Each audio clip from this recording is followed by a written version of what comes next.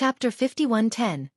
On the other hand, the experts from the race felt their hearts sinking into the abyss.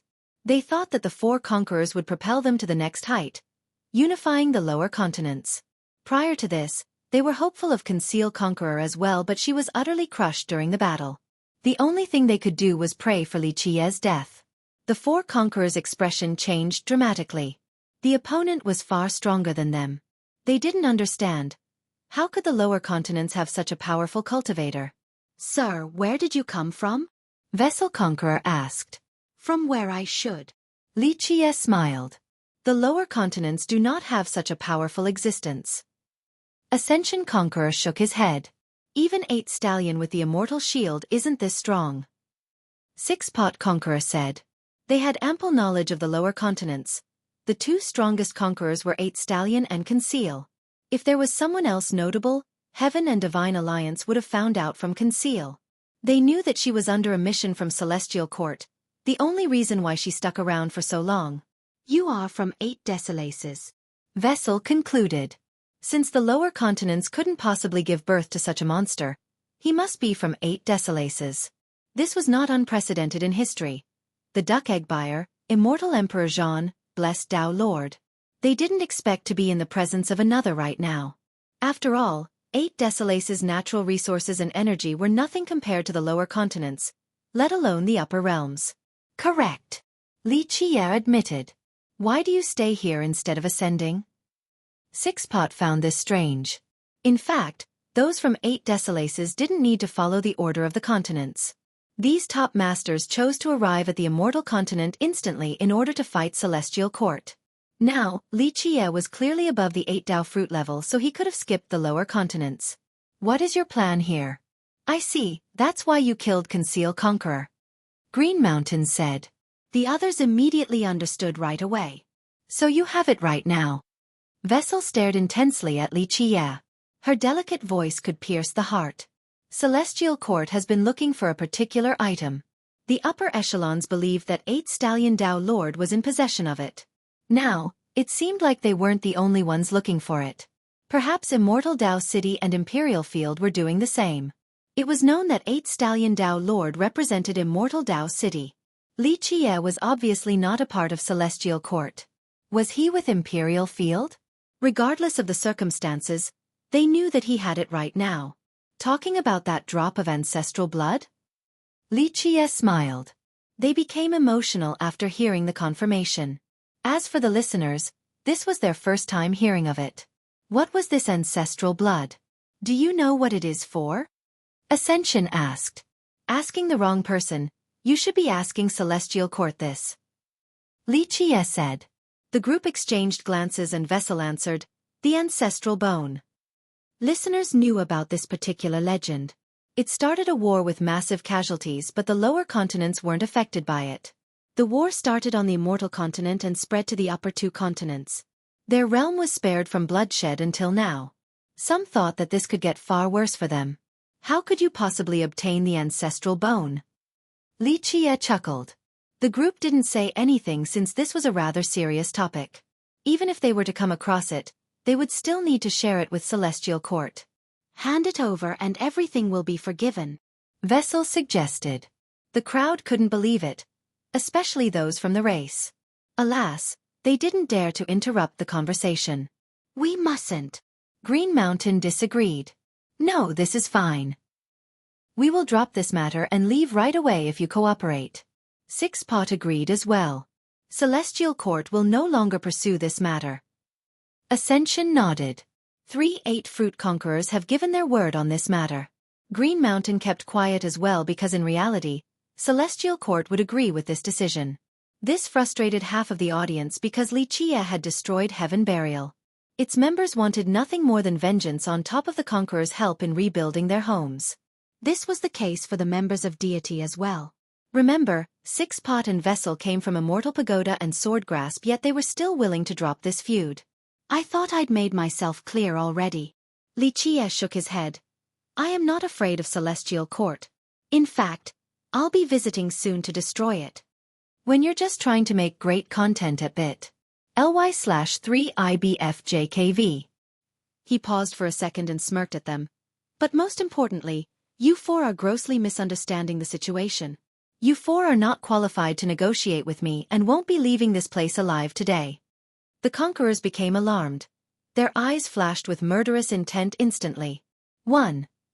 The you here is respectful too. It's not clear whether it's a single bone or an entire skeleton. Could go either way, but I'm sticking with singular for now. Chapter 51:11. Nonetheless, they remained calm and collected. Fellow Taoist, why do you insist on making an enemy out of Celestial Court? Vessel didn't start a fight right away. All problems can be mediated. Ascension said, allow us to lend you a hand in solving this issue, turning swords into silks. As long as you are willing, we can negotiate because Celestial Court's doors are open to everyone. Given your power, you will absolutely shine there. Six-Pot nodded in agreement. Although they wanted to kill him earlier, they still tried to recruit him. This made ancestors from the people rather nervous. If Li Qie were to accept, it would be a fatal blow for the people for the next era to come. The lower continents would be lost completely. After all, losing Ascension and Green Mountain was a serious blow already, especially for the members of Primal. Li Qie was an even more pivotal character since he was the only one who could oppose these conquerors. My condition is simple and consistent. Li Qie smiled. This novel is available on bit.ly/3IBFJKV. Let us know, fellow Taoist, and we will send the message back to Celestial Court. Vessel said.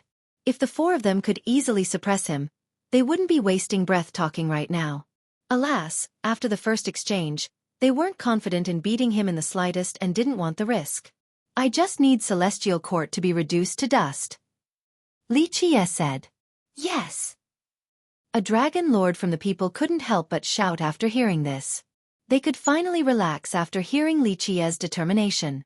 2 of their ancestors have joined Celestial Court. It made the struggle seem meaningless in the grand scheme of things. You deserve death. Green Mountain roared and the entire peak behind him lit up. He utilized his Tao to control the power of reincarnation. Its laws harmonized with him and flames shot into the air. They engulfed him and made him look even more majestic. Fellow Taoist, since you insist on not seeing the errors of your way, your punishment shall be death. Vessel's murderous intent erupted. Her sword energies left long scars in the air. Not to mention regular experts, even dragon lords felt sharp pain despite standing awfully far away. As for other inhabitants, blood seemed to be oozing from their pores. Incredible murderous intent. A 6-fruit dragon lord couldn't believe it. Though she was the most friendly one out of the bunch, she decisively changed direction into the forceful path. This was her style, ready to fight regardless of the opponent's strength. Give me your strength. Green Mountain was the first to take action. The inhabitants of the lower continents, both the weak and strong, started glowing with the light of life. The particles gathered together above the conqueror to form a heavenly halo. Everyone felt as if they were entirely trapped by this phenomenon, never being able to escape. Their fate was his now. Of course, his only target was Li Qie. Clank! The halo wrapped around Li Qie, wanting to seal his Tao power, chaos true energy, and anything from the Fate Palaces. The name of the technique was World Halo. This Tao allowed him to obtain the first Tao fruit. In fact, it made him competitive with those on a higher level. Formidable foes couldn't break free from this restraint. They needed to kill him in order to break free, but this was difficult due to the various restrictions. Moreover, the longer the battle, the stronger the suppression. Activate! Ascension Conqueror released his divine scroll again. It unwrapped and sucked Li Qie into the content inside. This was a world with numerous gigantic gods. Their auras immediately drowned him. Ascension Terra. This technique was actually known to the crowd. He was the creator of the technique and had used it all his life. Rumor has it that when opponents were successfully sealed, they would become a part of his list. Their powers became his afterward. Boom!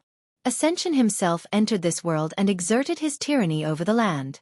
The gods immediately channeled their power into him, lighting him ablaze with endless mighty. Chapter 51:12. Ascension turned into a divine emperor with the power of his subjects. After the initial boost, he immediately sent everything toward Li Qie. Li Qie was a piece of metal being thrown into a scorching furnace, on the verge of turning back into molten liquid. Meanwhile, Vessel Conqueror's murderous intent engulfed the 3 continents, painting a potential scene of blood and carnage. Clank! She finally unsheathed her sword. The sheer weight of the technique was too much for the world to bear. The sharpness of the slash wasn't the focus but rather, the intensity of the sword Dao. Its mere presence alone could pulverize dragon lords. Vessel slash. A crowd member saw this move for the second time and found it to be more terrifying. She had used it before to great success, killing numerous geniuses and masters in the lower continents. Not even a single bone was left in the aftermath. It's still as amazing as ever. A dragon lord with a crush on her said with admiration and fear. People couldn't help falling in love with her while fearing her at first sight. Destruction. Six-Pot Conqueror gathered all of his power as well. It seemed as if 1,000,000 volcanoes were erupting at the same time. When you're just trying to make great content at bit.ly/3IBFJKV. All 6 pots activated as he shouted, Karmic Yin-Yang Reincarnation Pots. They flew into the scroll and exerted these affinities upon Li Qia, encircling him with the unceasing rotations of the mortal coil.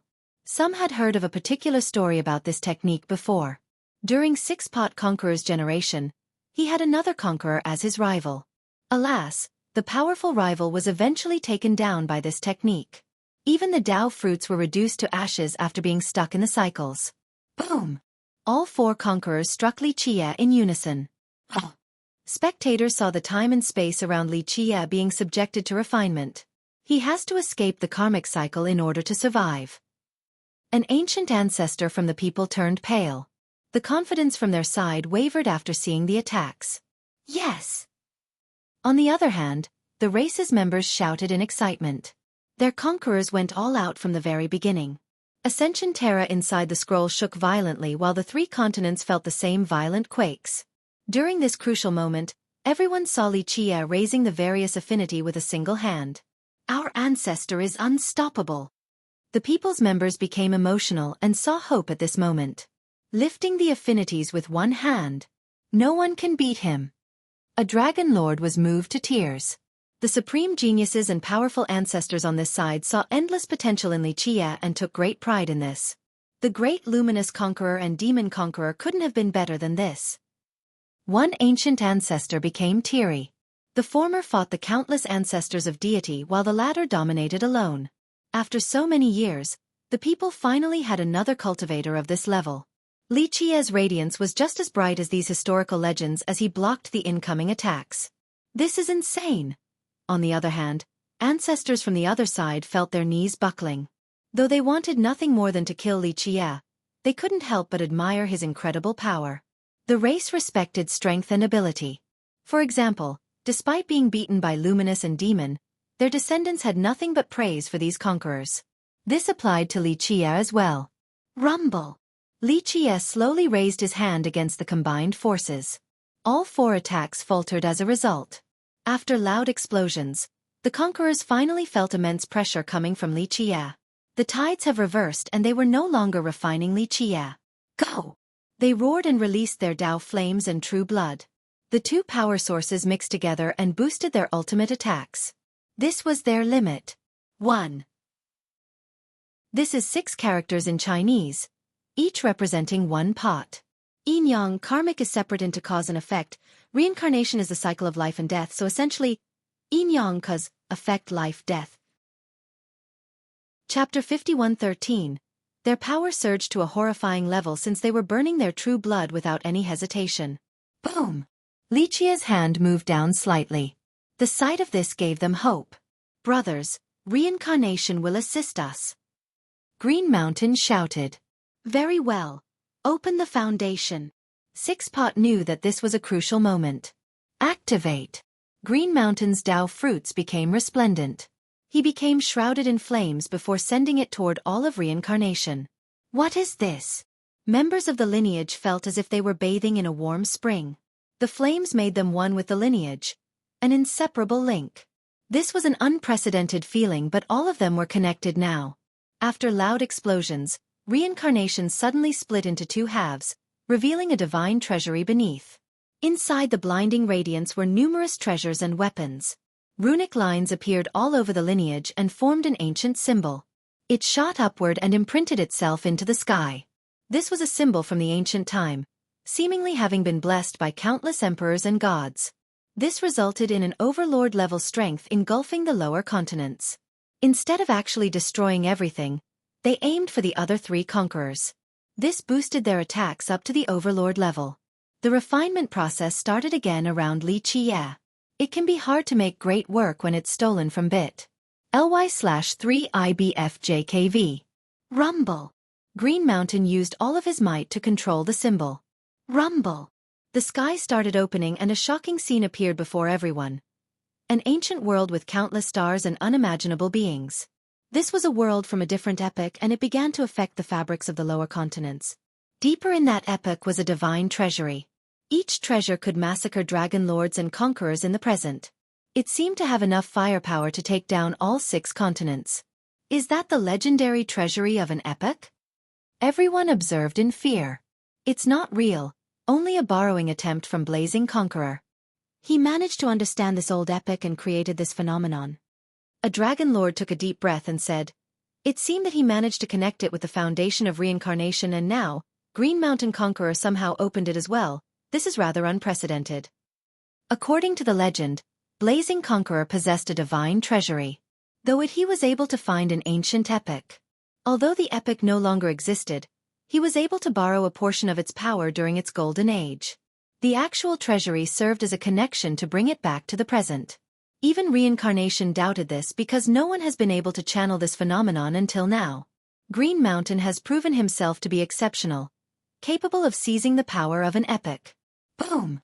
The manifestation eventually took the form of a golden maelstrom that exuded rays into the 3 conquerors, adding layers of armor plates to them. They immediately grew into gigantic machines, looking capable of devouring the stars. What is this? Everyone stared at them in amazement.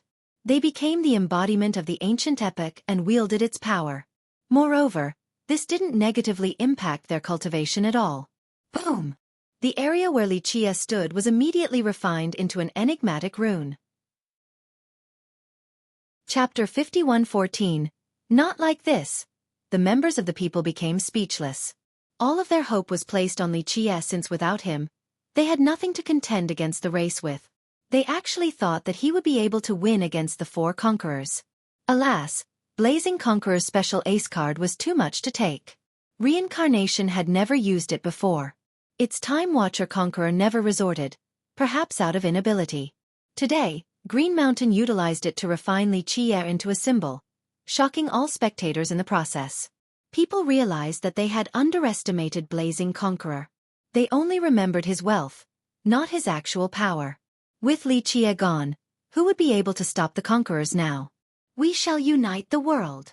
The big shots from the race jubilated and saw their ambition coming to fruition. So this is the power from an immemorial epic. 6-Pot Conqueror said with admiration, imagine wielding all the armaments in that divine treasury. Some crowd members believed that an ant with this treasury would have been unstoppable as well. Fellow Taoist Green Mountain, why didn't you empower yourself? Vessel Conqueror asked. They were focused on taking down Li Qiye and didn't notice anything at that moment. However, she thought that something was amiss. On the other hand, the crowd members had no problem with it because they saw Green Mountain Conqueror channeling the symbol with all of his might. Activating that divine treasury allowed them to win. Thus, some thought that her question was unnecessary. However, the other conquerors felt the same way. A quick look at poreed.com will leave you more fulfilled. Fellow Taoist, what is going on? 6-Pot felt something ominous. Green Mountain smiled and said, it's nothing. I've just been waiting so long for everyone to come. Now I can finally pull the net back. It hasn't been easy slumbering all these years. What are you saying? Ascension shouted. Meanwhile, the crowd became lost at this development. No. Green Mountain didn't descend. Thousand-Faced Sovereign was the first to react and sent a message to top cultivators. What? They were startled after hearing this. Everyone saw 4 conquerors descending. Green Mountain was the first to arrive. He's been down here all this time. Other ancient ancestors understood. Green Mountain only put up an act while waiting for the others to come. The other three thought that Green Mountain had already gotten started with Li Qie. Eventually, this led to the duel in the Mountain of the Ages. Green Mountain managed to trick everyone since he hasn't been around for a long time. They all thought that he had ascended. The newly arrived conquerors assumed that Green Mountain was on their side against Li Qie. In reality, Green Mountain was the one who destroyed Swordgrasp and forced Conceal to light the communication beacons. Now they were smart enough to immediately understand the situation, that this was a trap. No wonder why Green Mountain was so eager to start a fight with Li Qie, instead of giving him a chance to explain himself. Go! Vessel roared and activated her power. Crack! Cracks showed up on the golden armors. Six-Pot and Ascension Conqueror did the same thing, wanting to break out of the plates. It's too late, fish can't escape the net once trapped. Green Mountain laughed after seeing this. Boom! Having said that, he took out a round treasure brimming with temporal rays, looking like the Wheel of Time. He threw it up into the air, embedding it into the center of the golden maelstrom. This was a perfect fit. This meant that the wheel was a part of the divine treasury, perhaps the very core. It's just that he didn't choose to reveal it earlier. Chapter 51-21. A visitor came to 8 Stallion Dynasty during Li Qie's stay. Uncle Xiang. Li Qie smiled and said. It was none other than Phenomena Conqueror, still coughing and looking feeble. His lungs seemed to be on the verge of being coughed out of his body. If he didn't reveal himself, no one would think that he was a conqueror. Thus, the members of 8 Stallion treated him with nothing but respect this time around. They didn't realize it and thought that he was just a sickly old man. This was a case of being unable to see Mount Tai, although it wasn't quite their fault. After all, Phenomena Conqueror was known as a supreme genius who was even more talented than Conceal Conqueror. Most thought that he would have no problem reaching 12 Dao fruits. Now, his cultivation had stagnated due to the ambush and Conceal had surpassed him. Young noble. He bowed slightly and said, I apologize for hiding my identity during our first meeting. It is not your fault given the circumstances. Anyone could be an enemy. Li Qie shook his head. Yes, 10,000 years wasted just like that. Phenomena sighed. He had no choice but to hide at the start because the ambusher was clearly stronger than the other conquerors around. Conceal couldn't have protected him. A quick look at Tinural. com/2p9mv8w will leave you more fulfilled. You're not only here to chat, right? Li Qie asked. I am indeed here with an ulterior motive. I beseech your help, young noble, in curing my injuries. Phenomena smiled wryly. He should have died from the fatal wounds if it wasn't for his incredible gifts. Although he managed to remain relatively stable, the internal injuries kept on resurfacing. This time, he appeared again only to be sent flying. If it wasn't for his master, he would have met his end. Now, stability could no longer be maintained, hence his visit. He had no other option because Li Qie might be the only one in the lower continents capable of saving him. Li Qie was simply too strong, an existence exceeding anyone with 12 fruits. Without help, the best-case scenario would be losing his cultivation and becoming immortal. Relatively easy. Li Qie smiled. The technique is known as Dark Samsara. You have a method? Phenomena became excited since Li Qie knew of the technique. This is no big deal. Now if it was inflicted by the old geezer himself, it would be a different story. Green Mountain only learned the bare minimum. Li Qie smiled. Please cure me, young noble. Phenomena lowered his head, something he would never do, but this was the only option. I will be of service whenever you need me in the future. Conquerors took their promise rather seriously. In this case, Phenomena knew that only sincerity would move Li Qie. Treasures and merit laws were meaningless. Li Qie smiled and raised his hand, piercing through the myriad Dao and affinities along with the conqueror's body. The latter trembled, feeling as if something within him had been grasped by Li Qie. Next came an unbearable pain. Given his history and experience, he had tasted all types of pain before. Alas, this one made him break out in sweats. Ah! He finally screamed when Li Qie pulled his hand back and fell to the ground. This was a samsara affinity infused with darkness. It seemed to be alive and morphed continuously in Li Qie's hand. This was the thing torturing him for generations now. He took a deep breath after seeing it. No wonder why he couldn't fully get rid of it. This was something far beyond his current level. The cycle never stopped in the last 10,000 years regardless of his effort. However, Li Qie easily severed the cycle without leaving any mark on his body. Poof! Li Qie then used a special Dao flame capable of burning the affinity into nothingness. Still the same boring play after so many years. If they want to join the darkness, why not come up with something new? Li Qie shook his head and complained. Meanwhile, Phenomena stood there in a daze wondering how Li Qie could get rid of this affliction so easily. His wounds were completely healed now. Chapter 51-22. Phenomena calmed down and bowed again. He sincerely said, "As I've said before, just say the word whenever you need me and I shall be there. It is no big deal, just a matter of fate." Li Qie waved his hand. "How so, young noble?" Phenomena stared strangely at Li Qie. "You cultivate one of the hallowed three forms, world. Your lineage has ties with me." Li Qie smiled and said, "Yes, I trained with it until I created my own Tao later." Phenomena didn't hide it. Rumor has it that Lunar was in possession of one of the 9 scriptures, hallowed three forms. Phenomena cultivated the world version and after reaching a high level with it, he created his own Tao. His title referred to having numerous phenomena in a single world. "It must have been difficult recording it," Li Qie said sentimentally. "A quick look at poreed.com will leave you more fulfilled. You've seen the real thing, young noble."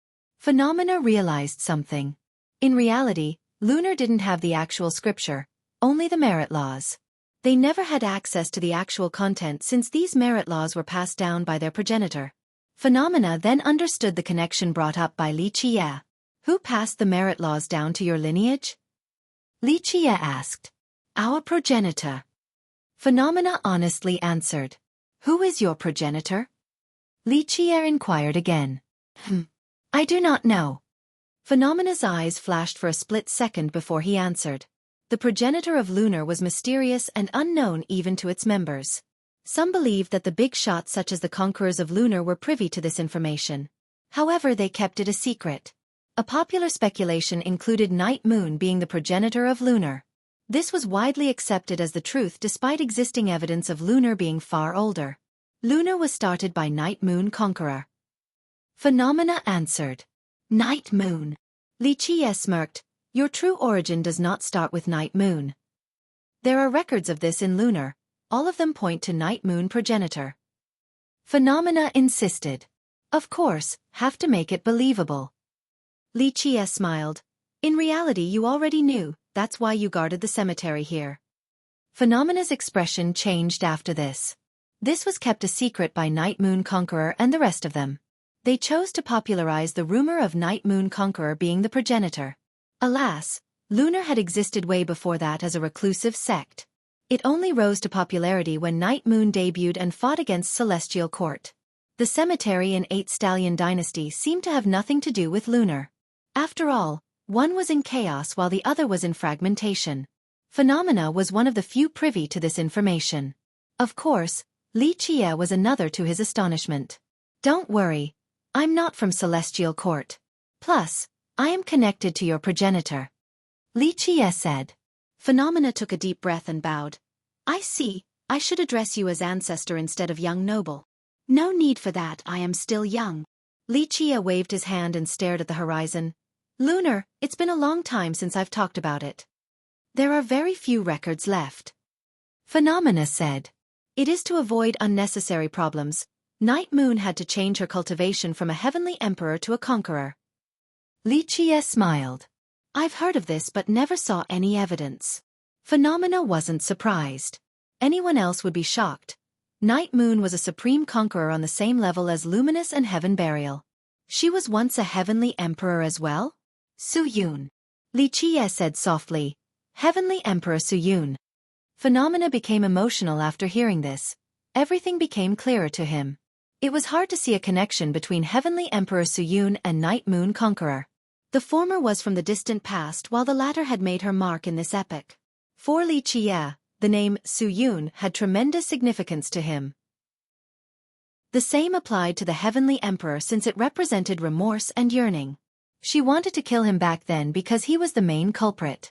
She held a grudge against him for a long time. Eventually, the heavenly emperor disappeared in the river of time, forgotten. She then appeared again as Night Moon Conqueror. Despite lacking information, Li Qie could imagine the tears and sadness behind her story. After all, she had 8 heaven's wills once but had to throw it away to cultivate again. Of course, this was not in vain. As a conqueror, she became strong enough to fight Celestial Court because she possessed a primordial Dao fruit. Due to her strength, Lunar became one of the 12 Dao lineages in the lower continents. Phenomena himself knew very little about this, only that their sex origin traced back to the immemorial war. The emperors paid a heavy price. Li Qie said. Why did they oppose Celestial Court? He asked. Well, it pertains to the origin of the 3 races. You don't need to worry about this since it is not your responsibility. Li Qie smiled. It is only a matter of time due to my bloodline. He said. If that is your wish, then seek everlasting life and the tree of anima. If you can't reach this goal, then stay back and protect your lineage, that's still good enough. Li Qie said. I will remember your guidance, young noble. He bowed again. 1. This was mortal before, changing it to world. I might change it again after I see the names of the other 2. 2. I cannot find the title of this heavenly emperor used in the past, but Su Yun is a familiar name that fits the context. Chapter 51-23. Li Qie spent his time in the courtyard relaxing since the departure date drew near. Nothing was more comforting than the warm sun. Demonis kneeled near him, serving him tea and fruits. She wore a black dress that was as thin as a cicada's wing. The barely visible curves were full of temptation, making it hard for people to not take another glance. You are definitely the best at recognizing the situation in 8 Stallion Dynasty. He said. Serving you is an honor, young noble. Her soft and tender voice made people feel a little fuzzy inside. In reality, Li Qie didn't ask for anyone to serve him. She came of her own volition. How will you serve me? Li Qie closed his eyes and joked. I am willing to be your ox and horse. She responded. Did 8 Stallion Dao Lord know about your true cultivation? Li Qie chuckled. We had an agreement and my cultivation doesn't matter. I simply didn't reveal it. She said. Sure thing. He smiled. The same can't be said for your impeccable insight, young noble. You noticed after the first glance. She said.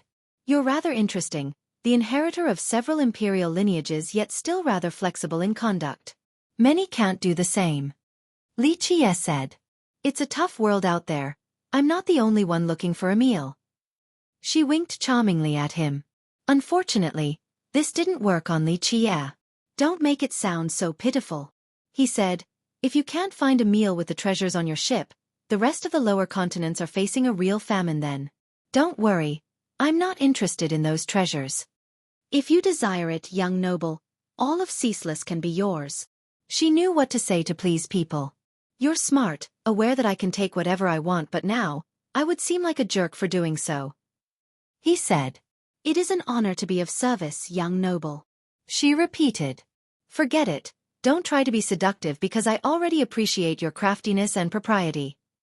He said. I am elated to be praised by you. She said excitedly. Sigh, a dragon lord should act properly or people will spurn you. He said. Doesn't matter to me for I have been praised by you. She responded. Let's get to the point. I have given out many fortunes here but you didn't get one. Tell me, I will grant you a fortune. He waved his hand. Although she lacked loyalty compared to the others, he appreciated her vision and awareness. I wish to stay by your side, young noble, is that possible? She asked eagerly. No wonder why those geezers are willing to let you be in charge of Ceaseless. You can indeed shoulder the responsibility. He smiled at her. I am merely speaking from the heart. Staying by your side is the best possible outcome. She said. Yes, it is a supreme fortune. One that can spare you from all disasters. He nodded. Will you take me in, young noble? She winked again. Will you be able to leave Ceaseless? He answered with a question. I can let go of everything if I get to be by your side. She paused for a moment before responding. You are someone who can achieve great things. He couldn't help but praise.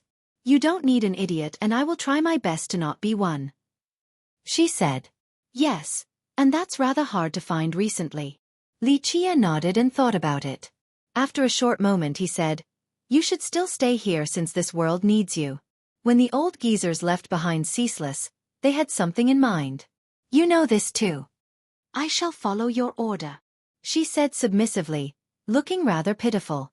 Okay, don't be so sad, he said. I will bless your Ceaseless.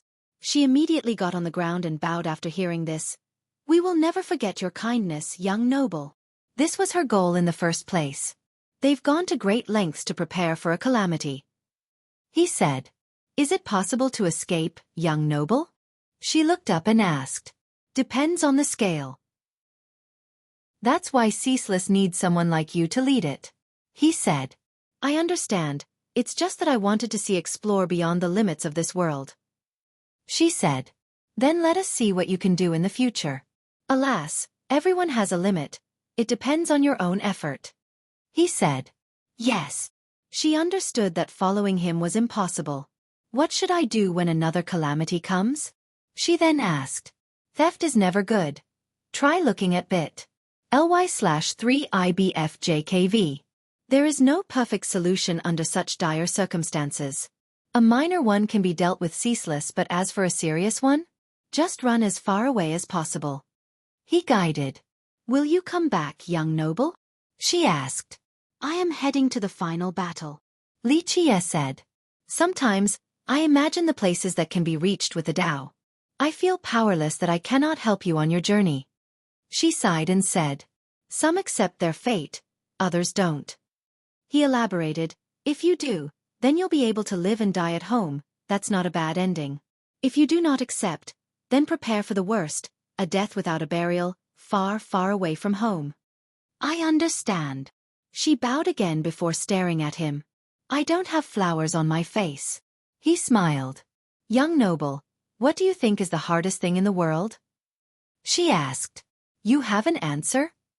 He responded. To see someone away. She said, although our relationship is shallow and short, you are a unique existence in this world, a shimmer of light flashing ephemerally in my life. I won't be able to see you again after this. The world will no longer see your light. It's even harder being the one leaving. Li Qie stared at the horizon and said, That's you, young noble. She murmured. Right, you will at least still be staying near home. He said. You won't since you will not stop. She understood. You're smart. I would have taken you with me in the past. He smiled. It's not too late to accept me now. She said. Times have changed. I must go alone this time. He shook his head. Sounds rather lonely. She said softly. People didn't lie when they talked about the loneliness of the Tao. He calmly said. You who must pretend to be holy and superior, it's rather cold at the top too. Everyone else are mere ants in comparison. Would you feel lonely then? She took her time thinking before answering. That's why people can't leave home. It's difficult and requires resolution, forging a path forward unceasingly until you are the only one left. Any wavering can result in compromises. He said. This is why some can't make it and fall into the darkness. She understood. Chapter 51-24. Many big shots came to see Li Qie's departure since the news have spread across the lower continents. It is time to leave. Li Qie glanced at this world and there was nothing else keeping him here. The members of 8 Stallion Dynasty were on their knees, including Asui and the leaders. Truth Conqueror, Thousand-Faced Sovereign, Phenomena Conqueror, and many others were present. Young noble, please visit the 10 Great Mountains when you return later. Gold Crest Young Noble lowered his head. He was rather emotional to see Li Qie leave because his current achievements today were given to him by Li Qie. I won't be returning once gone. Li Qie smiled. Farewell, young noble. Goldcrest understood and bowed, aware that he won't be seeing Li Qie again. Young noble. Jian Yunyun was sentimental as well. So much had changed after their first meeting. Now she was the ruler of all of Primal. This world is worthy of your watch. He tapped her shoulder and said, You will be capable enough to do so one day. Theft is never good, try looking at. I understand. She nodded. We really won't meet again? The one who didn't want to say goodbye the most was Princess Ming Shi. He wiped her tears and said, "Well, as long as you continue forward bravely, maybe that day will come." Li Qie clearly had a higher evaluation of Ming Shi's future. Her fate and Yunyun's were different. Asui and Yunyun had a mission for their world, a responsibility. Princess Ming Shi was meant for something different. "I will take this to heart." She clenched her fist and nodded solemnly. Conceal Conqueror, whom everyone thought was dead, also showed up. "I'll see you again later, young noble." She bowed. She was different from everyone else because she was already qualified to enter the upper continents. It was just a matter of choice to her. "Keep up with learning," he said. She nodded and didn't say anything else, true to her cold style. "All right, I'm going." He smiled and took one step forward. Boom! Thousands of dimensions suddenly opened up in front of him. It just took one step for him to leave the cycles of the lower continents and disappeared from sight. This shocked all the spectators. When conquerors and dragon lords ascended, they either had a special pathway or were supported by the upper alliances. As for Li Qie, he directly broke through all the barriers including the world boundary. This seemed rather unprecedented. "He's the strongest," a crowd member murmured. Li Qie left a deep impression on everyone since he was a level above the strongest cultivators. "Goodbye," some of the crowd said quietly. Although they didn't know him or Li Qie didn't know them, they still felt relatively sad about him leaving. They understood that the only reason they were still alive was due to him. Otherwise, Green Mountain Conqueror would have made meals out of them.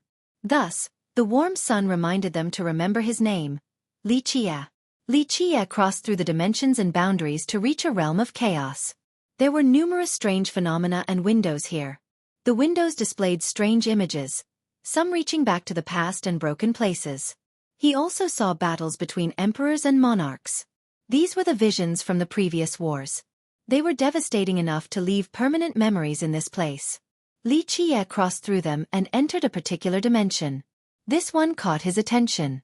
He walked up a winding path, seemingly reaching the heaven. The paved stones seemed to be from time immemorial. Each served as an entire era. Stepping on them meant shouldering the innate temporal immensity and memories. They were all worth watching and pondering. The magnificent scenes inspired admiration, sorrow, and many more emotions. Of course, not just anyone could withstand it. This power could instantly crush someone or make them lost in time forever. Li Qie was able to escape from the cycles, hence his ability to travel untethered. He himself wasn't interested in these remnant memories.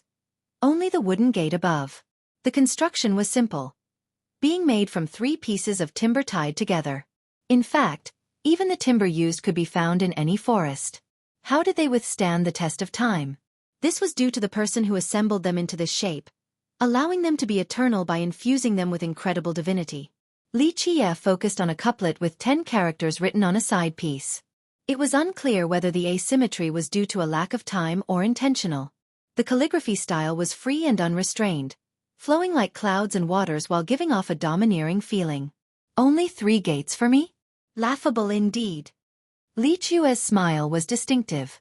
Even those who knew him best had never seen him wear this expression before, one tinged with a sense of fondness and adoration.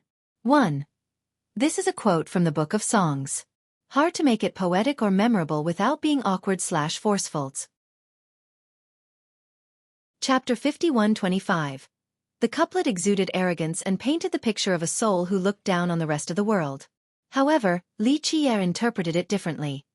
He was the only one who could make the connection. His eyes narrowed as he scouted across time and space. At a distant point in time, he saw a young man acting with absolute freedom, not conforming to any boundary and restriction. His position was the Tao itself. His thoughts were the Tao. There was no need for him to cultivate. He was born with the Tao, or rather, the Tao was birthed by him. To put it simply, freedom. Unrestrained and unbound, all forms could be created on a whim and shaped into reality. This youth was the one who left the couplet with his brush and in a single seamless flow. The characters created an eternal grand Tao in this spot. Gods and immortals were envious of the youth, one untainted by the myriad affinities. He alone was unique, especially with the way he made Li Qie smile. Li Qie's gaze extended beyond the youth, piercing through the distant time. After piercing through the light, He saw the source of the Grand Tao. The primordial chaos seemed to be manifesting from this place guarded by 3 gates. They resembled the foundation of all things in nature. The roots of heaven and earth were there. There was no need for cultivation and merit laws, only the heart and mind to obtain freedom. Li Qie chuckled and decided to add a couplet to the other piece of timber. It matched and fused with the existing couplet. Ignoring the family's ways, the disobedient child needs to pay. Ha ha ha. Suddenly, a burst of laughter could be heard from afar. I'm outta here. The voice was filled with infectious joy, capable of affecting others with no spatio-temporal limit. Li Qie himself was affected and chuckled as well. Boom! Visions and phenomena became chaotic and started rolling. All of them were morphed together with an image of a youth rolling like a ball. He rolled from one temporal sphere to another, could be many million years from the past to the present or vice versa. The youth was still happy and smiling despite rolling in an embarrassing manner. The two managed to communicate across time and space through the couplets despite having never conversed before in the past. He eventually rolled into the river of time and the chaotic phenomena dispersed. Li Qie left the area and returned to the chaos filled with magnificent spectacles. The memories of an epoch. Though time itself never stopped flowing, these temporal vestiges couldn't be fully erased. After a while, he eventually stepped into another one. Nothing existed here outside of the ultimate transformations of the Grand Tao. The various affinities had their original and final appearance. One Tao mystery flowed like a river toward an unknown destination. Due to a lack of worldly orders, direction and distance became unclear. What should be just the void and constant Tao derivation was disrupted by this strange river. Li Qie noticed something peculiar. A man being one with this area. His body was ethereal and virtually undetectable. However, Li Qie's focused gaze still separated him from the dimension. He could be going anywhere, the past or the future. Due to his ethereal nature, no one could recognize him. Nonetheless, Li Qie had a decent idea. He turned his gaze toward the imperceivable direction of the river. Others couldn't do this, but it was his epoch, allowing him to perform special feats. What he found were an ultimate concealment and a barrier at the destination. Nothing could ever get inside, but the man still kept on trying. Li Qie snorted and the ethereal man could sense his existence. He glanced in the direction of Li Qie but didn't stop the unceasing flow. Li Qie didn't stop him either and continued to focus on the ever-unchanging destination. This place most likely detected Li Qie as well but didn't react. One day, he let out an eternal mantra that would imprint itself into reality. This resonated with a particular lineage known as Ultimate in the 4 broken realms of the upper continents and left the same mark there. Of course, this change was unknown to the rest of the world. Li Qie didn't pursue this matter because it was only one of the final destinations. In fact, it could even be a bait. He chuckled because regardless of the truth, he did gain information from it. Those in the past were still around, unable to give up. They continued to search for the truth or hide in the darkness. This ethereal man was one of them. We are bit. ly/3IBFJKV. Find us on Google. 1. The joke is hard to explain. In Chinese, when you want someone to leave, you use the literal word for roll. This can be playful or disrespectful. Li Qie loves using this. When it is used against enemies, it's disrespectful. He also uses it against the juniors in a playful manner. In this particular context, the youth said, "I'll roll," but he's either accepting defeat by the playful prose or is running from a potential beating. It's a playful response. I could translate it more literally as, "I'm rolling then," or "I'll roll." But I think "I'm outta here" matches the tone without being disruptive to readers. The two proses and these lines are so vague and might be changed if there are new contexts. For example, the word for gates can also mean trials. I translated as trials initially until the previous passage of the 3 gates description. I am unsure of what they are completely, but the resulting translation maintains the vagueness and it makes sense. This is just the nature of translating ED. In this particular instance, it's interesting enough to not be frustrating. There were crazy passages like this with words of several meanings that were just ridiculous. This one seems to be a reward from the authors to long-time readers, so it's fine, too. The word for ultimate can mean poor as well. This can change after more context. Chapter 51-26. He crossed through the expanse to reach another phenomenon, a world torn asunder and its Tao buried. There was no beginning nor end in sight. Perhaps above the deepest location was the high heaven itself. Li Qiye suddenly saw something. A skeleton that has been twisted. He looked at the ribcage and saw a unique seal made from ancient runes with the shape of a crow. It was essentially golden, but time had painted it gray. Nonetheless, it still had a feeble glow, a representation of life itself. As long as there was a single particle left, life still flowed even in the weakest of states. This. His expression changed since he knew who it was. He raised the skeleton to take a closer look. But why here?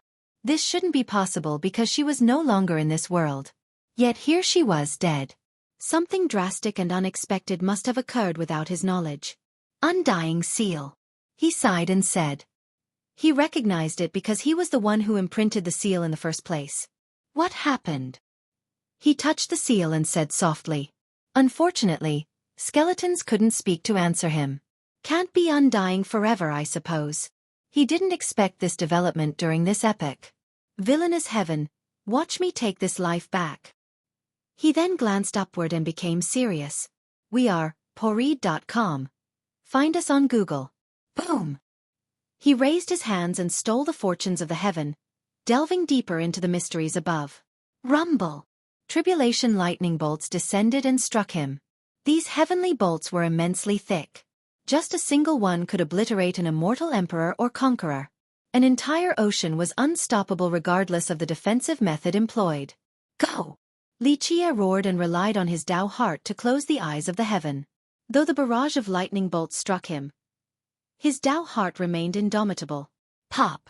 He eventually lasted long enough to obtain a few drops of life water from the high heaven. He dripped them on top of the skeleton and they were immediately absorbed. The dead skeleton started showing signs of life again like a withered tree enjoying a strong rain. Buzz! The undying seal exuded golden rays once more. A true rebirth was impossible. In this case, there was still life left in the seal and the skeleton. Thus, he used a heaven-defying method for the revival purpose. Of course, the heavy price required him to meditate. The light of his Tao source and primordial energy flowed around him, using the purest form of healing possible to mend the wounds. In spite of his current ability and being the strongest cultivator in the mortal world, the tribulation still left serious injuries.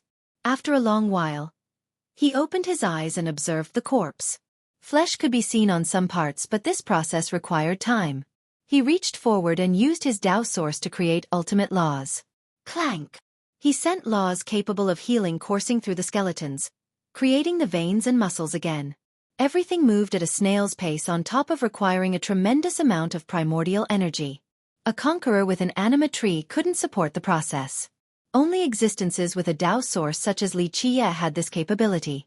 He heard thunderous explosions from above as if something monstrous was cursing Li Qiye for doing this. This is life prolongment. She is still alive, so this isn't a rebirth. Don't be so mad.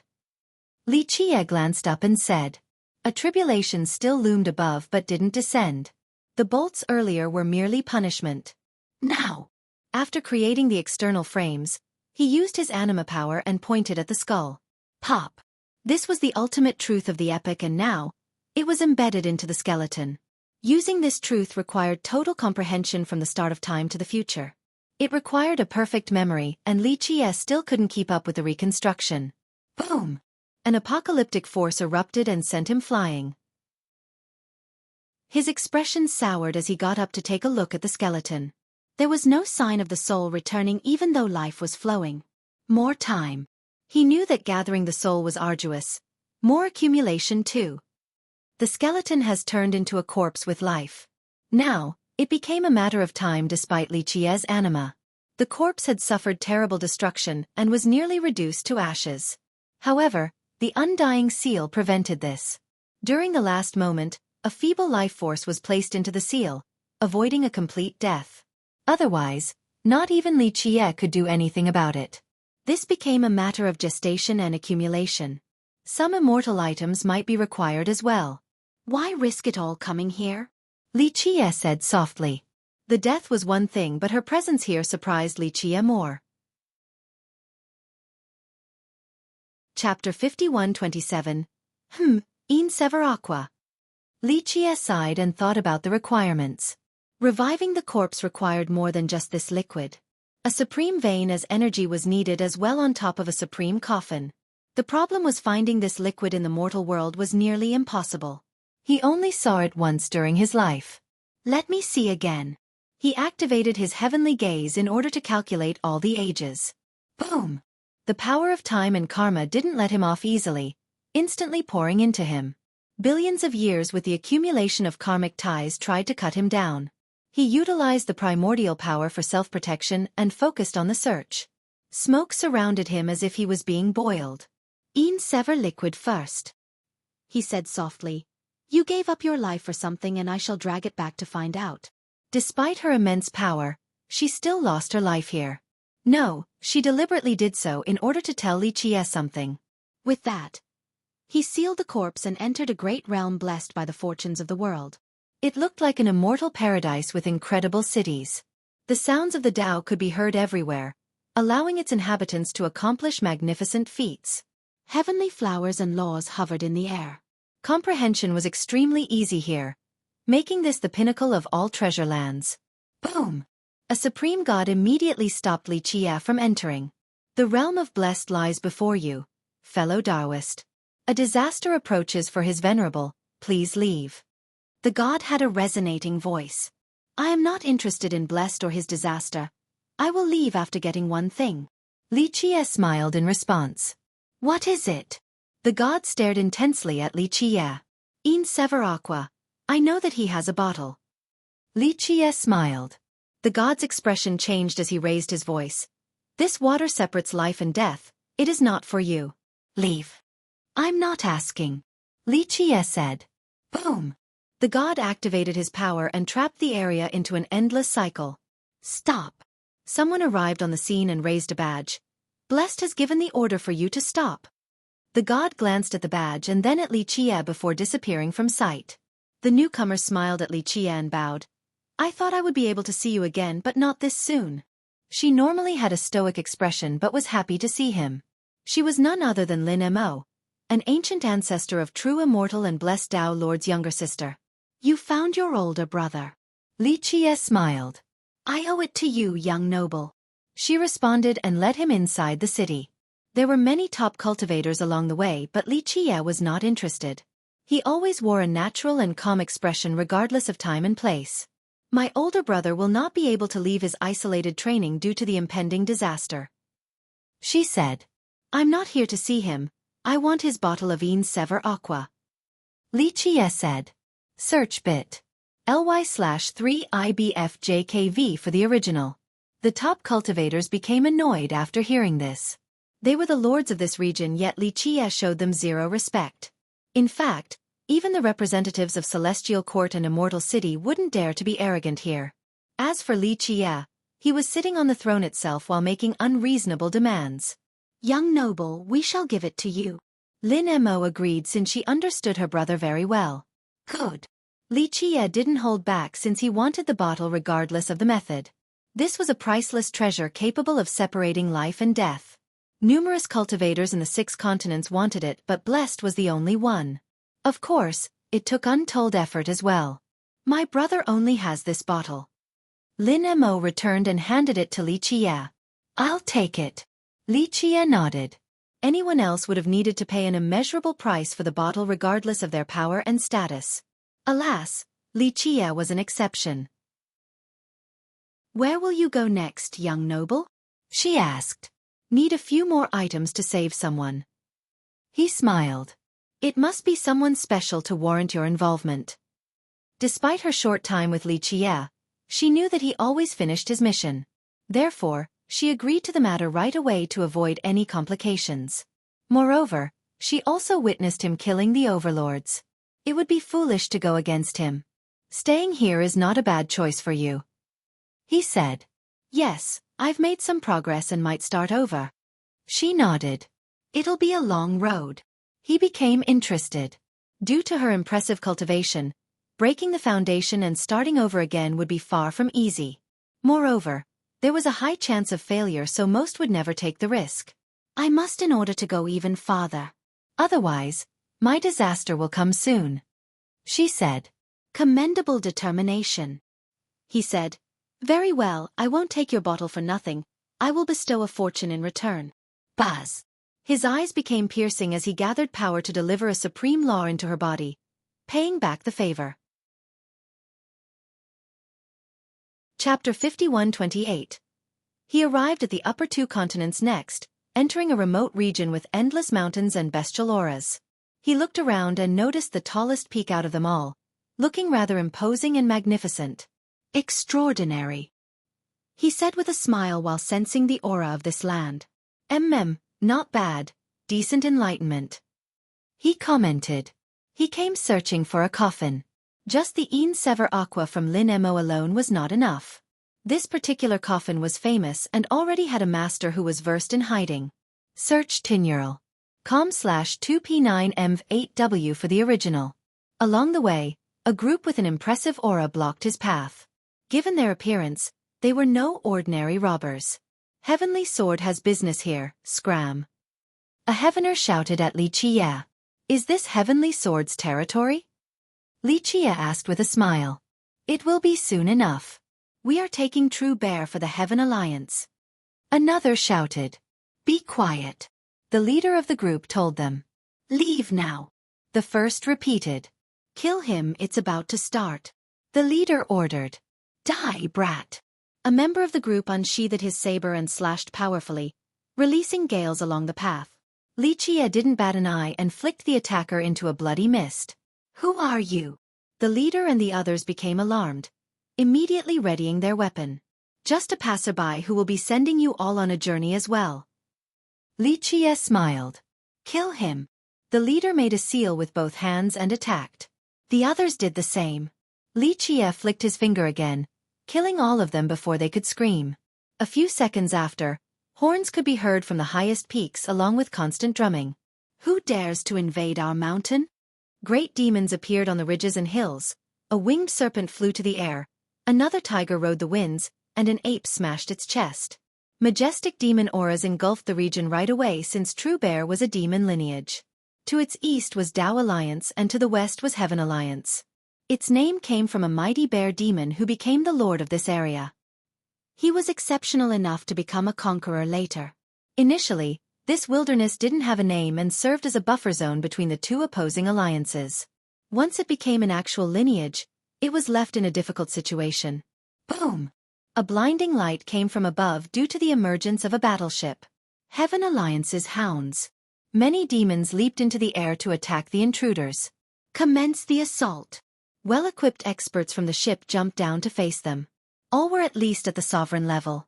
Elders and ancestors unleashed their treasures and burned the demons. Ah!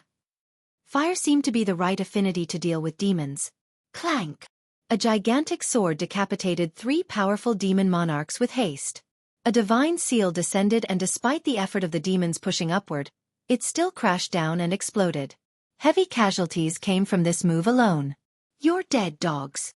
The upper echelon of True Bear fought back. The ape smashed numerous disciples on the other side to a pulp. The serpent spewed out miasma, reducing the enemies into rotten liquid. The tiger traveled with incredible speed, decapitating Heavenly Sword's disciples in the blink of an eye. Alas, they were eventually surrounded by the sovereigns from the other side. The latter possessed the finest weapons and treasures, allowing them to take down demons easily. Li Qie stood on a peak and observed the fierce battle, aware that Heavenly Sword was gaining ground. The demons eventually retreated to the highest peak. Boom! A maelstrom appeared with the force of a conqueror. It pulsed outward and traveled 10,000 miles in the blink of an eye, obliterating the weaker attackers. The powerful sovereigns roared, pinning their sword into the ground for stability. Heavenly Sword! A voice wielding the power of a conqueror scared the hell out of them. A bear claw stretched out of the maelstrom and was accompanied by torrents of Tao laws. Their targets were the sovereigns. Take it down. The ancestors summoned a gigantic sword again to slash the claw. Despite its power, they couldn't stop a conqueror. Ah! The shockwaves from the claw alone killed one sovereign after another. The number advantage didn't matter here since the disparity between the two realms was insurmountable. Next came the elders and ancestors falling under the sheer pressure. Thousands of members died just like that once a conqueror joined the battlefield. Clank! Clank! Clank! Up above, a sword of ocean formed on top of the battleship. Energy swords rained down and massacred countless demons. Chapter 51-29. The aftermath consisted of demons being crucified on the peaks. Break! The conqueror sent his energy waves toward the ocean of swords. Clank! The swords came together for another ultimate slash, capable of splitting an ocean into two. Boom! This obliterated the maelstrom, revealing a bloody figure. True bear conqueror. Both sides became emotional to see a conqueror. Alas, the demons were alarmed due to the visible wounds. On the other side, the swords disappeared and were replaced by an old man. He stroked his white beard while everyone avoided looking at his domineering eyes. Soaring sword monarch. True bear conqueror's expression changed after seeing the opponent. He then reverted to his original form, a colossal black bear. His black fur draped down like waterfalls. Alas, his aura was clearly weaker than the old man's sword energy. The strands rampaged like true dragons as he stood there. Soaring Sword Monarch was an ancient ancestor of Heavenly Sword with 6 sacred fruits. Why are you attacking our mountain? True Bear roared furiously, causing all listeners to tremble in fear. Only the powerful sovereigns could withstand his aura, albeit barely. Isn't it rather obvious? The monarch responded, You refused the recruitment call, so we shall not show mercy. Members of True Bear will not be controlled by anyone. The conqueror's eyes exuded incredible flames. Hence our current situation. The monarch was not affected by his aura. Die then! The conqueror realized that there was nothing else to discuss and immediately swung his claw forward. The sheer destruction obliterated the peaks nearby along with the weaker attackers. Humph! The monarch stopped the devastating claw with a slash and added more power to it. Clank! It severed all affinities in its path, forcing True Bear to use his weapon, a staff as large as a mountain range. Rumble! The latter parried the slash but staggered several steps backward. Skismasher! The conqueror spun his staff wildly and caused serious damage to the terrain, ready for another attack. Slaughter Blade! The monarch utilized a rain of swords to combat the staff before delivering the main swing. Bam! It cut the conqueror, forcing him down to the ground while vomiting blood. Clank! The monarch pointed his blade at the fallen combatant. Conqueror, being smart is a virtue. He declared his victory. You wish to recruit me? The conqueror showed no sign of submission despite losing. Heaven Alliance is always recruiting capable cultivators. If you join us, your future will be limitless. You will gain more Dao fruits in just a short time. The monarch said. Heaven was one of the 4 major alliances in the upper continents. It represented Celestial Court and had many conquerors and Dao lords on its side. I'm not interested. The conqueror proudly refused. I know you are close to Windchaser Conqueror and Divine Alliance, but they will not be able to help you. Times are changing there. The monarch snorted. Search Poreed.com for the original. What are you saying? The conqueror's eyes narrowed. He was a bear demon who took several 100,000 years of cultivation before becoming a conqueror. He only had 1 Dao fruit at the start and has yet to gain another. Some conquerors and Dao lords could seize 12 Dao fruits at the same while others were stuck with 1 for their whole life. As for True Bear, he was not from a powerful lineage and lacked resources. There was a long way to go for him before becoming competitive with the high number of conquerors found in the upper continents. Principal Conqueror has abdicated. The Guardian of Divine Alliance is now Sword Sea Dao Lord. The monarch revealed. Brother Principal abdicated? The conqueror didn't expect this. Since he had cultivated for a long time, he had met many important figures, one of them being Principal Conqueror. The Guardian role was only second to the Alliance leader, so Principal was rather famous and prestigious. He was certainly one of the strongest conquerors right now, hence his position. The legend regarding him stated that he was only a regular disciple of Dao Alliance. He trained to only be at the elementary level at the age of 80. Even his descendants surpassed him. 3,000 years later, his sons were Dragon Lords already. However, the slowest one in the family didn't give up and eventually became a conqueror. This achievement didn't slow down his ambition and determination. 12 fruits and prestige became his rewards. In terms of time, True Bear actually spent more time cultivating than Principal. Of course, his circumstances were even tougher. The two of them met by chance in the past. Since they shared similar struggles, they became close to one another. This played a large part in why True Bear Mountain remained standing despite being located in a perilous situation. Moreover, he was also friends with Wind Chaser Conqueror. Alas, they were finally under attack today by Heaven Alliance since their backer has abdicated. Of course, True Bear was shaken not because of this. True conquerors didn't rely on anyone. It's just that this had serious implications. Principal has been in charge for a long time now. This abdication signaled a storm rising on the horizon. True Bear understood why Heavenly Sword picked this moment to attack them. Chapter 5130. Conqueror, join us, we shall build something great together. The monarch asked again. I have no interest in your alliance and definitely no love for your guardian. Come back later when there is someone else in charge. True Bear laughed. I'm afraid you won't be able to wait until then. If you refuse, True Bear Mountain shall be no more. The monarch's tone became threatening. Rise and fall are inevitable. True Bear said, I will not join Heaven Alliance. So be it, I will send you on your way then. The monarch uttered coldly. With that, a sword ray shot into the sky and illuminated the region. From then, it split into numerous strands of sword energy and began striking the mountain range. Ah! The demon survivors were no longer as lucky. They tried everything and couldn't survive the slashes. Gigantic demons were decapitated and dismembered.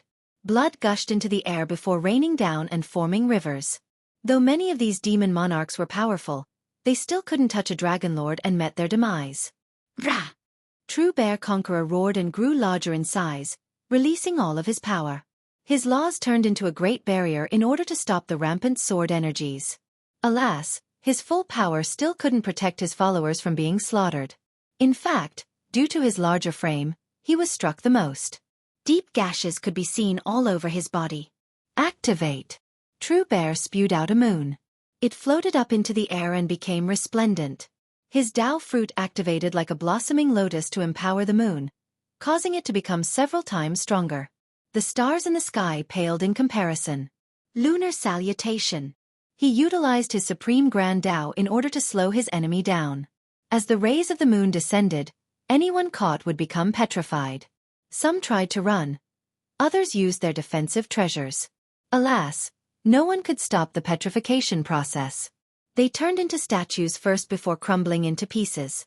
The sword rays from the monarch were also petrified. However, its master was a 6-fruit dragon lord, so he wasn't afraid. Support us at bit.ly/3IBFJKV. Soaring Immortal / The monarch roared and pierced through the conqueror's laws instantly. The moonlight capable of slowing down time receded from the battlefield, unable to withstand the trajectory of the sword thrust. Boom! Even the moon itself was pierced through completely. Next was the conqueror's chest. The pale conqueror fell to the ground. This was the monarch's strongest move and he couldn't stop it. Nonetheless, he still survived due to his Dao fruit, damaged yet still around. The monarch looked down at the dying demon and said, It is not too late to surrender. Ha, ha, ha. The conqueror struggled and got back on his feet. He shouted, I, True Bear, would rather die than become a hound for Heaven Alliance. The monarch's eyes flashed coldly as he didn't show any mercy. He tossed his sword in the air and it automatically performed the finishing move. Clank! This was enough to split the conqueror's Dao fruit and body into 2 halves. In this crucial moment, Li Jie smiled and flicked his finger. Clank! The divine sword in the air was repelled by an ultimate force. Soaring Sword Monarch was sent flying as well. This gave True Bear enough time to run toward the mountain range and disappear from sight. We're leaving. Soaring Sword Monarch spat out blood and decided to flee instead of pursuing his target. The survivors from Heavenly Sword flew back to their battleship for a full retreat. It didn't take long for peace to return to True Bear Mountain. Alas, the stench of blood remained. Broken peaks, dismembered corpses, rivers of blood. The magnificent sect was no more. The surviving demons also ran from their home. Only insignificant and young demons lingered around. They wouldn't be able to revitalize the sect. Li Jie observed the destruction while shaking his head. As he was leaving, A middle-aged swordsman appeared above the region. I'm too late. True Bear is finished. Heaven Alliance was swift this time. He wore a cowl, only revealing his jade-like skin and exceedingly bright eyes. Chapter 51-31. The man regretted coming too late to save True Bear Mountain. He scanned the ruins and noticed Li Qie, who had no need to hide. He flashed and appeared in front of Li Qie. He instantly felt perplexed because of Li Qie's mysterious air. Greetings. He slightly bowed. What is it? Li Qie said lazily. His attitude surprised the man even more. He didn't think of it as arrogance but rather a nonchalant attitude toward everyone regardless of who they were. I can tell that you're special, sir. The man sincerely said. I have traveled the world but have not seen you before. May I ask where you are from? From where I should be and heading for where I should go. Li Qie smiled. The man was surprised to hear this response. He bowed again and asked, could you please elaborate? Why should I? To which Li Qie responded. The man smiled wryly and said, you're right, I was out of line, my apology. You're rather interesting. Li Qie chuckled. I'll take that as a compliment, thank you. The man excitedly said, seems like we were brought together by fate. Would you like to visit Dao Alliance for a bit? Not even a little bit. I don't care about the alliances since I'm just passing by. Li Qie shook his head. You're so direct, sir. The man said. How about a drink then? He didn't wait for an answer before preparing a table and boiling a pot of tea. Li Qie didn't refuse this time and sat down. He poured a cup for Li Qie and said, this is a special product from Dao Alliance. It will be worth your time. The finest tea we have to offer. I believe it is comparable to the Grand Dao tea from that one village. Please try. He introduced. Find the original at bit.ly/3IBFJKV. The tea emitted the sound of the Grand Dao. Its steam had a shape of a phoenix. Li Qie took a sip and nodded approvingly. It's good. The man poured Li Qie another cup. His movement was in tune with nature. This is not your true appearance. Li Qie said. Right, it's just that my true appearance can be problematic when I travel. The man smiled. Buzz. He became as small as a fist, just like an elf. His clothes had the symbol of a lotus. It would be foolish to underestimate him because of his appearance. His radiance had a creation affinity, turning him into the center of the world. The celestials floated in accordance with his whim. Despite his tiny frame, his demeanor became different. Domineering and aggressive instead of friendly. A sky spirit. Li Qie smiled. The man changed back to his disguise and said, my little trick couldn't fool you. I heard about a particular story regarding a sky spirit being ambushed in the midst of Dao comprehension by numerous ancestors. However, someone from a forbidden zone came out and protected him, killing all attackers in the process. Li Qie said. The man immediately stood up and bowed again. Another native, it is my pleasure. Li Qie accepted the gesture and smiled. Those from 8 Desolaces are always exceptional, not inferior to anyone from the 6 continents even though they are blessed by the heavens. I wholeheartedly agree. The man laughed. Seems like everyone is doing well in this foreign land. Li Qie said. Yes. You are a friend if you're from 8 Desolaces. You should really come to Dao Alliance then. The current guardian is Brother Allthings. He'll be elated to see you. The man said. Not interested. Li Qie refused again. Hypothetically, if you must pick an alliance to join, which one do you prefer the most? The man became curious. Trying to probe my intention? Li Qie asked. No, I'm merely curious. The man said, I don't know how long you've been here and how much you know about the 6 continents, but you should know that there will be another war very soon. One on the same scale as Immemorial Epic War and Skysplitter. He paused for a second before continuing. In my opinion, no one will be lucky enough to escape it. All sects will be dragged into this mess. Now this is a topic I'm interested in. Li Qie smirked.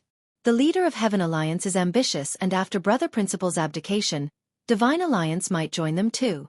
They will definitely attack Dao or Imperial Alliance afterward and start another war between the 2 sides. He calmly elaborated. Celestial Court believes that the time is right? Li Qie asked. I am sure that they have some backers. The surviving emperors from the previous wars talked about strange guests there, but none actually saw them. The man shook his head. We believe that they are concocting a plan to take over all 6 continents at the same time.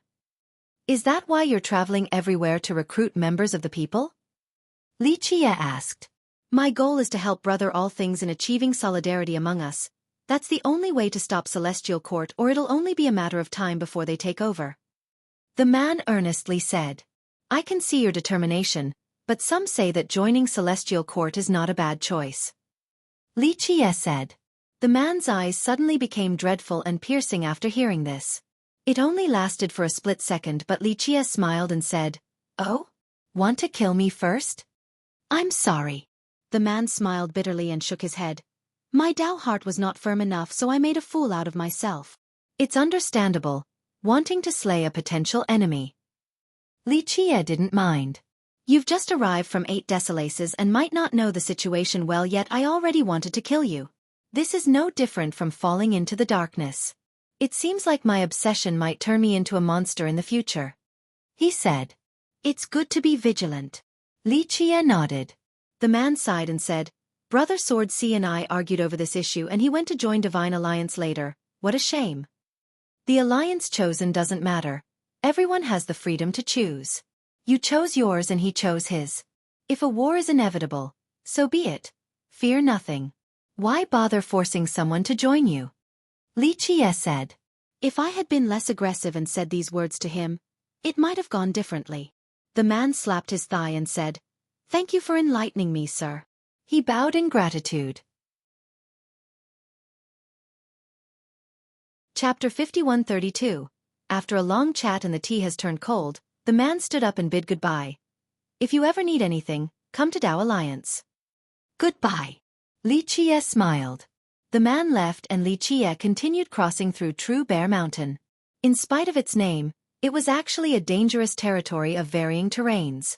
Alas, the ferocious demons and beasts were no more after the battle.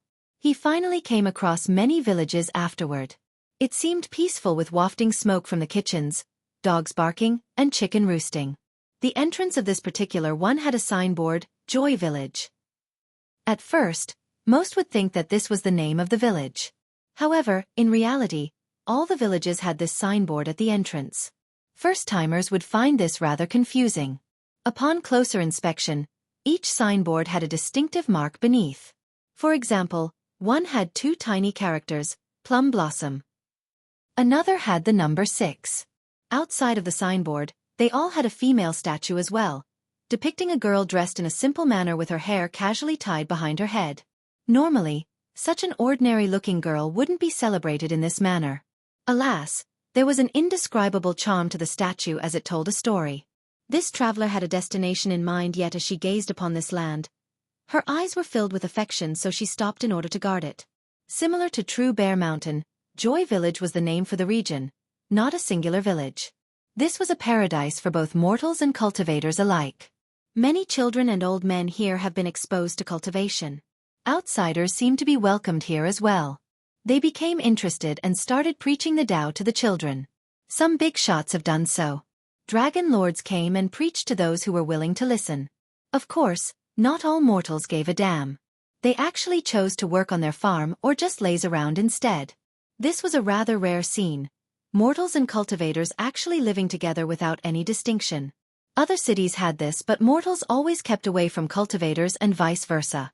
There were unwritten laws regarding conduct between the two sides for the sake of maintaining orders and protecting mortals. Here, there were no sects either. One could learn and ask questions from anyone or even just watch an old man during his cultivation. Some outsiders found this awfully interesting and decided to impart their crucial Tao knowledge to the villagers. Here, cultivation was not pursued for fame, power, or everlasting life. Instead, it was simply a hobby to pass the time. It was like drawing for a child today and playing tomorrow. There was no pressure to cultivate. Li Qie became interested in these unique villages and admired them. He stared at the female statue, especially her tied hair and eyes. Achieving your ambition in such a meticulous manner. Li Qie sighed and touched it. That is peace, goddess. A villager came over and said, You must be an outsider? They weren't afraid of cultivators due to the culture of the region. Yes, but I feel like I'm home, Li Qie said sentimentally. That is her wish and our creed. The villager said, virtually all visitors want to stay, whether it be mortals or cultivators. When the goddess was preaching her Tao in the past, this place was a true paradise. According to the legend, a girl descended to the mortal world and was considered a goddess. She lived among mortals and taught them the Tao, not forming any sect in the process. Her stay lasted for hundreds of thousands of years. What began in a small village spread to an entire region for the betterment of the world. It wasn't an academy and didn't recruit anyone.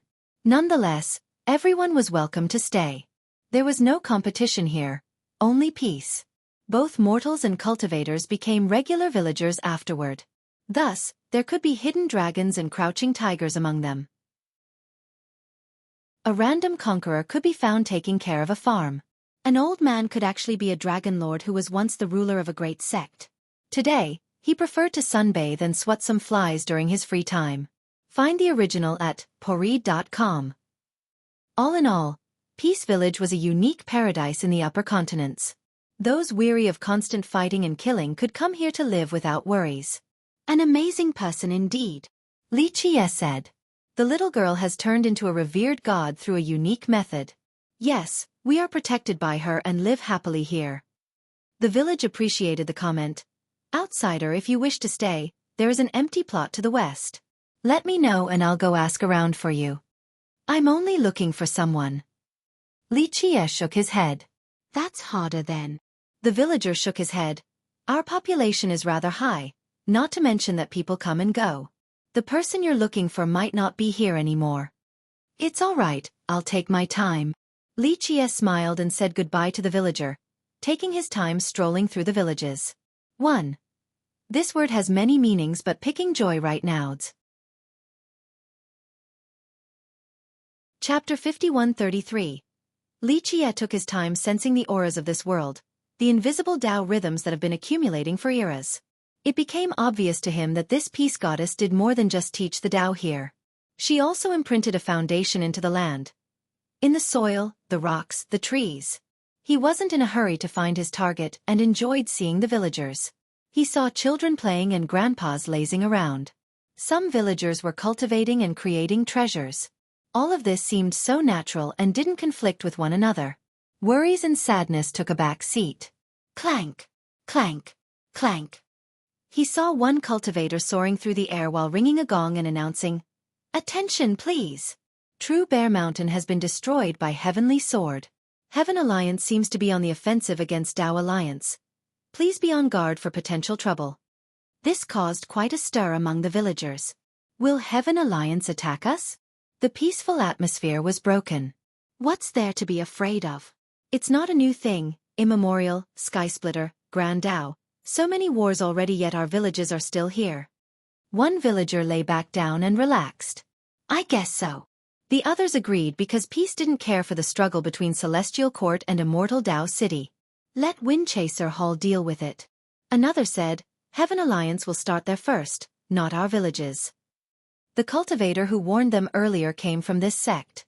Windchaser Conqueror will have to stop the first wave. They began talking about the potential war. The Conqueror might not be there right now. An older villager shook his head. They were very familiar with this Conqueror since he came from peace. According to the rumors, he came across a special fortune at a young age, allowing him to obtain a Tao fruit. He then started a sect right outside of the village, Windchaser Hall. Afterward, he occasionally visited the village since it was his home. Many ancestors from there came to the village to teach the Tao as well. There was a friendly relationship between the two sides. Recently, the Conqueror rarely appeared. Some believed that he had left Windchaser to join Tao Alliance. Leave this matter alone for a bit. Let the brats in the village prepare for the incoming Tea Pluck Festival and test their luck. A few old men said. A towering peak existed in peace, as enormous as a colossal giant. All the villages seemed to be built around it. Since it was surrounded by clouds and fog, its whole appearance couldn't be viewed. Paths could be seen leading to the elusive pinnacle. Up there was a tea tree with branches looking like dragons. It seemed tiny compared to the peak, but its aura was second to none, like a dragon ready to soar. It was rather famous throughout the two continents. Its Dao tea could be considered the best. A quick look at bit.ly/3IBFJKV will leave you more fulfilled. Rumor has it that this was the abode of peace goddess. Some went further to say that she eventually transformed into this peak. These rumors couldn't be verified, but no one doubted the effectiveness of the tea. The goddess herself planted the tree. After drinking the tea, one would be connected with the chaos and the Tao. Cultivation speed and comprehension soared subsequently. Thus, whenever the leaves were ready to be plucked, children from the village would climb up to test their luck. This included outsiders as well. Meanwhile, Li Qie was at the base of Peace Mountain since he saw a large gathering including villagers and outsiders. They stood before the stone path leading up to the pinnacle. A wooden arched door awaited and welcomed them. "Everyone's here for some tea leaves?" He got closer and conversed with them. "The clouds and fog are still there, we have to wait." A villager enthusiastically said, "It's too dangerous otherwise, and even afterward, only the faithful can get up there." "Yes, only a few can make it." An older villager joined in, "I think this is true for many eras now." Wind Chaser Conqueror made it up there. Another said, "That's what reason why he was able to become a conqueror." The crowd started talking about the conqueror right away since they recognized him. Suddenly, a youth and his entourage boisterously interrupted their conversation. He had the aura of a sovereign who was quite impressive given his age. Many villagers staggered backward, unable to handle the pressure. "The tea leaves are available now?" He looked at them and asked. "Only the faithful can get the tea leaves." A villager snorted. "For now, that is. True Bear is gone and this land will become a part of Heaven Alliance soon enough. This peak will be under our jurisdiction then." The youth uttered coldly. "Save those words for the future. Wind Chaser Hall is still around." Another genius stepped forward and rebutted. Chapter 5134. The young sovereign unsheathed his sword right away and sneered, "Oh? Good, I don't have to send a message myself then. I'm sure I have made our intention clear. You all need to kneel at the entrance and be ready for our arrival." Such strong words. Heavenly Sword Scion. You have a little fame, but that's not enough to spew those words before us. This is our territory. The genius responded. "If you want to argue, go outside. Peace does not participate in this mess." A villager became unhappy. "Don't think you can be neutral for long. Peace will belong to Heaven Alliance soon enough. Drop your attitude." The scion declared. "Brat, even conquerors are mere visitors to our village, let alone a junior like you. It doesn't matter that you're Sword Monarch's disciple." Another villager said. "Ha ha ha, I know that you villagers are very prideful, but let me give you a warning. The Supreme will personally arrive. How will you stop him?" The scion laughed boisterously. "Supreme." Not to mention the villagers, even the genius from Wind Chaser became alarmed. Supreme was the title of an ultimate cultivator in the upper continents. A dragon lord capable of killing conquerors and dragon lords.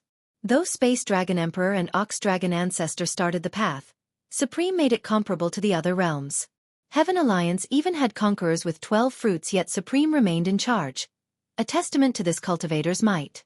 Rumor has it that despite starting later than the two famous legends, Supreme might have created a sacred anima tree earlier. Though some of the crowd didn't give a damn about Heavenly Sword and Heaven Alliance, Supreme was a different story. Their silence pleased Heavenly Sword Scion. Bringing up Supreme always had this effect. "Haha, when the great Supreme comes here in person, we'll be in charge of handing out the leaves. In fact, we might even move the tree back to Heaven Alliance," he declared. "So noisy." Li Qie stopped looking at the peak and told the scion. "What did you say to me?" The scion's expression changed after hearing this. "I am feeling calm today. Keep your mouth shut or I'll wring your neck." Li Qie didn't bother looking at him. "Ha ha ha, state your name if you dare to oppose Heavenly Sword and—" the scion roared. "Pop!" Li Qie sent him flying with a slap. His teeth fell to the ground. "Senior brother." His fellow disciples immediately rushed over to help him up. "Brat! I'm gonna kill you." The scion was livid, never having been humiliated like this before. "Thousand sword formation." He roared and created a sword formation, sending a rain of blades toward Li Qie. Not bad at all. The crowd hated him but also recognized his power. Boom! Li Qie waved his hand and destroyed the formation. Ugh! He grabbed the youth's neck and lifted him off the ground while still staring at the peak. What are you? My master is a sword monarch, my master is soaring sword, he shouted in horror. Never heard of them. Li Qie said. I am working under Supreme's order. Your clan will be massacred if you touch a hair of mine. He screamed. Never heard of them. Li Qie repeated. You. Crack. Li Qie wrung his neck and sent him to the afterlife. Everyone exchanged glances after seeing this. I do not wish to be disturbed today, leave. Li Qie ignored them and entered the entrance of the stone pathway. The frightened disciples from Heavenly Sword rushed over to grab the corpse and escaped. Creak. The gate suddenly closed after Li Qie's entry. What? I've never seen it closed before. The villagers became confused. Try going up. Another said. There was an invisible force blocking entry. The only possible path was through the gate and the stone pathway. Boom! Something repelled the villagers from approaching. Other experts didn't give up and rushed over. Boom! The same thing happened to them. The villagers understood that this was a special occasion, that the peak was meant for that guest alone. Li Qie took his time climbing the steps. There were mysteries preventing others from climbing easily, but it didn't matter to Li Qie. He made it to the peak and saw the dragon-like tree, always ready to leap into the air and summon winds and rain. Just a few leaves from the tree were enough to grant someone an amazing fortune. There were stone tables and chairs beneath the trees. Everything had been cleaned spotlessly. A pot of spring water was being boiled with firewood nearby, now simmering. On top of a table was a scroll held down by a special stone. Li Qie sat down and read it. The water is ready, please have a taste. I dare not disturb you. We are poreed.com. Find us on Google. The characters brimmed with the Tao. Whoever wrote it did so with full sincerity. Chapter 5135. Utensils were meticulously arranged on the spotless table.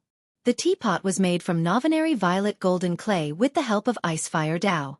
The cups were made from celestial ice crystals, warm but never hot, and capable of collecting heavenly essences automatically. There was no doubt that only those standing at the apex had access to these tea utensils.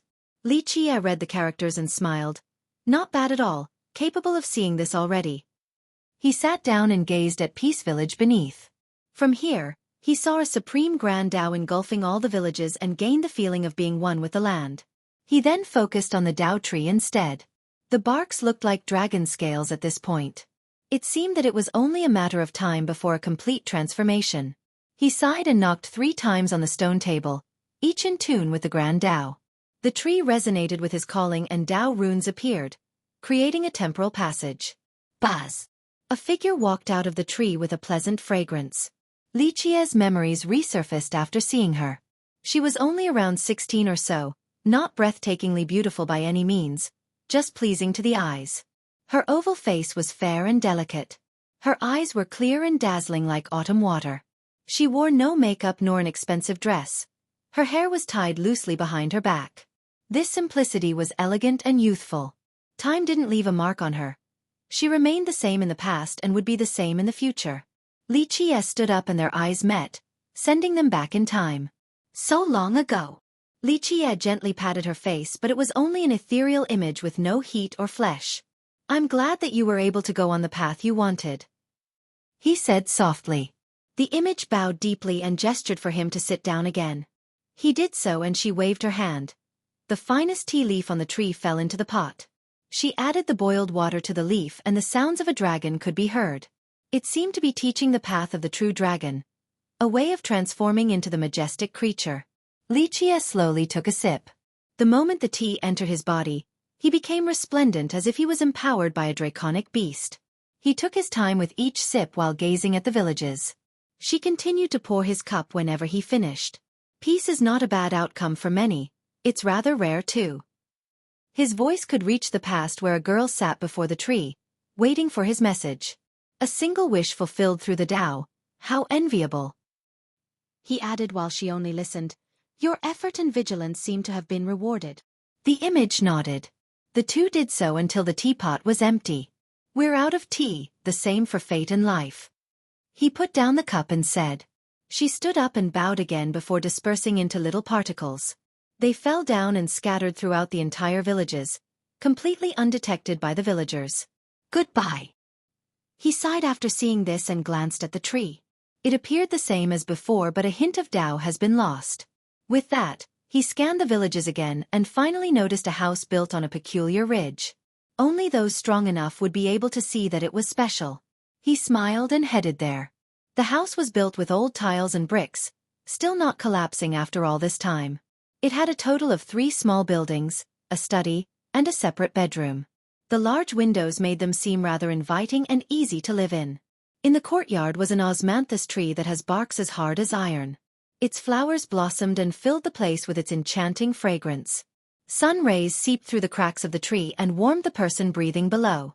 Reading in the shade of this tree was perfect since multiple senses were being stimulated at once. One could forget about the flow of time while enjoying themselves here. This was the case for the middle-aged man wearing a clean robe. Not a single speck of dust could be seen. Search bit. ly/3IBFJKV for the original. Given his composure and elegance, he resembled a famous scholar instead of just a villager enjoying a hobby. The courtyard blocked out the rest of the world. Not a single distraction could affect him, but today was different. He looked up and saw Li Qie standing there looking at the osmanthus tree. He got up and bowed deeply. "Seeing you is a supreme honor, sir. This tree isn't from this world." Li Qie smiled. "I've heard that it is from a legendary world with immortals. I don't know how true it is since I came across it in a nightmarish realm." The man said. "Seems like you have been waiting for me." Li Qie said. "I, Landu, do not dare to display my slight skill before an expert since I only have a minor understanding of divination. 2 days ago, I calculated and prepared water for you up there." "Jun Landu." Li Qie sat down and said. "Just a nobody." He humbly said. "You might be a nobody in the 6 continents, but in my opinion, you are one of the most brilliant souls." Li Qie praised. Chapter 51-36.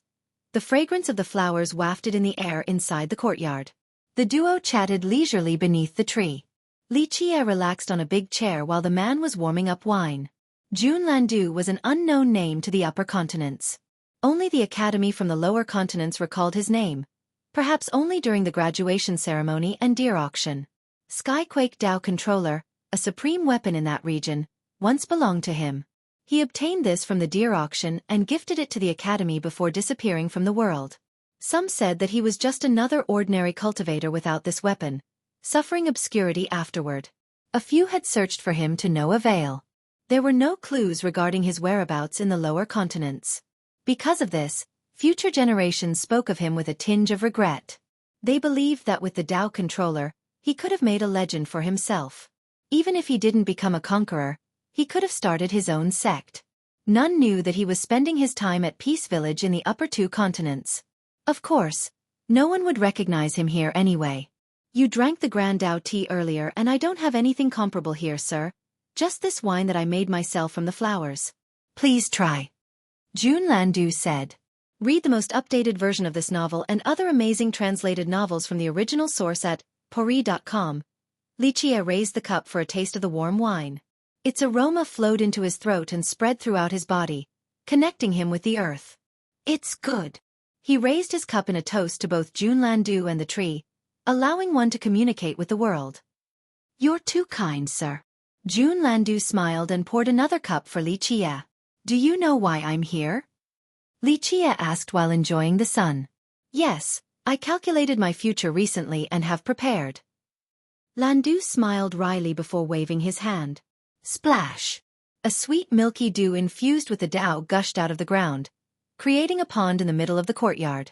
The purpose was to push up an ancient coffin made of jade. It seemed to be a vessel for time and life, capable of floating in the river of time for eternity. Runes were embedded by ancient emperors themselves, perhaps meant for a peer of theirs. The Qian had a coffin prepared for a widow. Jun Landu brought the coffin over and said, "When I came across it, I imagined myself being inside after death. What more can one ask for?" He removed the lid and gently caressed the sidewall. Looks like I won't have the chance now.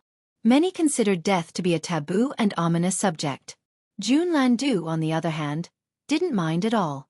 You just need to worry about living well. Li Qie smiled. Death is inevitable and I am no immortal. Landu laughed. You might not be one but you have more freedom than them. Li Qie said. Earning such praise from you means that my life isn't so bad. Landu smiled and patted the coffin again. Today, it is returning to its rightful master. You were the one who gave it to the Qian, right? Li Qie chuckled and didn't answer him. He placed the sealed corpse into the coffin and branded it with a blessing. The inside became filled with immortal mist as if it was trying to nourish the corpse and bring life back. So this is the correct way of using this coffin. Landu observed the process and said, a true rebirth is unprecedented in this world, only you can perform it. Li Qie shook his head. There's no bringing back someone from the dead, that's reserved for the villainous heaven. Not even I can change this fact. Well, no one else but you can do it when there's only a sliver of life left. Landu understood the situation. Li Qie was pleased with the comment and sat back down. Landu poured him another full cup. Li Qie enjoyed the drink for a while before asking, what is your pursuit in life? An ordinary man such as myself wants nothing more than just 3 decent meals a day, maybe a little reading when I have time, listening to the insects and watching the sunset. Landu smiled. I do not seek the apex for I lack the ability unlike you, sir. If there was a ranking of all the great men and women in the world, you would certainly have a spot among them. Li Qie said. Unfortunately, that doesn't mean much for we're still insects. Heroes have turned into sand. Just imagine the greatness of World Emperor. A true legend, only to turn into smoke. He smiled wryly. World Emperor was a hero. Li Qie said, the 3 races were lucky to have him or they would not be here right now. Yes, I dare not consider myself to be on the same level as World Emperor or you, sir. That would be a gross overestimation of my ability. He said. Your pursuit is rare and excellent in its own way. Not all peerless individual has to shoulder the responsibility in a selfless manner. Li Qie said. I'll be content just living a normal life like an insect. Landu smiled freely. Not all had the ability to make the same choice as him given the turmoil in the upper continents. I see. Li Qie sighed. I know that the fact that we can live like this is because of people such as yourself, World Emperor, and all the sages in the past. Otherwise, we would have been born as slaves and food. Landu said. Perhaps you wouldn't have been born at all. Li Qie smiled. 1. Would suck if World Emperor is dead now. He was a cool character. Chapter 5137. In a way, I do find my lack of initiative shameful compared to the sages. Jun Landu commented. There are no judgmental standards. Everyone has the right to pick a path, whether it be heroism and justice or just 3 meals a day. The sages did it not for gratitude but because they wanted to, so they did. Li Qie said. Indeed, that's why I have nothing but respect for you and the others. Landu said. Li Qie closed his eyes and enjoyed the moment of peace. After a while he praised, this is a great place. It's serene. Landu said, I traveled the world and finally found a place where my heart can be at peace. If I can be in charge of my own fate later, I would like to be buried here.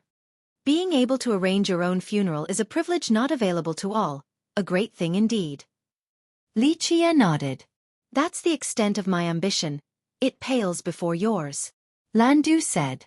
I wouldn't call it ambition, it's just that I do not wish to stop. Li Qie said. Why not rest for a bit then? Landu said. Li Qie smiled and closed his eyes, seemingly falling asleep. Landu stopped bothering him and read a book instead. Sunlight and flowery fragrance scattered in the old courtyard. The winds lulled Li Qie to sleep while Landu wandered in the world of text. Time flowed gently, unwilling to disturb them. A while later, loud explosions suddenly detonated outside Peace Village. What's going on? The villagers became alarmed and ran out of their houses. They saw a massive shadow rushing for their villages, breaking one hill after another. We're under attack, get ready to run. They warned the others while some readied their weapon. There were hidden masters preferring to live a quiet life. Thus, They weren't afraid of defending the villages. However, the statues in front of the villages lit up. They shot out vertical beams that intertwined together to form a net of light. The Dao tea tree at the tallest peak also added its draconic beam to the net. This turned the net into a great bowl-shaped barrier to protect all the villages. Peace Goddess is with us. The villagers, old and young, kneeled in that direction. Boom! The gigantic monster had a destructive momentum and slammed the barrier. Everyone looked up and saw that it was as tall as a mountain. Its hooves were larger than some villages. It resembled a bear with a pair of curved fiery horns pointing at the sky. What the hell is this thing? Villagers took a deep breath. Someone who used to be a big shot said, "It's a hellbear, not something from this region." Rumble! The villages shook violently as the hellbear was enraged for unknown reasons, wanting to take down the barrier. However, the constant smashes couldn't take down the barrier. Please watch over us, Goddess. Some pale villagers prayed quietly. Read this novel and other amazing translated novels from the original source at the .com. Powerful villagers, on the other hand, channeled their energy and prepared to unleash their strongest attack. Rumble! They saw the gigantic claws pushing downward, capable of reducing them down to mincemeat. The villages were stuck like boats amidst a storm. Of course, Li Qie was still sleeping inside the courtyard despite the loud explosions. The same applied to Jun Landu, who was preoccupied with reading. Boom! While villagers were afraid of a potential disaster, a torrential aura from a conqueror emerged above. Even the hellbear looked up in fear. Crackles could be heard as lightning bolts came together to form a spear. A pair of invisible hands seemed to be gripping in order to send a heavenly tribulation downward. Rah! It was too late for the bear to run. It pointed its horns up and spewed out hell flames, burning the sky asunder. Boom! It was proven futile since the spear pierced its head and all the way through its body. A rain of blood descended as the creature fell to the ground, dead. Wind Chaser Conqueror. Though the villagers didn't see the attacker, they still knew who it was right away.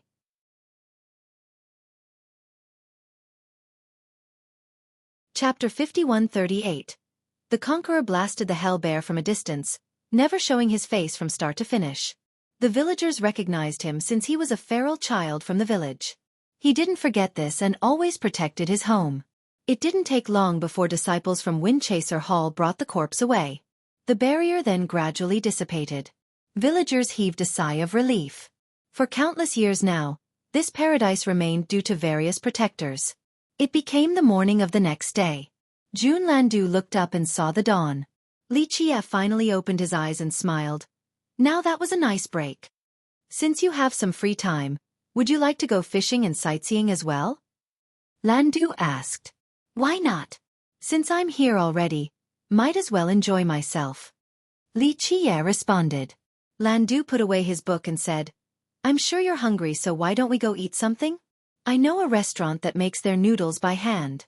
Very chewy and the broth is rich. The chef is rather skilled. Perfect, let's go then. Li Qie smiled and got up to stretch before following Landu. As the saying goes, immortals reside in the East Sea in the morning and rest in the northern frontier at dusk. They could travel 10,000 miles with one step just to enjoy a bowl of noodles. At a particular hill were twisting trees with crows perching and entangling vines. After entering a half-abandoned road stretching through the ridge, it felt as if they have traveled to a different dimension. While looking down, they saw farms and houses in the distance. This was early morning, yet the scenery gave the impression of it being twilight. The road was infected with weeds and grass. After finishing the climb through the road, they made it to a small noodle restaurant with a cloth curtain hanging outside. It has turned black and shiny due to the cooking smoke and oil with the characters, Xueqi. It was unlikely to have many customers, only the occasional passers-by needing to rest and fill their stomach before continuing onward. To the left of the shop was a bundle of firewood prepared by a youth swinging his axe busily. Pa, pa, pa. The rhythmic swing managed to split the wood cleanly every time, showcasing his impressive skills. On the other side was an old man pulling the noodles, stretching each strand carefully. The flour grains on them were precisely identical in number and size. His robe was clean, but his hands were even cleaner. No one would have a problem with him not using gloves in preparation. The youth saw Li Qie and Jun Landu coming closer. He wasn't surprised about Landu but paused for a moment when his eyes fell upon Li Chia. The same thing happened with the old man. He stared at Li Chia, who smiled back at him. He immediately put down the flour and went back to the store. "Uncle Xueqi, give us 2 bowls." Landu asked with a smile and handed the payment over. The old man accepted and put the coins into his chest pocket. "Xiao Hu, heat the broth," he ordered. "Yes." The youth added firewood to the stove in a masterful manner. Strands of smoke rose instantly like mountain spirits. Li Chia sat down, propping his chin and watching the youth while Landu took out his book again. Once the water boiled, the old man came over while holding a black carp. "I caught it just this morning. How about 2 bowls of tender fish noodles?" "That's fine." Landu agreed without looking away from the text. "Give us 2 bowls as well." 2 customers entered the shop, 1 male and 1 female. A quick look at Poreed.com will leave you more fulfilled. They seemed to be a match made from heaven. Their appearance brightened up the shop. The man wore an expensive robe with an elegant air. The wind seemed to be accompanying him, giving him the ability to soar in the air. The woman's features weren't stunning at first sight. However, one would never get tired of looking at her. She was akin to a delicate drizzle, comforting and unobtrusive. It seemed rather strange for them to appear in this remote region, especially at a cheap noodle shop. "All right." The old man stuffed the lump of coins into his pocket after being paid by the male customer. The 2 then sat down at a table opposite Li Chia, hand in hand. They nodded at Li Chia and Landu as a greeting. Li Chia smiled in response. The shop was particularly warm and serene. The affairs from the outside world didn't affect them in the slightest. The old man picked up a knife and skillfully sliced the raw fish into thin pieces before tossing them into the boiling water. Each swing was swift and orderly, yet they could still be seen with perfect clarity. Li Chia was watching a master at work, but the lovers only had eyes for each other.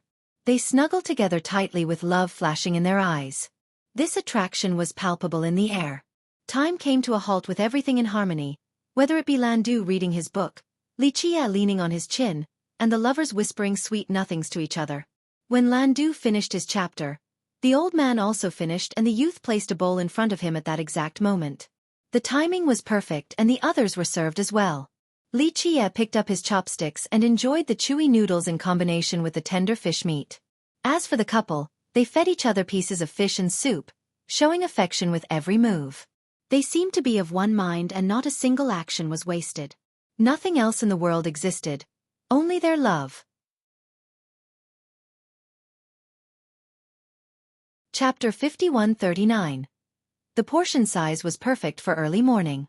Eating the fish slices and slurping the rich broth made people think that it was going to be a great day. The youth was fast with his service and immediately took the bowl and chopsticks away after Li Chia was finished. He then brought tea over to Li Chia while the old man went to the corner to take a nap. This tea seemed unrefined and lacking versus the tea Li Chia had yesterday. It was bitter with a lingering aftertaste. The lovers were finished as well and got up to leave. As they were passing by his table, they bowed deeply to him and bid goodbye to Jun Landu. They returned to the winding road, their fingers still intertwined. The woman leaned into her lover's shoulder the entire way. Li Chia smiled as he watched the 2 disappear from sight and finished his tea. The youth ran over to pour him another cup. "It's best to fill tea up to 70%. Li Chia smiled. "Why is that?" The youth didn't understand but still obeyed. 70 will endure while any more and loss is insured. 70 is an eternity. Li Chia elaborated. 70 is an eternity? The youth stood there in a daze. The old man in the corner opened his eyes and asked, "How many % are you, sir?" "Me." Li Chia took another sip of tea before answering, "I am perpetually full."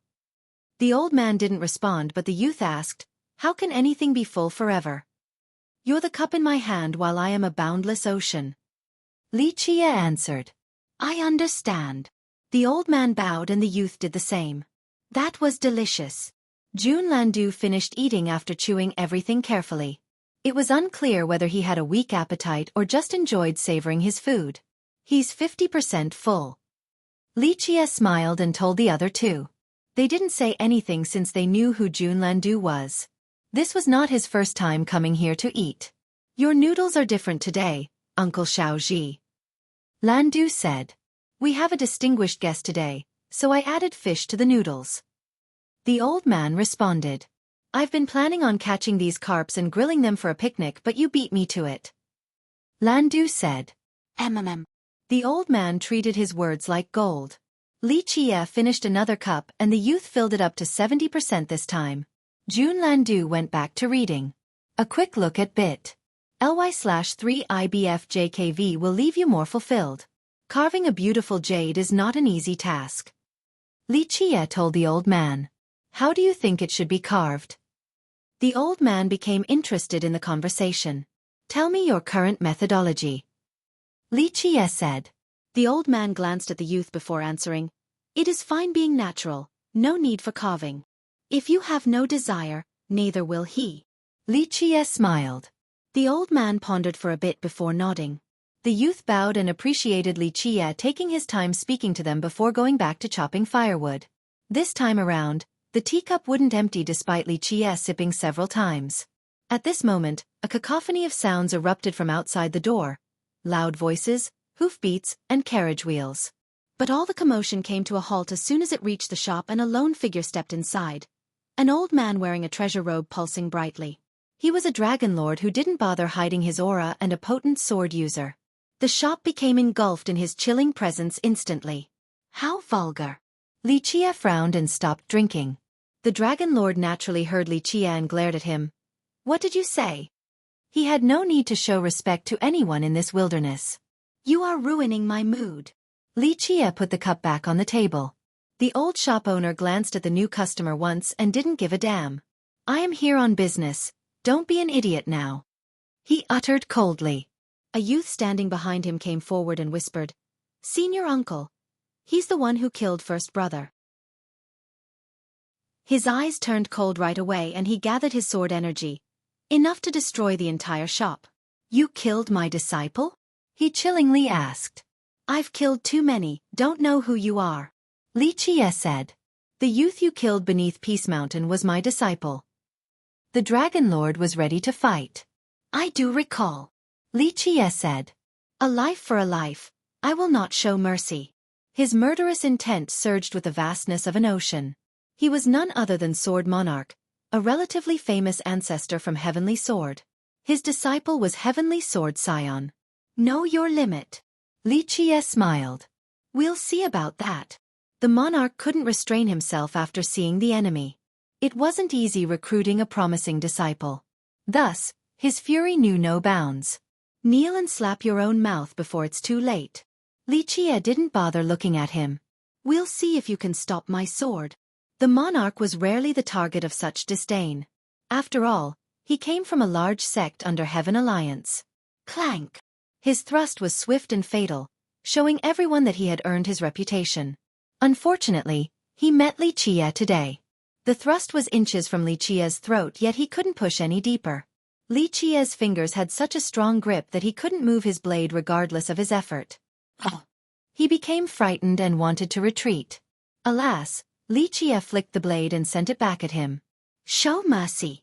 Someone else leaped into the shop, but it was too late. Pluff. Sword Monarch's sacred fruit couldn't protect him as his body was split vertically into two halves. This was not the end that he had envisioned. Meanwhile, an even stronger cultivator had arrived. Soaring Sword Monarch who had defeated True Bear Conqueror. He tried to save Sword Monarch, but it was too late since even the sacred fruit was destroyed. Chapter 5140. A quick look at Tinural. com/2p9mv8w will leave you more fulfilled. Soaring Sword Monarch was both scared and furious. His disciple, Sword Monarch, had only become a dragon lord recently, but this didn't matter. He was still a dragon lord. This was enough to look down on the rest of the world. Alas, his killer had no problem slaying him and his sacred fruit. This meant that the guy was far stronger. Who are you? Soaring Sword filled the room with a murderous aura just like his disciple earlier. Someone trying to eat some noodles. Li Qie lazily said. Meanwhile, the youth from the shop hurriedly dragged the corpse away and cleaned the blood off completely. You! Soaring Sword nearly vomited blood. He didn't have time to do anything before his disciple's corpse was treated with such disrespect. This was akin to a waiter cleaning a dead cockroach off the floor. His sword intent surged as he thought about destroying everything here. "Customer, are you here to eat or to rest?" The old man opened his eyes and asked. His nonchalant words somehow crushed the aura like a gigantic palm, suppressing Soaring Sword completely and causing him to stagger backward. Meanwhile, all disciples waiting outside dropped to the ground from the pressure. "You must be the Lord here." Soaring Sword took a deep breath to calm down, forgetting about Li Chia. "Not a lord, just a chef trying to survive," the old man said feebly. Soaring Sword knew that he got the right person after hearing this. He bowed and said, "I am under the order of Supreme to invite you to Heaven Alliance." "Supreme." The old man's eyes narrowed after hearing this. The sword intent could slay several conquerors at the same time without any difficulty. Soaring Sword became alarmed and realized why this old man could be an important guest. However, the sword intent only lasted for a split moment. "I'm afraid you got the wrong person. I'm just trying to live out my last few years," the old man said with a weak tone. "I am here bearing a message from Supreme. Please take a look." Soaring Sword took out an envelope created by condensing the azure with the might of lightning. Despite being sealed, its Tao power was still oozing outward. He presented it with both hands to the old man. The act of respect was meant toward the letter, not the old man. "Please accept," he said with a solemn tone and lowered his head. The old man glanced at it and shook his head. "I don't know who this Supreme is, leave." This left Soaring Sword in a tough situation. How could he return without delivering the letter? "I am only a messenger. Please accept the letter and you can decide later," Soaring Sword said. "Please leave, you got the wrong person," the old man insisted. Soaring Sword came closer, wanting to deliver the letter no matter what. Suddenly, someone grabbed the letter away from him. "You!" He looked up and saw that it was Li Chia who forcefully opened the letter. Boom! A mighty power nearly flipped the shop over. Fortunately, the old man channeled power to protect it. Intimidating someone to join in this day and age? Heaven Alliance is getting worse and worse. Li Chia smiled. "Who are you?" Soaring Sword was horrified because Li Chia dared to open the envelope. Li Chia then pressed his palms together and crushed the mighty power in the blink of an eye. Soaring Sword staggered backward in horror. The seal of the letter represented Supreme's will. Thus, this was a direct challenge to both Supreme and Heaven Alliance. Few in the upper continents had the ability to do so. "Sir, do you know what you have done?" Soaring Sword asked. "No big deal at all. Now, scram before I kill you." Li Chia yawned. Soaring Sword took a deep breath and quelled his anger. He bowed and said, "You are clearly an invincible master and so is our leader. If you meet Supreme, you will regret not having the meeting earlier and will join us. We welcome you with open hands." "I will take a trip to Heaven Alliance, but that is to destroy it if it gets in my way," Li Chia declared. Soaring Sword hated being treated with contempt. Nonetheless, he couldn't see through Li Chia and believed that he was far weaker. "Very well, we'll meet again." He left without any hesitation. Chapter 51-41. After Soaring Sword's departure, the old man glanced at Li Chia briefly before sighing and going back to clean a table. "Supreme can only be stopped by a few," he said. Li Chia smiled while the youth prepared tea for him again. "They're making a move soon." Jun Landu stopped reading as well. "What will you do?" the old man asked. "Well, it has nothing to do with me. I don't care about fighting and killing." Landu shook his head. "If the agreement breaks, everyone will be dragged into the mess." The old man stared out the window. "It won't be Supreme alone." Landu still knew about the political climate. "Indeed." The old man nodded. "Tao Alliance is in danger. The balance will be broken." Landu became emotional. Brother All Things has a tough road in front of him. The old man's eyes narrowed. "Sounds like you wish to join Tao Alliance." Li Chia smiled. Among the 4 alliances of the upper continents, Divine and Heaven Alliance represented Celestial Court while Tao and Imperial Alliance supported Immortal Tao City and Imperial Field. Imperial Alliance normally kept a low profile so the burden of protecting the people was on Tao Alliance. "I am but a chef," the old man said. Supreme definitely wants you to accelerate the process. When the balance is broken, everyone will have to pick a side just like back in immemorial epic war. Otherwise, Celestial Court will brand them as sinners. Jun Landu said. Celestial Court. The old man's eyes turned cold. Supreme alone couldn't threaten the entire world, but the same couldn't be said about Celestial Court. They represented numerous emperors and gods, but most importantly, an unknown yet terrifying force. In the past, the Duck Egg Buyer and Immortal Emperor Jean formed the ultimate coalition to attack Celestial Court. Although they won one battle after another, they still couldn't take it down. Though most emperors and Dao lords haven't seen this unknown force, they have heard rumors about it. I heard Principal Conqueror has abdicated. Landu said. This has to be the work of Celestial Court. Otherwise, he wouldn't be leaving given his prestige and supporters. All along, Principal Conqueror preferred peace and always maintained a good relationship with Dao and Imperial Alliance. Because of this, the upper continents enjoyed peace for eras now. Unfortunately, his spot was now taken by Sword Sea Dao Lord. Heaven and Divine will work together now. This is the prelude to a great war. Landu smiled. Will you join, uncle? Thinking about escaping a great war unscathed, hopeful but unrealistic. The old man stared at him.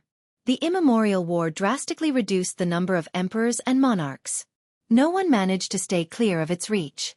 The people suffered untold casualties and would have lost if it wasn't for ancient forces joining in afterward.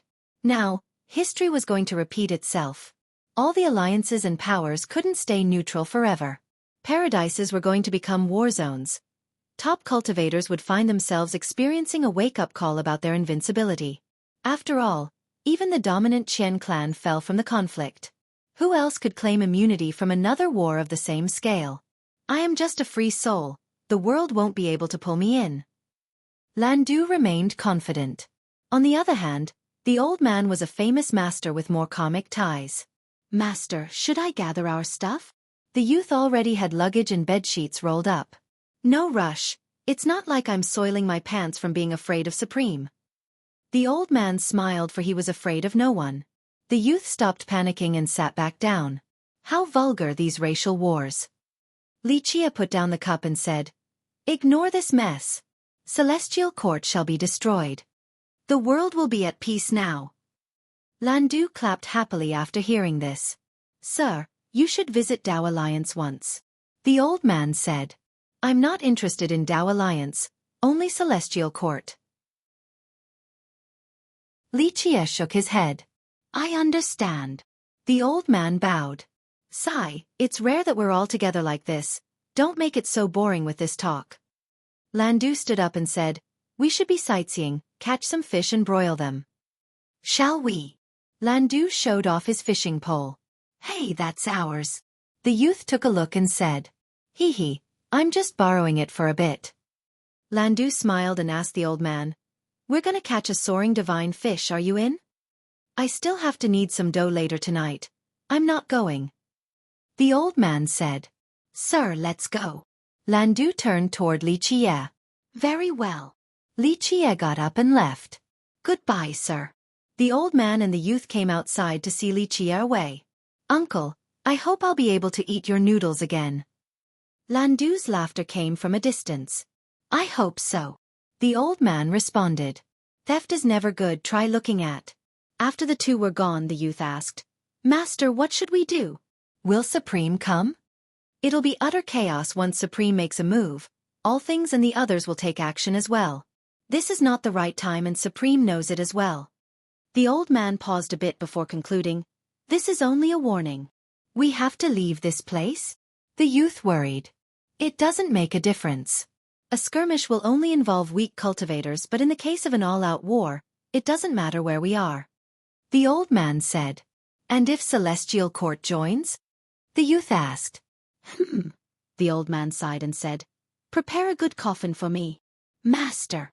The youth panicked. The old man said seriously, "In the worst-case scenario, no one will be able to escape. Celestial Court had failed several wars now, so they'll be prepared for the next. I am also prepared to die in battle."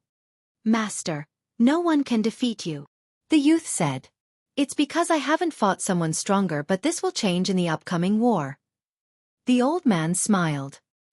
The youth had nothing to say. Everyone dies eventually. Don't be afraid. I will die proving that my path is correct. You need to train more now. I will pass down my legacy to you. The old man said.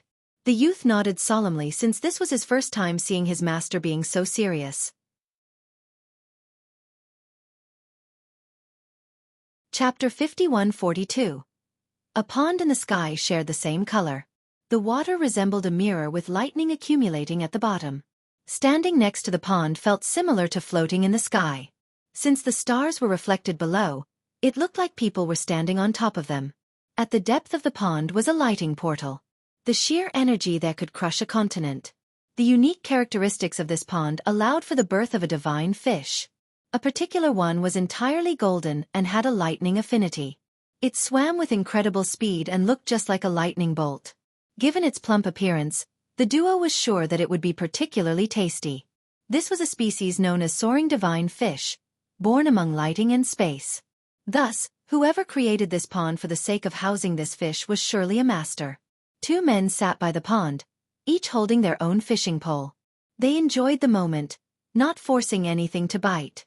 The winds were particularly refreshing today and carried lightning particles. When they touched the skin, they would explode and cause a comforting numbness. Fishing here felt the same as fishing in a galaxy. Truly a scene to behold. The problem was that the pond was man-made. A conqueror had gathered the Tao of the earth and the water of the heaven to build this pond. It served as a perfect environment for soaring divine fish. In other words, this was someone's pond and an extremely valuable one at that.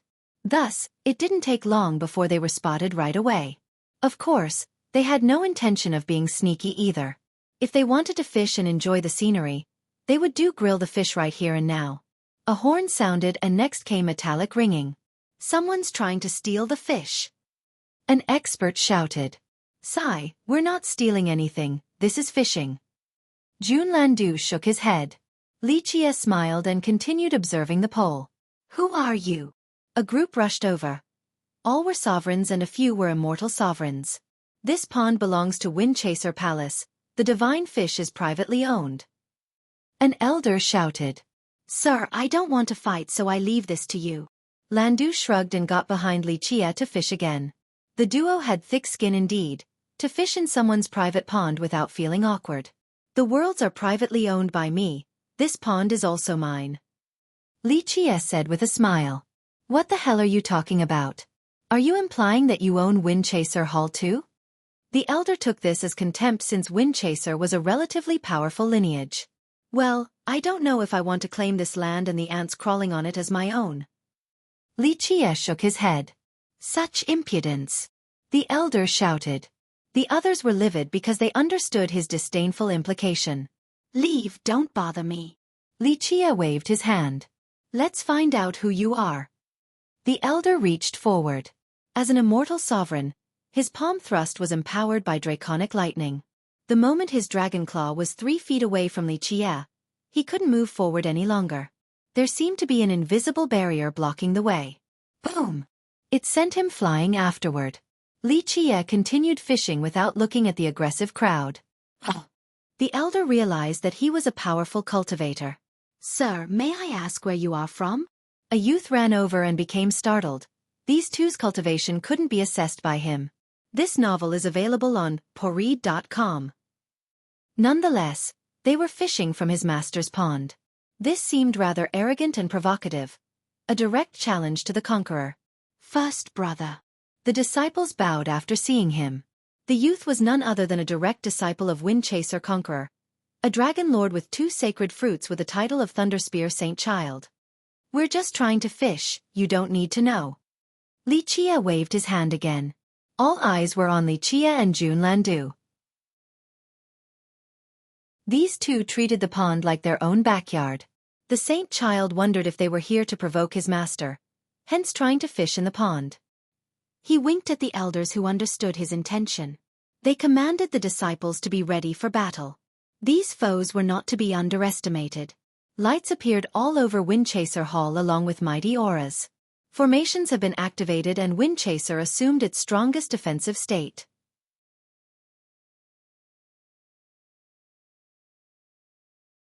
Chapter 51-43. Li Qi'er ignored the barriers going up around them. This only worried the Saint Child even more. After all, these two clearly weren't afraid of them, meaning that they were at least at the conqueror level. Sir, may I ask why you are here?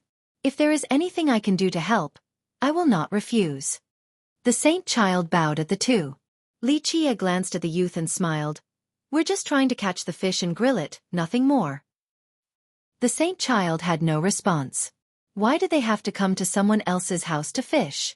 In this case, the strongest lineage in the region and the pond belonging to a conqueror. He believed that they were here to provoke his master, so he bowed and responded, "My master travels the world and is not here right now.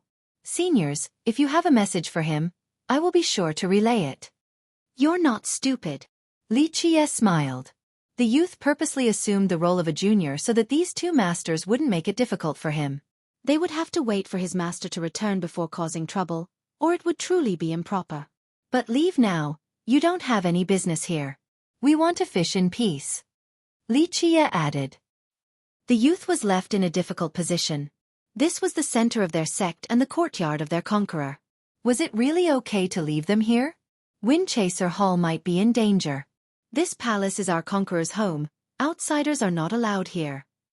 An elder shouted, unable to handle this ridiculous situation. The Saint Child had traveled with his master and saw powerful cultivators. On the other hand, the elders believed that their conqueror was the strongest.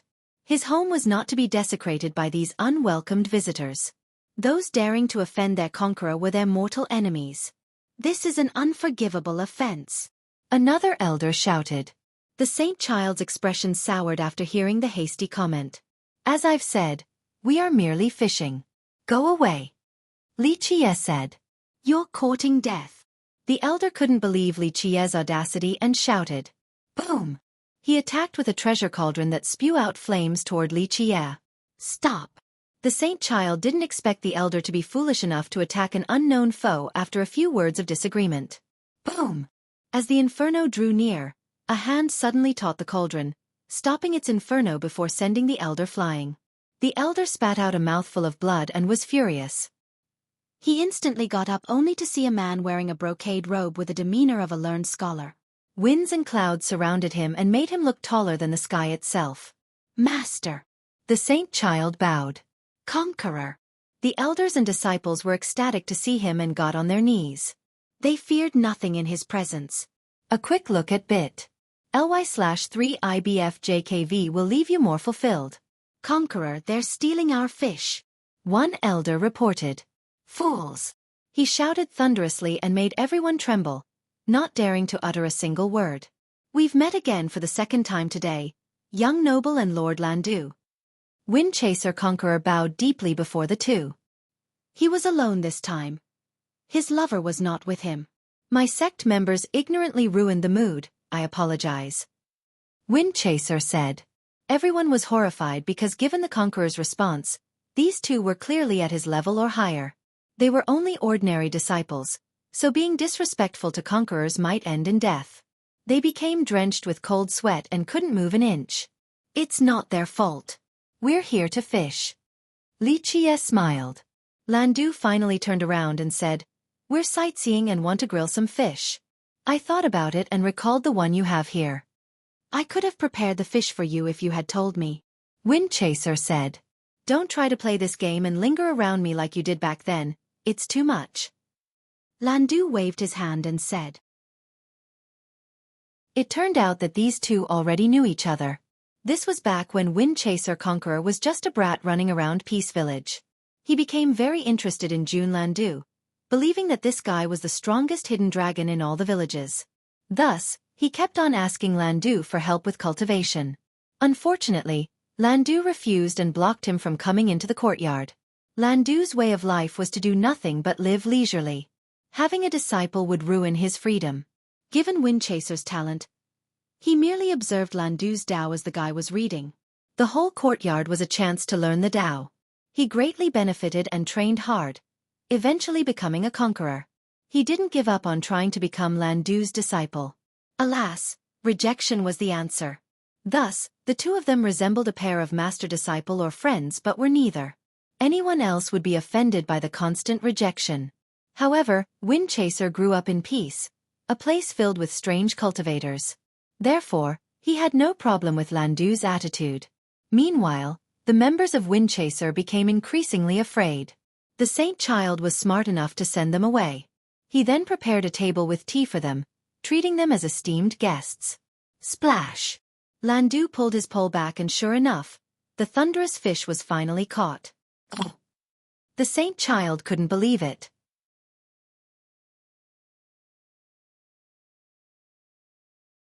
Chapter 5144. When you're just trying to make great content at bit.ly/3IBFJKV. Li Chia and Jun Landu were presented with the best tea available from Windchaser Hall. I've been drinking too much tea recently. Li Chia smiled and shook his head. We can change to something else then, young noble. Windchaser Conqueror smiled. Splash! He raised his hand and a golden lotus was carried over by a stream of water. It exuded golden rays and mysterious mist. A crane flew over with a fruit in its beak. It added some strength and the fruit juice streamed into the golden lotus.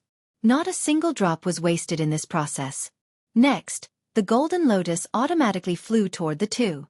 The liquid inside was splendid and magnificent with an alluring scent. Smelling it alone gave a feeling of ascension. A specialty only found in Windchaser, the dew of the crane, even more delicious when used with the lotus growing in this pond. Windchaser introduced, Please, young noble Lord Landu. You're lucky because the young noble is here today. Jun Landu smiled and drank from the lotus first. I'll prepare 3 more then. Windchaser laughed. In reality, Landu had tried his best to live in his courtyard alone. Windchaser had tried so hard to become closer to no avail. Even when he was a conqueror, he couldn't successfully invite Landu to his sect. His numerous traps and plots were easily ignored. Others would find this silly? Why would someone refuse the friendship of a conqueror? Of course, Landu was a special existence. The Saint Child was smart enough to know that he was in the audience of great cultivators. Thus, he served them like an attentive waiter. You have a good thing going on with Harkrain. Landu was more talkative since Li Chia was around. Will you come and give a toast? I don't care for worldly traditions, but it's a different matter if you are around.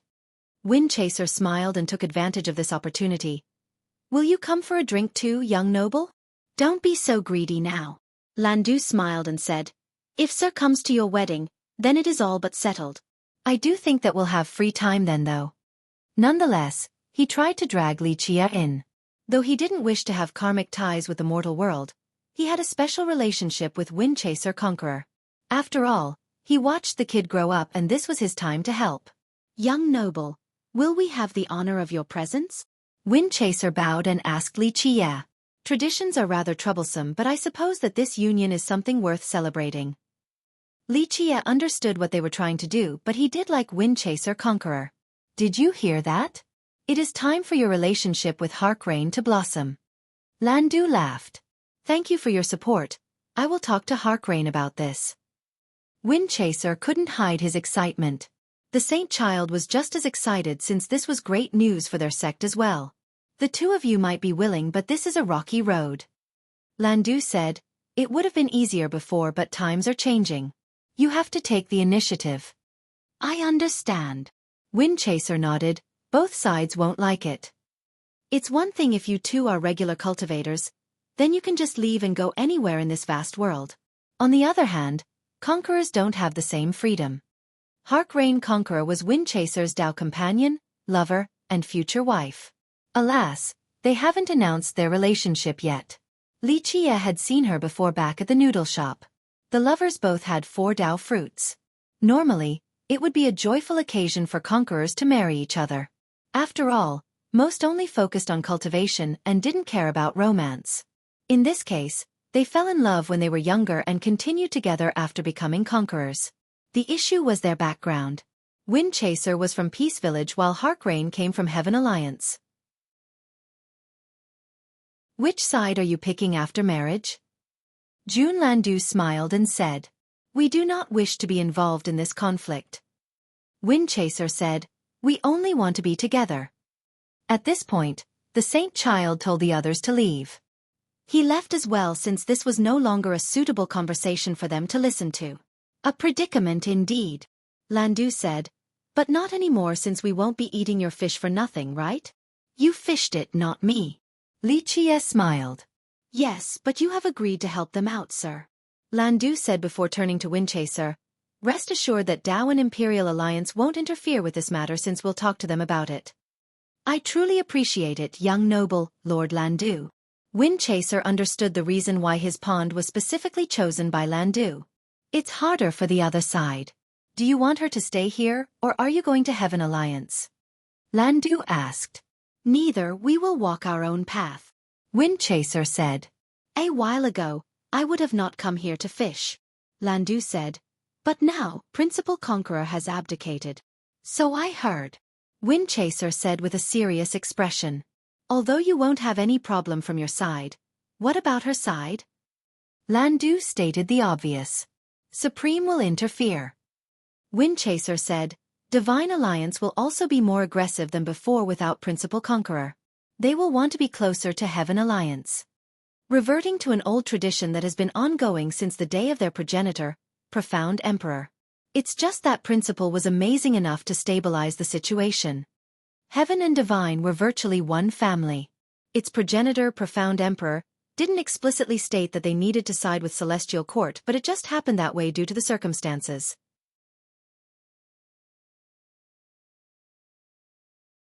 Chapter 51-45. Divine Alliance had many members from the race, some of whom swore allegiance to Celestial Court. During Profound Emperor's era, it maintained neutrality because the Emperor was strong enough to command his followers. After he left, Divine Alliance immediately took the side of Celestial Court and changed its stance. This was understandable since most of the high-ranking members came from the race. Principal Conqueror changed this during his reign. Although he wasn't the most brilliant, he was charismatic and maintained a fine balance, reviving Profound Emperor's neutrality. Now, everyone could see that the two alliances were going to be close again.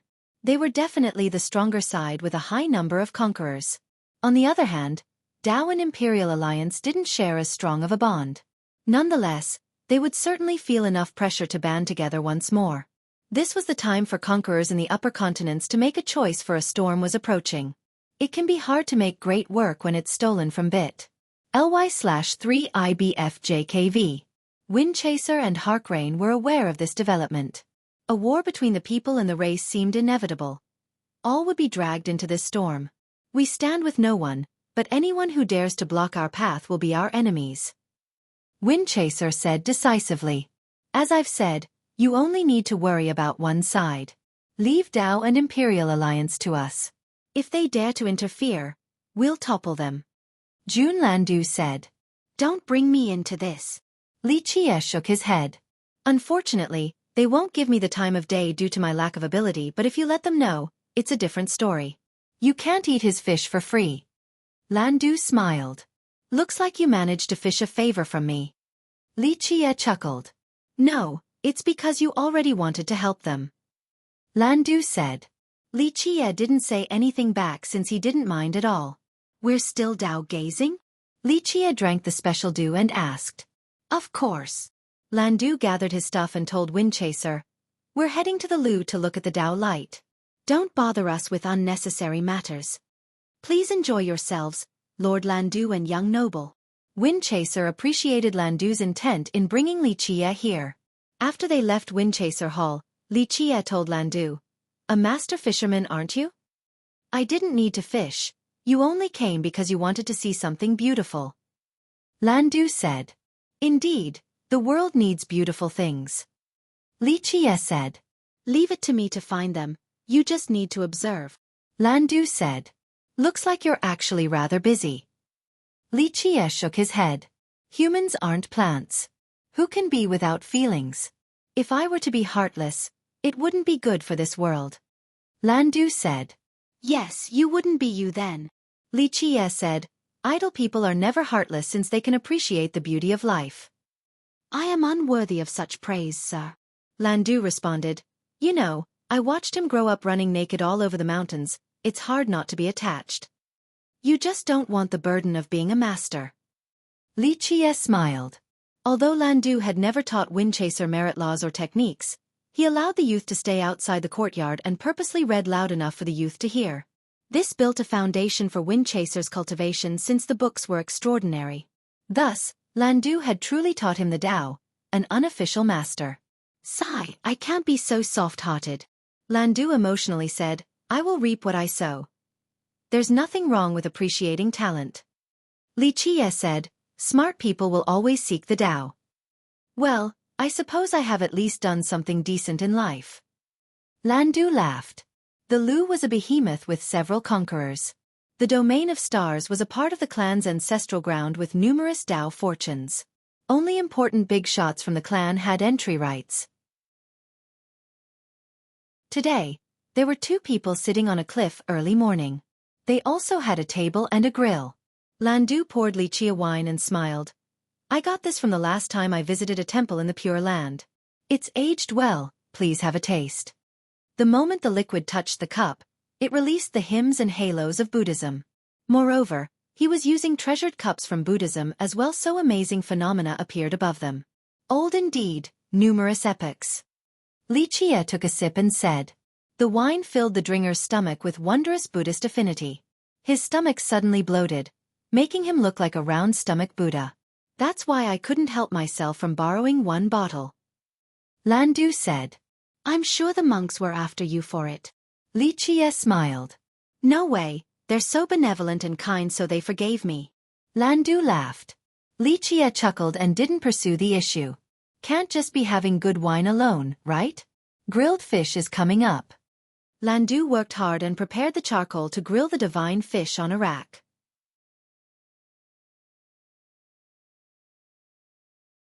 Chapter 5146. It was unfathomable to see 2 strangers sitting in the Lu's ancestral ground. More importantly, today was a grand Tao day that would only happen once every 10,000 years. Only the strongest members of the clans were allowed to witness this phenomenon.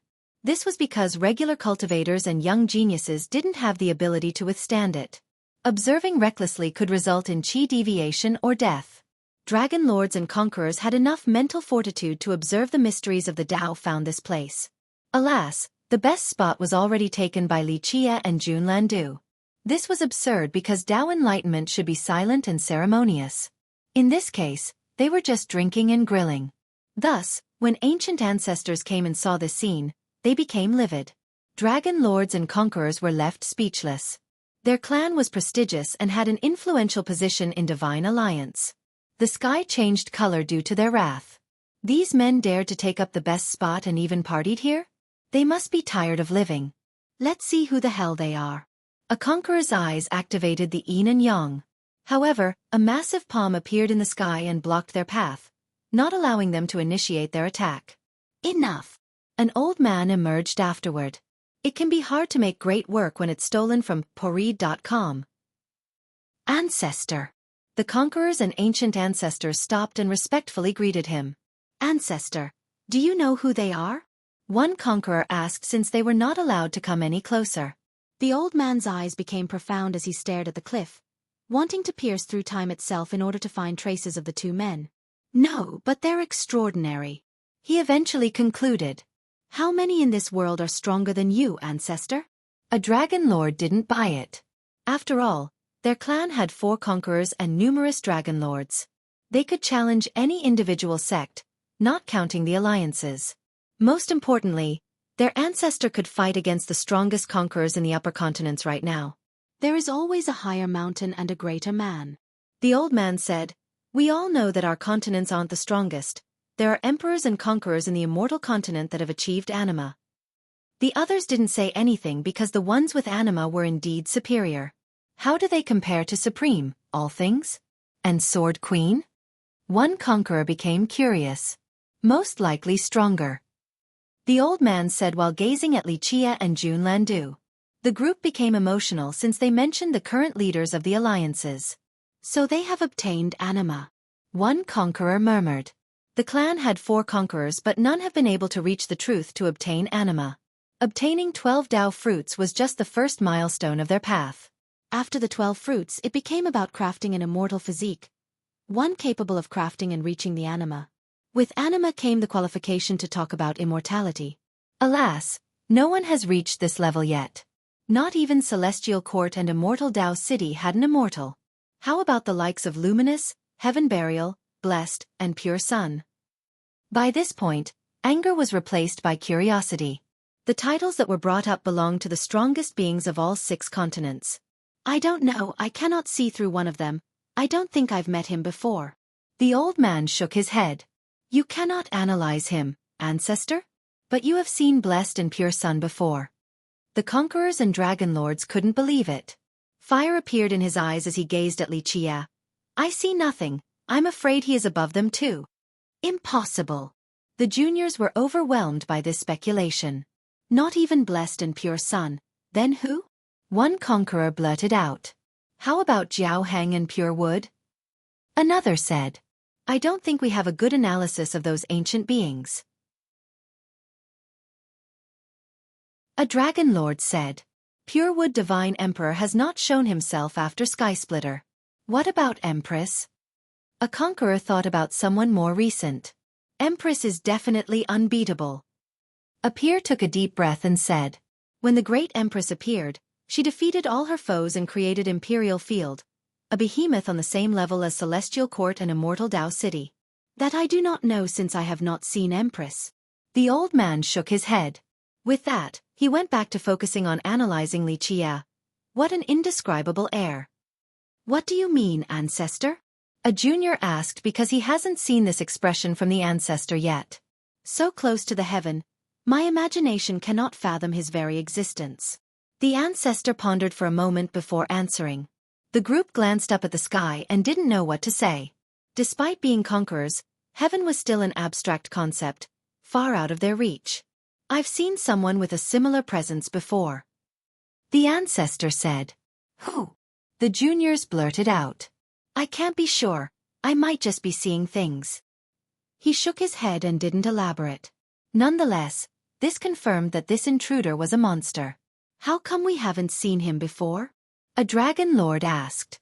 It was one thing for them to be lacking information. However, their ancestor had lived for a very long time now.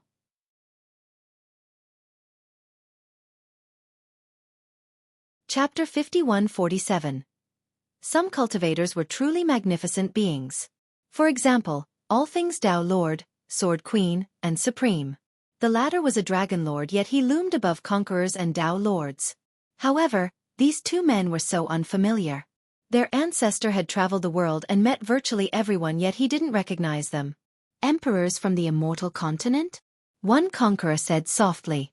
This would make sense since their ancestor might not know the ancient emperors. After all, most emperors disappeared after the immemorial war, either due to dying in battle or choosing to live reclusively. Celestial Court would know if there are descending emperors. The ancestor shook his head. Just remember that the world is full of hidden masters. We are far from being the strongest. Others praise us as true dragons, but in reality, some view us as insects. Who can view us as insects? One dragon lord didn't accept this comment. We're only a small clan. The ancestor explained. Do not be arrogant. Remember, we are nothing compared to the Qian. They shuddered after hearing this and thought that he was right. Recently, their success in the upper continents has made them blind to certain things. The Qian were the nobles of the race. They were absolutely on the same level as Celestial Court during their prime. Just imagine a single clan with 9 emperors, one of them being the legendary World Emperor. Which emperor could have fought him evenly? A perfect cultivator with a true immortal armament. Alas, the result was the total destruction of the Qian after being branded as sinners by Celestial Court. Even World Emperor fell in battle. Though the Lu had 4 conquerors, they were indeed nothing compared to the Qian. Ancestor, you wouldn't have stagnated if it wasn't for... A dragon lord said with indignation. No, it was my own choice. Mind your words so that you do not ruin our reputation. The ancestor scolded. They kept their mouths shut and didn't continue this train of thought. Bring fruits for the 2 gentlemen. The ancestor said. We will just observe from a distance, it's just 10,000 years of waiting. As long as our clan is still around. He stared implicatively at them after saying this. The clan members learned their lesson and bowed, no longer daring to disturb the 2. This is a small token of our sincerity. Please accept. A dragon lord presented priceless fruits and left right away. Thus, Li Qie and Jun Landu had some fruits to go along with their wine and fish now while awaiting the Grand Dao phenomenon. Jun Landu took a bite of one fruit and noticed how juicy it was. The brat's reception was terrible compared to this. Li Qie chuckled and didn't comment. Buzz! A light suddenly flashed before them. It's coming! Jun Landu became excited and sat up straight. Read the most updated version of this novel and other amazing translated novels from the original source at Poreed.com. Deeper in this region was a faint light, a celestial ocean of the myriad Dao. Heavenly stars became brighter and descended like shooting stars of varying shapes and sizes. Meanwhile, the Dao phenomenon has finally started. They started as Dao particles before grouping together into larger wisps. Heavenly meteors crashed downward and smashed into the Dao wisps, resulting in incredible explosions like fireworks. Visual phenomena appeared within the explosions. Phoenixes, true dragons, gigantic lotus, day turning into night. Through the special phenomena, one would be able to catch a glimpse of the Grand Dao. Even conquerors would be fully immersed in this learning experience. Of course, learning required exceptional comprehension and talent. Those not strong enough would be reduced to mincemeat or blood by the explosions alone. One would need to be at least a dragon lord to be close enough to observe this special event. The members of the Lu didn't hold back and used their best defensive measures. Alas, they didn't have the best spot. Li Qie and Jun Landu already took the nearest cliff. They watched the explosions while still eating and drinking, treating the shockwaves like gentle winds. Although the Lu already knew about their true strength, seeing the disparity was still astonishing. They had nothing but respect for their ancestor because if it wasn't for his vision, the consequences would have been grave. The explosions and visual phenomena continued to wow them. The explosions near the climax were of unimaginable scale. Boom! Eventually, the final image was one of a great tree. Conquerors and dragon lords were mere specks in comparison. The 6 continents were only a small corner of the tree. The primordial tree. A conqueror saw this for the first time, unable to contain his excitement. Yes! Jun Landu stood up after seeing this.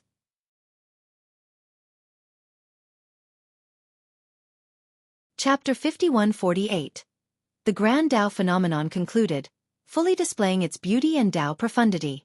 It would be another 10,000 years for the next.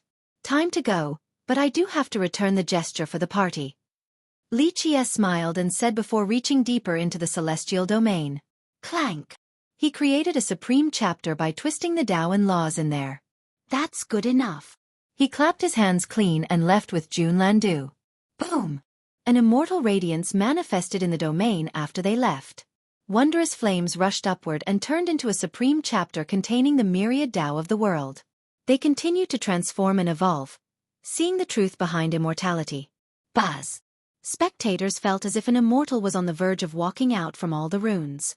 They couldn't avert their gaze from the new phenomenon. Conquerors and dragon lords of the Lu became overwhelmed with emotions. Even their ancestor lost his cool. These famous cultivators had created supreme Dao and merit laws before. These arts remained at the top level for many eras now, containing the mysteries of the Dao. Unfortunately, after seeing the supreme chapter casually created by Li Qie, they witnessed a potential path to immortality via returning to the origin. They stood there, completely frozen. Read this novel and other amazing translated novels from the original source at the Poreed.com. Jun Landu looked up at the sky and said, "This weather is perfect for tea at Night Rain Pavilion. I'm about to be fat if we keep on eating." Li Qie smiled. "Sir, your free time is rather limited due to your quest. Who knows when you will have the time to relax and eat to your liking? You should take advantage of this." Landu said. "When you put it this way, it sounds like my life is pretty terrible." "Very well, to Night Rain Pavilion then." Li Qie shook his head before staring at Landu. "Sir, don't give me that look. We're only going there for a cup of ground tea because it's really good." Landu looked away and said, "Okay, no hidden ulterior motives then." Li Qie nodded. Landu laughed and said, "Off we go then."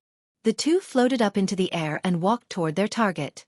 A mountain range was faintly visible with the exception of a towering peak. Beneath was a small town with archaic buildings and pavilions. Stone steps led high up to the peak, stretching farther than the eyes can see. Rain drizzled down on the steps in the town, accentuating the scenic beauty and their rich history. The residents walked outside with umbrellas, taking their time climbing the wet steps. Raindrops flowed down from the edges of the umbrellas, looking like pearls. This town's name was Rain Mountain, well known for two things: umbrellas and a type of ground tea. The umbrellas are crafted with ingenuity with night rain paper and Xueqi bamboo. Walking up the steps while holding this umbrella could bring people back to the past, allowing them to reminisce about a better time. The steps led to Night Rain Pavilion, the sect of Hark Rain Conqueror. The tea here was unmatched. She herself had worked at the tea shop during her youth before becoming a conqueror. Of course, it wasn't easy for outsiders to have a taste. There was a long waiting line outside of Night Rain Pavilion. It wasn't only a matter of taste, but since all materials related to the tea-making process were precious, it improved cultivation and comprehension as well. Li Qie and Jun Landu saw the waiting line consisting of cultivators from all over the world. The big shots didn't skip the line either. Their status didn't matter. After all, even Hawk Rain Conqueror once worked here. All the current works were geniuses of the sect. Jun Landu came over and spoke to a disciple. "We've come a long way, can you make an exception?" Everyone came a long way. Another cultivator protested. "There's no exception." "Who lives farther away than me?" One expert said. "I came from the frontier. But we're special." Landu smiled. Some stared at him with disdain because they didn't recognize him. "I'm a sect master." An old man glared at him. "So what? I'm a dragon lord, yet here I am, waiting in line." A stronger cultivator said. "Damn right." Others applauded. A young lady from Night Rain spoke pleasantly. "Everyone, just take a number and wait for us to call. Meanwhile, feel free to take a look around the town and our mountains." Of course, most weren't interested in the small town, only the tea. "I know Hawk Rain Conqueror. How about it?" Jun Landu insisted. The group burst out in laughter after hearing this while Li Qie smirked. "Who doesn't know Hawk Rain Conqueror here?" Someone said.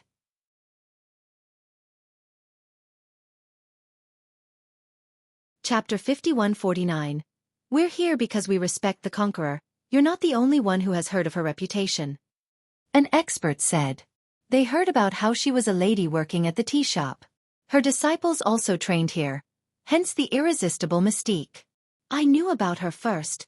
Will I get special treatment?" An older cultivator remarked sarcastically. "Hey, I even met her before, let me skip the line." A dragon lord joked. Enough, the line exists for a reason. One big shot became annoyed. The young lady chuckled after hearing Landu and shook her head. "I'm afraid you will have to stand in line even if you know our." She suddenly stopped with her mouth wide open. She saw a woman with a long-lasting beauty. Her aura resembled that of the falling rain and refreshed the crowd. Everyone could help but glance up at the sky and the ever-falling rain. She felt as if the woman shared the same aura as the town itself, that the rain was falling for her sake. "Conqueror." The young lady regained her wits and kneeled to the ground. "Hark Rain Conqueror." Those waiting in line were surprised and bowed in her direction. Most of them never had the chance to see a conqueror, let alone being so close to one. Hark Rain came to the front of Jun Landu and Li Qie and bowed deeply. "Young noble Lord Landu, I did not know of your visit. I apologize for the lack of reception." This left everyone slack-jawed since they laughed at Jun Landu for saying that he knew the conqueror. Now she actually came before them and showed respect, something reserved for a selected few in the entire world. The young lady working at the pavilion still couldn't believe it and broke out in cold sweat. Dragon Lord stared at the two and had no idea who they were. To read the uncut version, go to poread.com. He wants to experience the tea at Night Rain Pavilion after hearing about how amazing it is. Landu smiled and said, "I have not worked for a long time now, but if you don't mind, I can make the tea for you." The conqueror suggested and stunned the crowd again. Everyone knew that she was once a worker at the pavilion, but that was during her youth. After becoming a conqueror, she spent her time traveling around the world and was rarely seen back in the sect. She had never made tea for the public before. Plus, who would dare to accept this honor from a four-fruit conqueror? While they were still thinking about this matter, Li Chia and Landu have entered the pavilion without waiting in line. Who are they? Someone quietly asked. These are some special privileges. Let me see who are qualified, Supreme, All Things Tao Lord, Immortal Pagoda Conqueror. A big shot murmured. That's not them, I've seen Supreme before. A dragon lord shook his head. These beings were intimidatingly dignified while Li Chia and Jun Landu appeared ordinary. I don't think she would do it even for them. I don't get it. A wise cultivator said. No one disagreed with this. Although these beings stood at the top of their continent, Harkrain was still a conqueror. They were of the same status. Only their strength varied. I can't come up with anyone. Who are they? Someone asked the young lady from Night Rain. She looked at her fellow disciples and none of them had any idea. This was their first time seeing the duo as well. They are clearly influential figures. Why don't we know them? Another wondered. Li Chia and Jun Landu sat by the window and looked outside. Rain drizzled down the smoky mountains and roaring rivers. A scene often found in paintings. Welcome to Night Rain Pavilion. Jun Landu said with a smile. I apologize for the rowdiness outside earlier, young noble. Harkrain said. It's fine, I'm satisfied with this view and a cup of tea. Li Chia answered. Did you hear that? Landu said. Harkrain bowed and said humbly, I hope to not disappoint you, young noble. My meager skill can't compare to the noodle shop. Uncle Xiaoji's skill is superb, but your pavilion's art is on the same level. Landu said.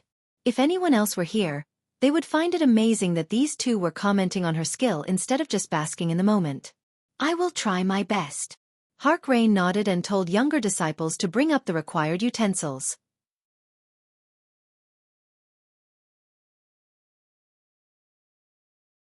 Chapter 5150. The mortar originated from Thunderous Temple and was blessed by the heavenly dragons of Buddhism. It had a depiction of a golden dragon opening its mouth, seemingly swallowing the entire bowl. The pestle was crafted from sky-burned sacred wood, containing the titular affinity. She held the pestle in one hand and tossed up a handful of azure orchid beans with the other. She then swung the pestle like a dragon stirring the ocean to hit all of the beans. The broken pieces fell down the mortal and she smashed the pestle right at the center. Clank! A dragon seemed to be awakening and was under her control, moving in unison with her command. It soared inside the mortal and summoned rains and winds. Next came thunderous explosions. The beans gradually turned into powders and were swept by the winds, resulting in a golden Tao harmonization. Harkrain then scattered a handful of priceless lingji. Each fell down and issued a metallic noise in a very particular order. The dragon under her command also reduced the lingji down to powder using its various elemental powers. Its scales suddenly spread upward and released bright rays, intensifying the various phenomena occurring in the mortar. Such mastery and finesse could only be seen in a conqueror. Rah! Finally, the dragon soared upward and released the finished tea from its mouth. She caught the rain with 2 Tao cups and sprinkled 9th Revolution leaves on the cup. An exquisite fragrance of nature immediately pierced the nostrils. Please try, young noble and Lord Landu. She bowed. It seems like I am not as good as before. It was superbly done. The grand Tao of tea manifested in your hands. Landu wasn't stingy with his praise. Li Chia lifted the cup and slowly savored the first sip. As the tea entered his mouth, a Buddhist aroma filled the senses, the scent manifesting from the good deeds done by countless Buddhists. Impressive, using tea to enter the Tao, this is rather profound. Li Chia concluded. It is an honor to hear such praises. She bowed. The two went on to enjoy the tea and the scenery outside the window. After a while, a disciple entered and whispered something to the conqueror. She slightly frowned but waved her hand, still deciding to serve the two. For the full version, visit pori.com. Exquisite tea and flawless scenery. One couldn't ask for more. More time passed and the disciple entered again. The whisper caused her expression to change. Go ahead if you have something to attend to. Li Chia smiled and waved his hand. We are just going with the flow, it's time for us to leave soon anyway. My apology for the inadequate hospitality. Please forgive me, young noble and Lord Landu. She bowed and said. After she left, Landu stared outside and said, The winds are picking up, they want to make people shudder. I'm the one who makes others shudder. Li Chia ate some snacks and responded. True. Landu chuckled and said, I don't think there's anyone in this world who can make you shudder. If such a person exists, I'm afraid this world will be no more. Li Chia commented. Landu stared at the teacup and said, I think I've lost my appetite. We need to fix that then. If you're going to die, I want you to be a ghost with a full stomach. Li Chia joked. I can't say I disagree. Very well, let's keep going. Landu laughed before eating again. Boom! Suddenly, a conqueror aura erupted and sent shockwaves in all directions. Cultivators waiting outside the pavilion were instantly suppressed and became afraid. What's going on? Someone shouted. The conqueror is furious. A dragon lord recognized the aura. But why? None knew what was going on. Cultivators at that level had strong control over their emotions. Few things could drive them angry. However, this was Heaven Alliance's territory. It didn't take long before some ancient ancestors received further information.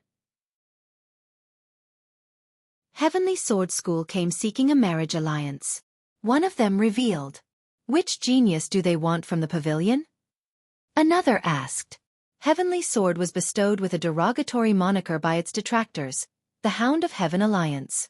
They had done certain unsavory things under orders, so most did not respect it despite its power. In fact, a few conquerors and dragon lords from there did not like being controlled by Heaven Alliance. Hark Rain Conqueror. The ancient ancestor responded. Are they crazy? This astounded listeners. Proposing a marriage with a genius disciple was understandable and common. On the other hand, Hark Rain Conqueror was a top existence in charge of billions of lives. Moreover, most have heard of her romance with Wind Chaser Conqueror. Though it wasn't officially declared, this was far from a secret. The conquerors were in charge of their own marriage with no need for political proposals. Seems like a vulgar move. One ancient ancestor commented. Who is the other party? Another wanted to know more. Heavenly Sword God Monarch, a supreme genius.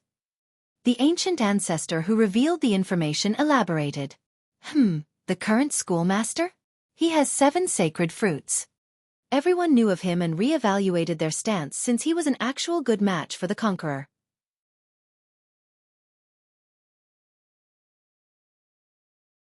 Chapter 5151.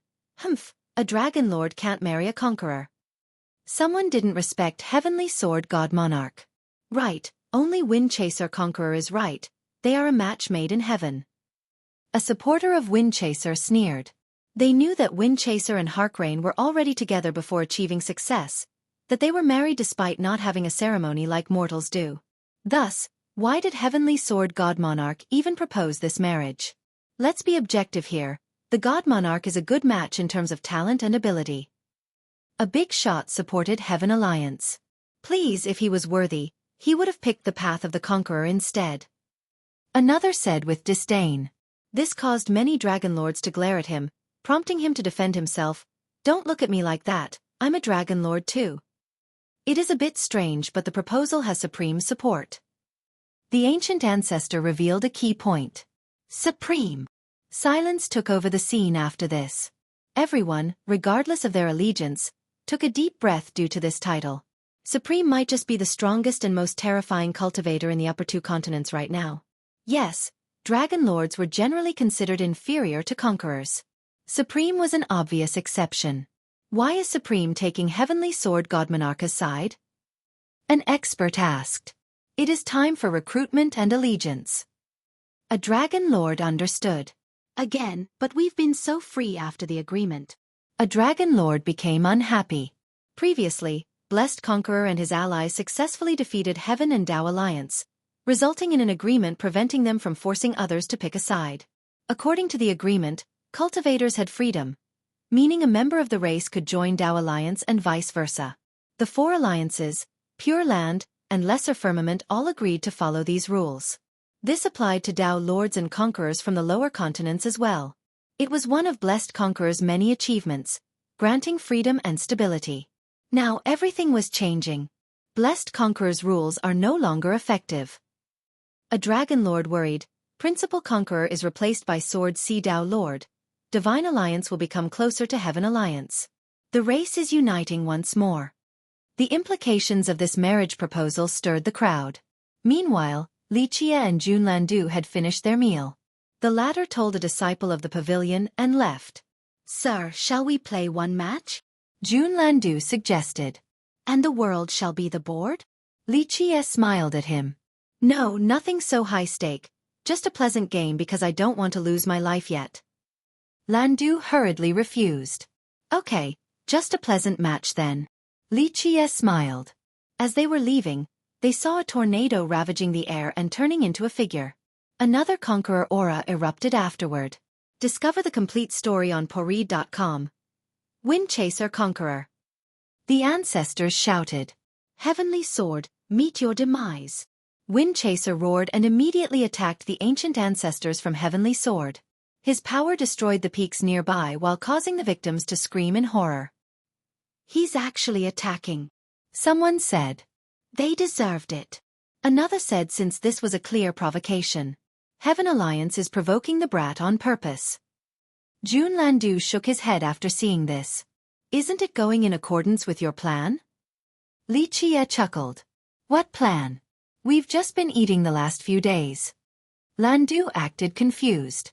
"Right, the tea session today was just a coincidence." Li Qie said. "Indeed, what a coincidence." Landu said. "In the case of an ambush, are you interfering?" Li Qie asked. "No way." Landu waved both hands. "I can't possibly hope to stop Heaven Alliance, it will have to be you, sir." Li Qie smiled and didn't mind going with the flow. Of course, there was nothing Landu could do if he didn't want to play along. They returned to the courtyard and sat beneath the osmanthus tree, preparing to engage in a go match. Serenity returned to the duo along with the fragrance of the tree. The events of the world weren't relevant here. Unfortunately, Windchaser Conqueror interrupted them. "Lord Landu, may I come in?" Landu had heard this numerous times. Windchaser came every day and asked the same thing from outside the door during his youth. "Come in." Li Qie answered because Landu was busy coming up with the next move. Windchaser was ecstatic and ran in. He bowed to Li Qie for giving him permission before focusing on the match. "Gentlemen, may I come in?" Another visitor asked. Landu ignored the person but Windchaser glanced at Li Qie for permission. "Come in." Li Qie agreed again and recognized this visitor, the middle-aged man that he saw back in Bear Mountain. "I apologize for coming uninvited," the middle-aged man said humbly. Windchaser recognized him and stood up to return the gesture. The man stared at the board and became emotional. This match was special since the momentum and flows of the world were contained within the pieces. One move encompassed an era and trillions of existences.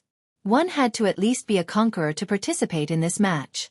He and Windchaser had to look away and rest for this match was too much for them to take.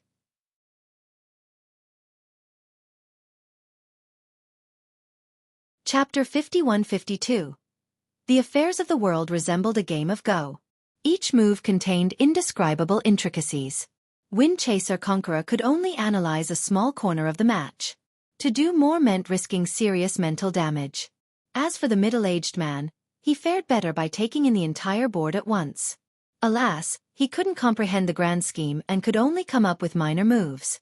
Jun Landu began having difficulty navigating the match and became stuck in its indiscernible power.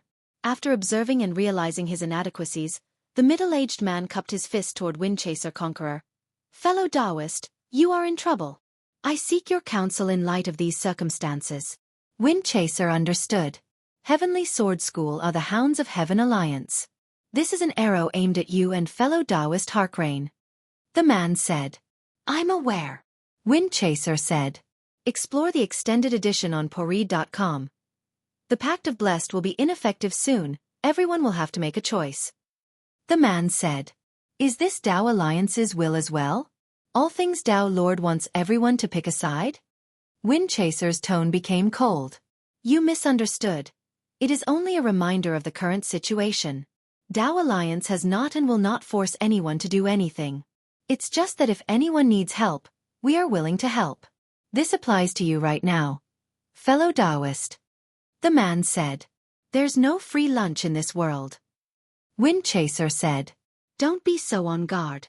The man smiled. We only want to tell you that the enemy of our enemy is an ally. Harkrain and I have no intention of being dragged into this mess. We only seek the Tao, not participate in the racial conflict. Windchaser shook his head. I'm afraid it is not up to you. In my opinion, Supreme will gather his allies soon. Those who do not join will be persecuted. The man said. Humph. Windchaser scowled. Just watch, fellow Taoist. They will be knocking on your door soon. The man said. That's fine, if they want to fight, they got it. We are not afraid of death. Windchaser responded. I see, an impressive mindset. The man said honestly. Meanwhile, a power engulfed Windchaser Hall. The sect was already on guard and warning gongs could be heard everywhere. Intruders, state your name. The first brother of Windchaser, Thunderspear Saint Child, led the ancestors into battle. The clouds dissipated and they saw a cavalry with rampant sword energy. The rays came together and formed a seal around their sect. What is the meaning of this, Heavenly Sword School? He shouted. What else but blood for blood? An ancient ancestor from there shouted, Your conqueror killed our disciples, so we shall slaughter you today. Clank! A sword formation appeared above. Countless swords descended, destroying everything along the way. Activate! Thunderspear roared and led his fellow disciples into creating conqueror-level barriers. His two sacred fruits became resplendent and engulfed in lightning. He turned into a god as he threw his spear at the sword formation above. Boom! Numerous swords crumbled, but this still wasn't enough to break the offensive formation. The news of the assault spread across the upper continents and alarmed everyone. Ancestors arrived to observe the fight. Heavenly Sword School attacked Windchaser Hall without any warning. Normally, two great powers would have a formal declaration of war first. There was a process before the actual mobilization. This attack was considered despicable and lowly, no different from an ambush. They'll bite anyone after being given an order by Supreme. A big shot said with disdain. In fact, even members of the race looked down on Heavenly Sword for its shameless conduct in the past. To be fair, Windchaser Conqueror killed several ancient ancestors from there 2 days ago. This is blood for blood. An ancient ancestor said. Humph. The majority of both sides didn't agree with this comment. A dragon lord from Heaven Alliance snorted and said, The world knows of Windchaser and Harkrain Conqueror's unofficial relationship. She already has a Tao companion, yet Heavenly Sword God Monarch still proposed? Who is the one in the wrong here? They are definitely trying to stir the pot. Another big shot added. This is Supreme's idea, not theirs. A member of Heaven Alliance whispered, Seems like our group is pushing for unification. The Pact of Blessed is no different than a piece of scrapped paper now. Someone lamented. In reality, some from the race didn't wish for this. After all, the agreement allowed everyone to live in harmony. Its nullification meant potentially returning to war again. I think this is the case. Sword Sea Tao Lord might be as aggressive as Supreme. Another whispered. I'm sure Tao and Imperial Alliance will counterattack. They won't just sit and watch their territories being taken over. An ancient ancestor said. That's precisely what Heaven and Divine Alliance want. The moment the fighting starts, they would have the right to tear the agreement apart. Windchaser and Harkrain are being used as the catalysts. A dragon lord speculated, causing everyone to take a deep breath.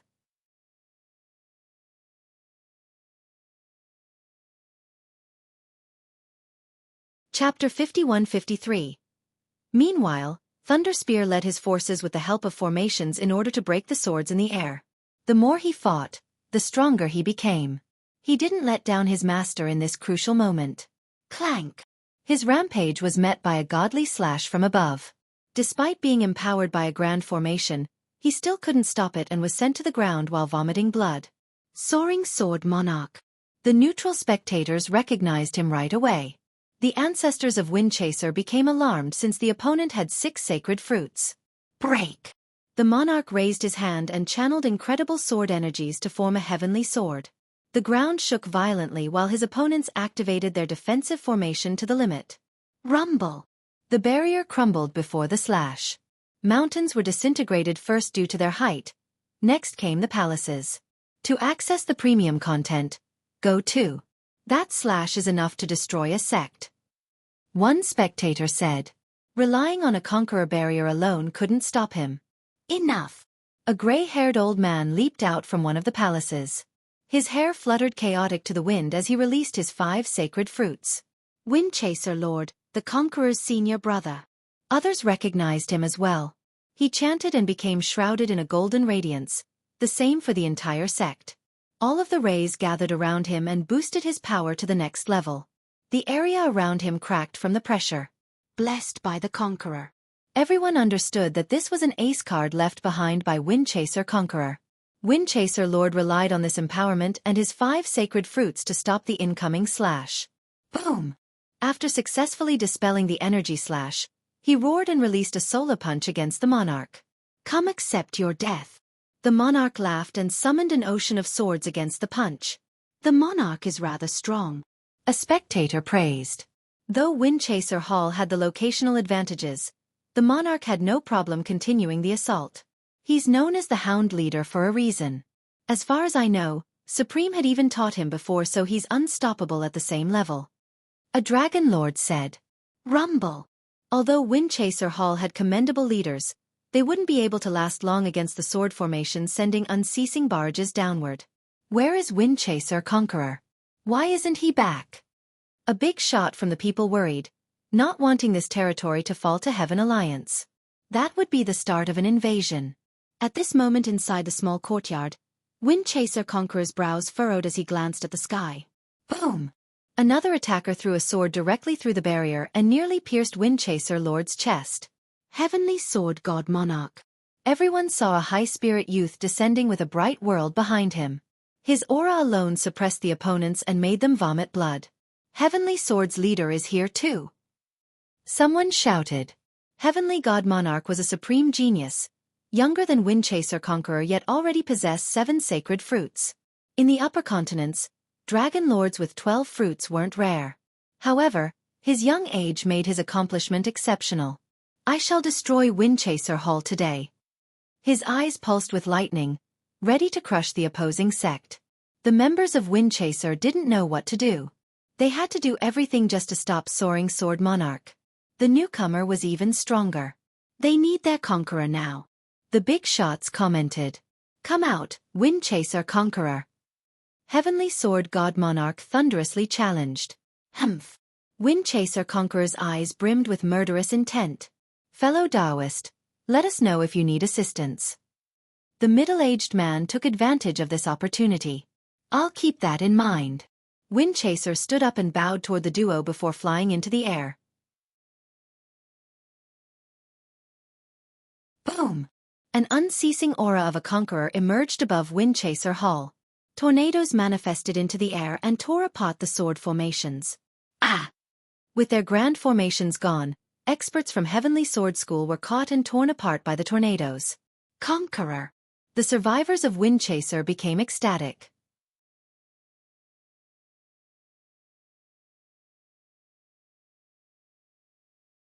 Chapter 51-54. Everyone became interested in this battle between a 4-fruit conqueror and a 7-fruit dragon lord. Their feud has been established the moment Heavenly Sword God Monarch proposed to Harkrain Conqueror. Only one would walk out of this place alive. It's a shame you weren't around 2 days ago so I could kill you. Windchaser Conqueror's tornadoes were apocalyptic. Windchaser, I just need to kill you and then I can marry Harkrain. The God Monarch laughed. Die! The furious conqueror waved his hand and sent his tornadoes forward. His opponents let out a battle cry and repaired their sword formations. Gigantic swords descended and destroyed numerous palaces. Go! Thunder Spear and Windchaser Lord regrouped their men and activated their barriers. Rumble! Corpses rained down from the sky during the conflict. Both sides suffered grievous injuries. Looks pretty even. One big shot took a deep breath. There will be nothing left of Windchaser in that case. It's fine for the land to be finished because as long as their conqueror survives, everything can be rebuilt. An ancestor sighed while looking at the destruction. Alas, there was no other choice for Windchaser Hall since this was an existential crisis. No, Windchaser Hall won't be able to last for long. Heavenly Sword is still holding back. A dragon lord commented. Right, Heavenly Sword's conqueror has yet to join the battle. An expert from the race said. Rah! Suddenly, a bestial aura took over the battlefield. Boom! A colossal creature aimed its foot at Soaring Sword Monarch. The latter's expression soured and pulled his sword back to block the stomp. It created an impressive barrier, yet he still staggered several steps backward. Spectators finally got a good look at the attacker, a gigantic bear. True Bear Conqueror. The crowd became startled. True Bear Mountain was destroyed, right? I thought he died in battle too. An ancestor took a deep breath. Everyone thought that he was killed by Soaring Sword Monarch, hence they're surprised to see him again today. Furthermore, he had 3 Dao fruits pulsing above his head right now. Albeit, 2 of them were relatively faint. 3 Dao fruits. Someone murmured in astonishment because he was known to have just 1. Numerous underlings were massacred, and a lair that he had lived in for 100,000 years was destroyed. The rage brought him out of the brink of death. Vengeance stimulated his Dao potential, so he gained 2 fruits at the same time. Still not stable. A dragon lord said while looking at the dimming fruits. The boost in power came at a cost. It left him with an unstable foundation and a serious injury. Rah! True Bear's only target was Soaring Sword Monarch. He entered a frenzied state and unleashed devastating swipes. So what if you have 3 fruits? I'm not afraid of you. Soaring Sword Monarch entered a state of focus and delivered a phenomena slash. For the full version, visit pori.com. Break. Windchaser Lord took advantage of this and thrust through everything, wanting to pierce Soaring Sword Monarch's belly. He alone couldn't win, but with the help of True Bear, they had the upper hand. Rumble. Unfortunately, the longer the battle went, the more devastated the land became. Time waits for no one. Jun Landu made his move and shook his head. Not only that, it is a pivotal race against time now. Li Qie made his move without wasting a second, putting Jun Landu in a tough position. Should I help? The middle-aged man asked. Are you ready to declare war against Heaven Alliance? Jun Landu was drenched with sweat but still focused on the board. The battle at Windchaser is coming to an end, but another will start soon at a different place. This caused the middle-aged man to stare in a different direction.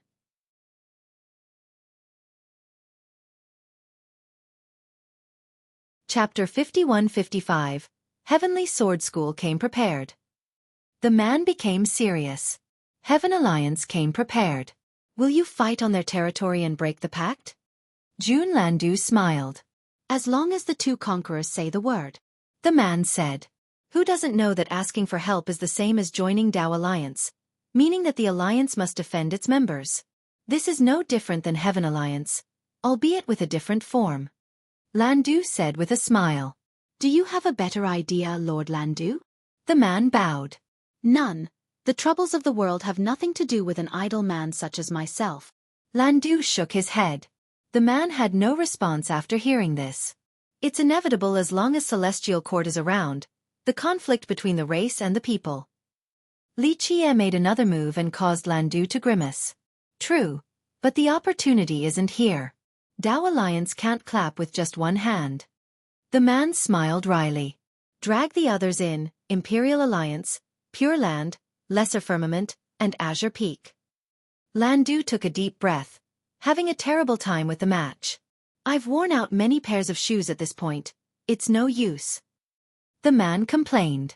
What can I say? The Pact of Blessed has pros and cons. The pros are obvious. Everyone has more freedom and time. On the other hand, it prevents an alliance between certain powers. Landu said. Right, brother, all things can't break the pact. The man said helplessly. In terms of relationship, all things was Blessed's descendants, so he had more qualms about breaking his ancestors' pact, for it would be unfilial. Your Dao Alliance needs to be more serious about this. Landu made a move and could relax for a second. It would be easy if supreme existences such as Lord Landu and Sir join the fray. Everything will be simple then. The man shamelessly said. Landu acted as if he was about to fall off his chair. No thank you, I am useless, but of course if you can get Sir to help, then it will be simple indeed. Heaven Alliance will crumble. You've lost. Li Qie made his move and finished the match with a smile. Landu's expression soured because this was the end for him. Sigh, I kept talking and got distracted. Landu said. But I suppose it didn't really matter if you got serious. Sir, would you like to visit Dao Alliance now? The man asked again. No. Li Qiye refused. He'll go if you can beat him in a match. Landu suggested. The man had been watching and knew that he stood no chance. He smiled awkwardly and said, having self-awareness is a virtue. I know that my meager abilities can't handle a go match with Sir. I see, you're implying that I have zero self-awareness. Landu chuckled. Of course not. The man said, Lord Landu has escaped the mortal coil and fears nothing, not even a match of this level. It does feel good to hear despite being mere flattery. Landu said, no wonder why everyone praises your eloquence, saying that you can reach the Tao with it alone. Seems to be the truth. I'm just an errand boy. The man shook his head. Discover the complete story on poreed.com. Back in Windchaser Hall, the battle had reached its climax. Clank! Heavenly Sword God Monarcha's swing cut through the sky and could make the gods tremble. It sliced Windchaser Conqueror's chest but couldn't kill him due to his impregnable Tao fruits. With that, Windchaser retaliated by punching and crushing the God Monarcha's sword barrier. The 7 sacred fruits blossomed beautifully but couldn't stop him either. They crumbled into pieces and it was too late for the God Monarcha's true fate to escape. Ah! Windchaser managed to punch a hole through his opponent's chest and delivered him from this world. Bam! The corpse fell to the ground. Windchaser also fell to the ground but he eventually stood up. He vomited blood but still stood there proudly after taking down a mighty rival. Rah! Meanwhile, True Bear swallowed the ocean of swords and tried to bite Soaring Sword Monarch. Windchaser Lord also unleashed a lightning thrust infused with golden energy against him. The latter was fatigued from defending against 2 powerful foes. He thrust his sword and pierced True Bear's mouth but unfortunately, Windchaser Lord penetrated his defense and his chest. Because of this damage, he lost focus and True Bear drew closer, biting his head off. His 6 sacred fruits flew away with the true fate in the center. Alas, True Bear and Windchaser Lord gave chase, eventually destroying all 6 fruits and the true fate. True Bear's injuries and instability were piling up. He let out a loud roar before disappearing into the horizon. Losing 2 leaders left Heavenly Sword in disarray. Thunder Spear took advantage of this for a counter-offensive. Their morale surged after seeing so many fellow sect members killed. Their opponents started running for their lives. Unfortunately, no mercy was shown as Windchaser Hall pursued and killed as many as they could, adding more corpses to nourish their soil. Windchaser Hall won. A spectator commented. Yes, but at what cost? Others shuddered. Heavenly Sword School is way stronger than this. Sacred Sword Monarch and Heavenly Sword Conqueror didn't show up or it would have been one-sided. Windchaser Conqueror nearly fell in battle, and they only won because of True Bear Conqueror. Otherwise, Soaring Sword Monarch would have killed Windchaser Lord and that would be the end for Windchaser Conqueror as well. He wouldn't have been able to fight against 2 top dragon lords alone. 1. Landu calls him Jian Song, meaning Sword Azure, but I am unsure whether it is a title or a proper name so omitting it for now until the narrative makes it clearer.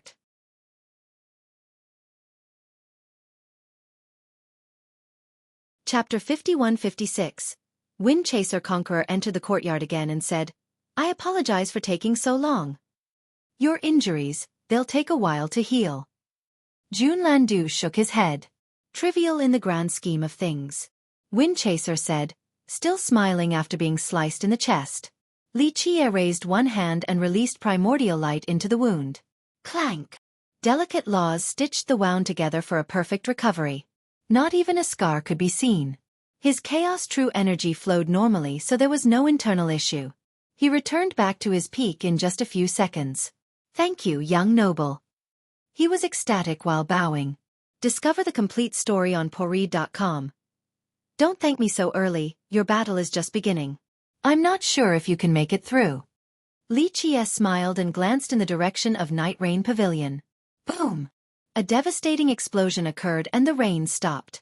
Hark Rain Conqueror soared into the air and didn't hold back in the slightest, suppressing all weaker cultivators. The warning gongs could be heard as the ancient ancestors initiated a withdrawal for the sect instead of fighting with her. Something big is happening. Others took note of this development. Heavenly Sword, Leave Night Rain now or I will kill you even if it's the last thing I do. Hark Rain shouted, not relenting an inch. Her battle intent engulfed the region. Everyone could see her determination, and they understood why she ordered an evacuation. Buzz! A heavenly sword manifested into the air with Grand Tao floating around it. Everyone froze at its sight and felt mountains pushing down on them. They were no longer able to stand after a few seconds. Humph! Hark Rain scowled and created a tsunami of swords, propelling them upward against the single sword. This reduced the pressure from the heavenly sword and allowed people to breathe again. Go! The ancestors of Night Rain were finally able to move again and help with the evacuation. Neutral cultivators who were still around the area became alarmed. They realized that a devastating fight was inevitable and it was time to run. Fellow Taoist Hark Rain, there is no need for violence. A voice accompanied by the sword Tao engulfed the region, capable of eradicating anything caught within. Rain Remembrance. She roared and walked forward, leaving afterimages behind.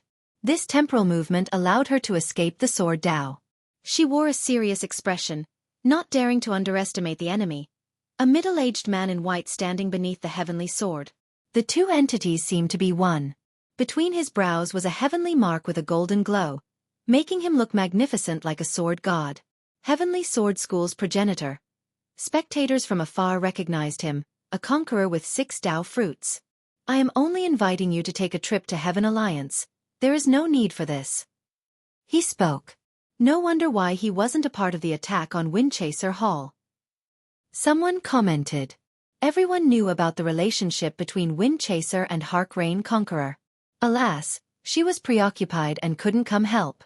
Plus, this was the reason for the evacuation as well. The situation didn't bode well. I am not interested in Heaven Alliance. She responded. Then I apologize for my rudeness. The man's sword intent gathered and formed a domain, completely surrounding her. Bring it, I am ready. She uttered coldly. You are not strong enough to be my opponent, fellow Taoist. Think first before acting recklessly. He shook his head. Everyone took a deep breath. It seemed that he would not show mercy once the battle starts.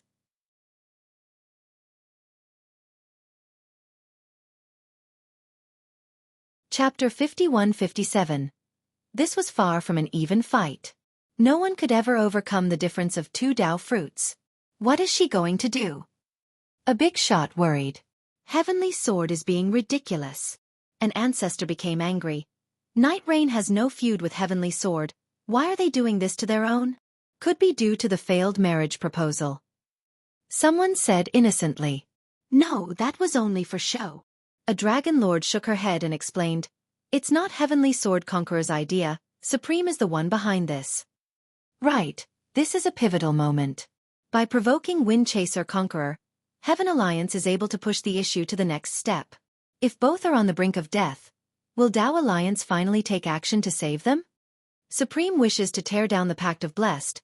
This is a way to get Tao Alliance to take action first. An ancestor understood the intricacies of the situation. I believe Heaven and Divine Alliance have come to an agreement. That's the only reason behind this move. They are ready. A big shot from the race murmured. The majority of the race didn't wish for this to happen, either due to a lack of benefits and potential casualties. Alas, no one could stop the new coalition. If only Principal Conqueror is still in charge. Someone lamented because the new leader of Divine, Sword Sea Conqueror, seemed to be singing the same tunes as Supreme. Why do they want to break the pact now? A big shot wondered. Explore the extended edition on Poreed.com. I don't know, I wonder how Blessed Tao Lord will react. A dragon lord responded. The upper continent still had no idea about Blessed Tao Lord's precarious situation. Windchaser Conqueror noticed the battle and immediately stood up. You're going? Jun Landu asked. Hark Rain can't win, I shall fight together with her. Windchaser leaped into the air without looking back, ready to die if necessary. Fellow Taoist, say the words and Tao Alliance will offer our support. The middle-aged man said. Still recruiting even now? Li Chia chuckled. The teeth feel cold without the lips. We have no other choice because Supreme is pushing it. The man answered. He's waiting for you to make a move, a declaration of war, and his alliance is ready. Junlandu said. I know, but we shall act if fellow Taoist Windchaser asks for help. The man sighed. Junlandu didn't answer while Li Qia glanced at the battle and said, The show is starting. Boom! Windchaser Conqueror broke through the sword domain with his tornadoes. Quite a flashy entrance. Heavenly sword, if you want to fight, we shall entertain you. He laughed and said while holding Harcrane's hand. They exchanged glances, telling each other that not even death can separate them. Windchaser Conqueror's here. Spectators were amazed at the speed of his recovery. Where is that wound? The big shots clearly saw his chest being pierced earlier. Their love is true. Most became jealous. This is how Tao companions should be, in life and death. A Dragon Lord commented, aware that they have been together since youth. Dragon Lord saw them holding hands and thought that this was rather rare. How many had the fortune of finding a love like this? This was especially hard for cultivators because not everyone had the same talent with the Tao. Some once had a similar love only for one to die far earlier. As for the conquerors, they were gifted enough to not worry about this. Now they had the chance of dying together. You're here just in time. Fellow Taoist Windchaser. Come with fellow Taoist Harcrane to Heaven Alliance. We welcome you too with open arms. Enough wishful thinking. We know of your treachery. Today, either we kill you or die in battle. Windchaser uttered coldly. That puts us in a difficult position. We prefer that you two join us, unscathed. Someone else suddenly spoke up. Windchaser and Harcrane's eyes shimmered after hearing this new voice. Someone else is here too? The crowd shuddered after hearing this. Join Heaven Alliance and let bygones be bygones. The speaker was shrouded in a blinding radiance. He possessed a heavenly mark just like Heavenly Sword Conqueror. Heaveners felt their own bloodline being crushed and had to show subservience. Sacred Sword Monarch. Many shouted. An equal of Heavenly Sword Conqueror. A big shot took a deep breath. 9 sacred fruits. All eyes were on him. He was the strongest ancient ancestor of Heavenly Sword School and possessed an ancient bloodline. Thus, he was actually stronger than those at the same cultivation level. Now this is the real fighting force of Heavenly Sword. Supreme is the only one who can command them to do so since there is no existing feud. A crowd member commented. This looks to be the end of the road for Windchaser and Harcrane Conqueror, either death or submission. Everyone understood that the two had no chance of winning.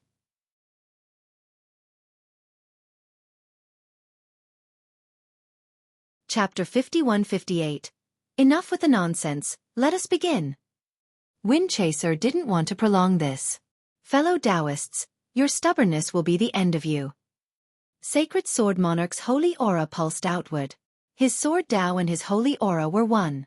Anything touched by the light was also being assaulted by the sword. 2 top swordsmen of the upper continents were present. This actually boosted their Tao when used in conjunction. Die! Windchaser raised both hands and summoned winds and clouds, culminating in a terrible storm with the shape of a dragon. It coiled around him and released its draconic might. Alas, the other side felt nothing because the heavenly sword easily blocked the storm. Rising Dragon. Windchaser performed the first attack and the storm dragon soared forward, crushing everything along the way. Its target was Heavenly Sword Conqueror, wanting to destroy his sword domain. It crushed all the laws in front of him and the sword barriers as well. Humph! Heavenly Sword Conqueror scowled and slashed the air, breaking through the fabrics of reality. From the gap came endless chaos and unstable affinities. The heavenly sword inside the sword domain easily split the dragon into 2 halves. Nonetheless, the energy dragon didn't stop and lightning bolts rushed out of its dismembered head. Boom! It exploded and all the lightning bolts came toward Heavenly Sword. Break! He roared and swung horizontally to create an azure, preventing anything from getting through. This did more than just stop the lightning barrage. The physical force alone caused Windchaser to vomit blood. As for Harcrane, she had attacked at the same time as her lover. Alas, Sacred Sword Monarch was prepared and utilized his sacred domain. Omnipotent Sword. He unleashed a special technique to separate the couple.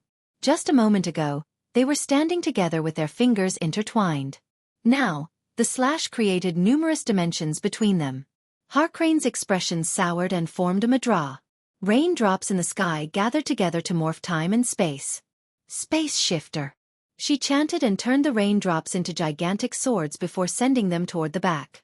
This surprised the spectators because Sacred Sword Monarch was positioned to her front. The swords were completely off target. However, they somehow appeared behind him, ready to pierce his heart. During this split second of temporal instability, she appeared behind him as well to deliver a fatal blow. Her raindrops seemed capable of twisting the fabrics of time and space, making it difficult to evade her attacks. Nonetheless, the nine-fruit dragon lord didn't panic at all. Although he didn't actually see the swords appearing behind him, he felt danger and created a sword barrier stretching across 3,000 worlds. Rumble! This successfully stopped the thrust and pushed forward. She couldn't stop it either and was sent flying, bloodied. They both lost. The crowd saw the outcome. Although it was only the first exchange, both Windchaser and Harkrain suffered serious injuries. This might be their last day. They knew that even escaping was not possible. They were sealed by the Sword Domain and the Holy Aura. It is not too late to change your mind. Heaven Alliance's gate remains open. Heavenly Sword Conqueror said, "Join us." Sacred Sword Monarch's tone was far more aggressive. In the eyes of regular cultivators, Harkrain and Windchaser Conqueror were virtually unbeatable. Lamentably, they still couldn't control their own fate while dealing with the behemoth known as Heaven Alliance.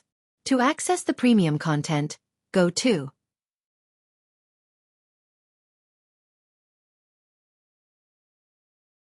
Chapter 51-59. Most felt nothing but envy and respect for the two conquerors. Unfortunately, they were going to die here today, a truly undeserving fate. The only thing they wanted was to live their way. Now, Heaven Alliance was going to make an example out of them. This frightened all the Dragon Lords nearby. Would they dare to refuse a clarion call from Heaven Alliance? Doing so meant falling into the same path as these two conquerors. Supreme was indeed a frightening leader. They also lamented how cruel fate was, to do nothing but train for a lifetime only to be subjected to someone else's whim. Even conquerors didn't have the freedom to live. Conquerors are only beginners on the path. A dragon lord murmured this phrase and felt hopeless. If conquerors themselves were shackled by the flow of the world, what about weaker cultivators? As they were separated by numerous dimensions, they stared at each other and whispered something unknown. Both performed a madra and time came to a halt. The only thing unraveling was their sweet words to each other. Their hand movements and words were identical. This created a state of harmony between the duo and the world itself. Buzz. Time remained frozen while dimensions became stacked on each other, nullifying the distance. The two appeared together again. Inseparable. Dao harmony. The two shouted in unison.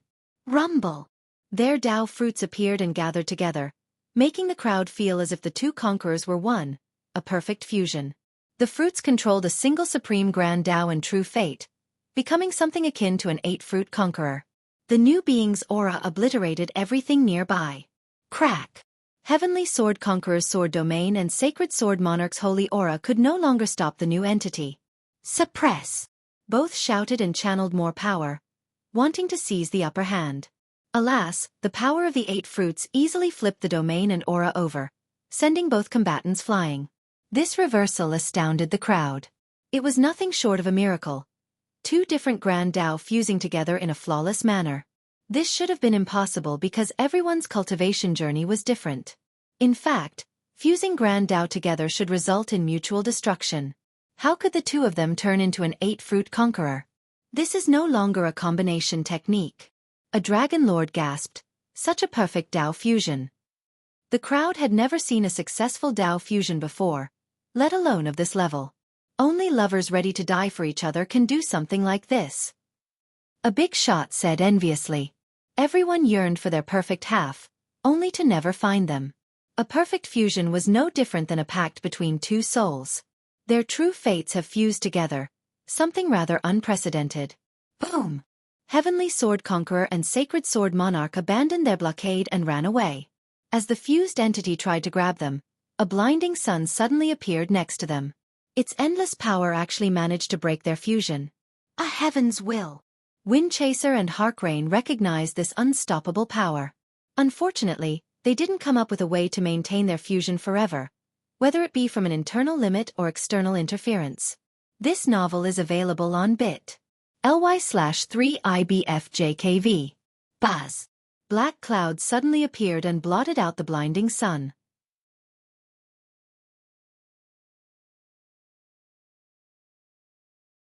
Chapter 5160.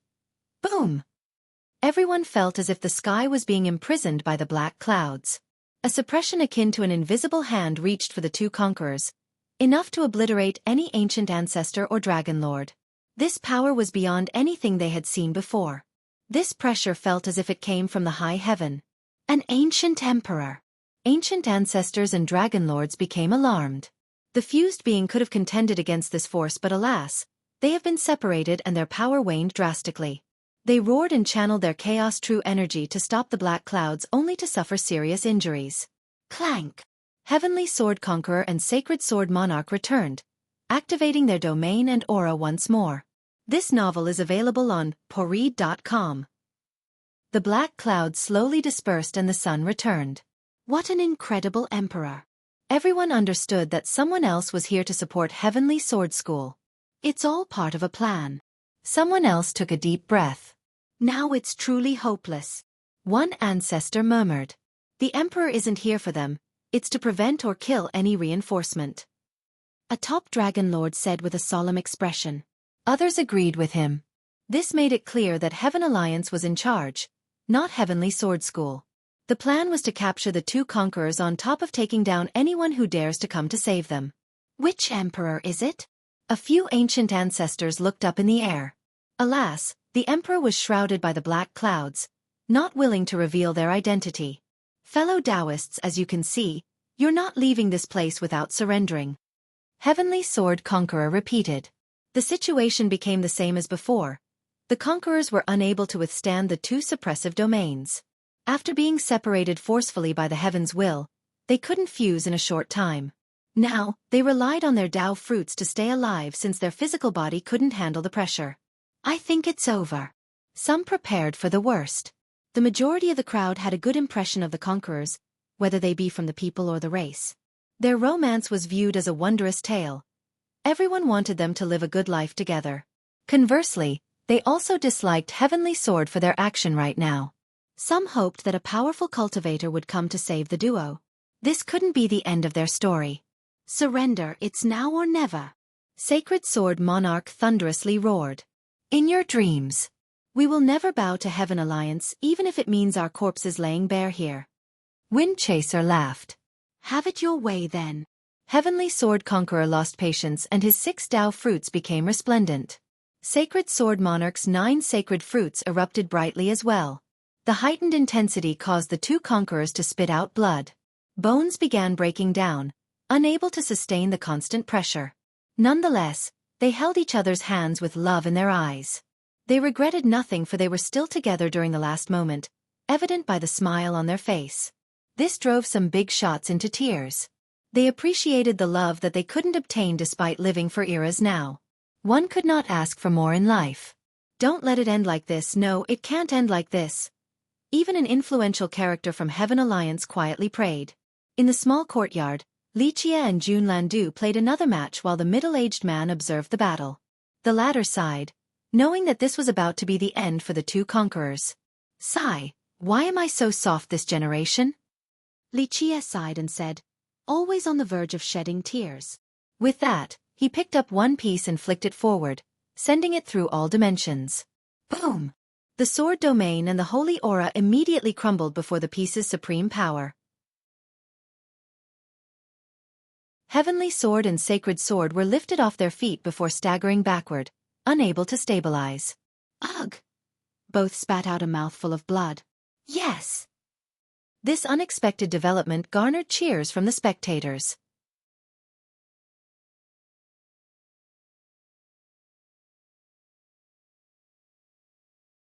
Chapter 5161.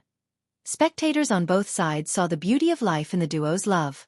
Thus, they excitedly cheered for the interference. After calming down, they saw a black piece rotating in the air and realized that this was the culprit. How could this be? The thing that broke the barrier was a mere Go piece. Everyone thought that it would be a conqueror with at least 10 Tao fruits or a similar master. Thank you, sir. Windchaser and Harkrain regained their wits and understood who it was right away. Li Qie, Heavenly Sword Conqueror and Sacred Sword Monarch, became alarmed. The ancient emperor shrouded by the black clouds also stood up. Who are you? Heavenly Sword roared. You are not qualified to speak with me. Li Qie continued playing his match with Jun Landu. The trio and the crowd were shaken by this domineering declaration. This was a common phrase by top cultivators against an opposing junior. The problem was that Heavenly Sword had 6 Dao fruits, not an unknown junior. Nonetheless, this person took down 2 mighty barriers with a single go piece, a testament to his strength. Who is it? This was the question in everyone's mind. All Things Dao Lord? Or Azure Ancestor? Someone speculated. No, they would show themselves or be here already. A powerful dragon lord who had met these 2 beings before shook his head. Then who is it? Many tried to come up with a name among the top emperors and conquerors. A quick look at bit.ly/3IBFJKV will leave you more fulfilled. Another ancient emperor, maybe? Another wondered. In theory, someone this strong should be renowned since he might have a golden avatar already. Who might you be, sir? There is no need to hide like this. An ancient voice came from the black clouds. Sunshroud, know your place. Li Qie's supreme voice descended from the sky. Boom! He made his move by reaching for the black clouds while still in the courtyard. Activate! The ancient emperor activated all 8 heavens' wills for protection. It felt as if the sky itself was a barrier. Alas, this was not enough to stop Li Qie's attack. An explosion dispersed the clouds and the emperor was revealed while spitting out blood. He wore a black robe and had a muscular frame. There seemed to be a sun within him, causing his eyes to pulse brightly. Others couldn't help but want to prostrate due to the power of the heavens' wills. Sunshroud Divine Emperor. An old dragon lord recognized him. Rumor has it that this emperor was alive even before immemorial war and had created a sect. Looks like you haven't wasted your life to gain another 5 wills. Li Qie's voice loomed above. According to the legend, the emperor only had 3 heavens' wills, but later on, fortune blessed him with another 5. Who are you? Sunshroud became confused because the assailant clearly knew him. This meant that this was another being from time immemorial. He feared anyone who had lived this long because there were some horrifying characters. Purewood Divine Emperor, Immortal Emperor Fei Yong, Immortal Emperor Bujan. These characters were all above his level. There were even more frightening masters that have started the journey and were no longer around. Immortal Emperor Min Ran, Origin Heaven Emperor. There were too many possibilities for him to pinpoint. Who I am does not matter. The important thing is that my mood is soured by the 3 of you. Now, be smart and cripple 1 grand Dao. I shall forgive you then. Li Qie said, causing everyone to gasp. Even Supreme, All Things, Sword Queen, and Azure wouldn't make this statement. After all, they were in the same cultivation realm. It's just that some were stronger than others. No conqueror or emperor would accept such humiliation. This is my first time hearing this since my debut. Sacred Sword Monarch was furious. Was this a joke? Even Supreme couldn't command him to do so. Come out and fight, we are waiting. He shouted. They then looked around, wanting to see the identity of this terrifying opponent. As accomplished cultivators, there was no way they would submit before seeing the opponent. I shall not show mercy then. Li Qie stated and reached for the monarch. Die! The latter roared and summoned an ocean of swords around him for a flawless defense. Unfortunately, the massive walls crumbled before Li Qie's invisible hand and he was caught. Heavenly Sword Annihilation. The conqueror became startled and joined the battle. A heavenly sword capable of untold destruction manifested into reality and swung forward. Boundless darkness. Sunshroud Divine Emperor released black clouds toward the invisible hand. Boom! Alas, their impressive techniques were useless, unable to save the monarch from the tight grip. 1. I had used chess before, but after thinking about it, Go is definitely more accurate. Change the previous instance of chess into Go 2. Was Sun Shrouding, changing to Sunshroud. Older chapters are fixed.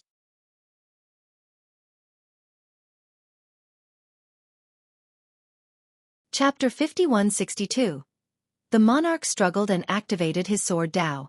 His 9 fruits exuded chaos, true energy and explosions, capable of opening a new world. All of this paled in comparison before the grip. His bones started cracking from the pressure. A terrible scene unraveled before spectators. One invisible hand immobilized him while another slowly refined him, removing his skin and changing his flesh and bones. No! He bellowed in agony and realized the gravity of the situation. His sacred fruits suddenly became as bright as possible and the world shook violently. Shit, he wants to self-destruct. A dragon lord shouted.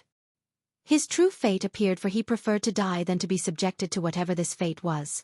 A blinding light appeared around him, but the invisible hand gently waved and sealed all grand Tao and affinities. Boom! The fruits and true fate, on the verge of exploding, were sent back into his body for the refinement process. No! He let out a scream of desperation and fear. Rumble! After loud explosions and quakes, lightning bolts and flames were added to the process. Eventually, a sword appeared before everyone. One made of bones that have been refined numerous times, bearing no semblance to its original form. It looked like a piece of jade now, since the flesh and blood have been removed along with all other impurities.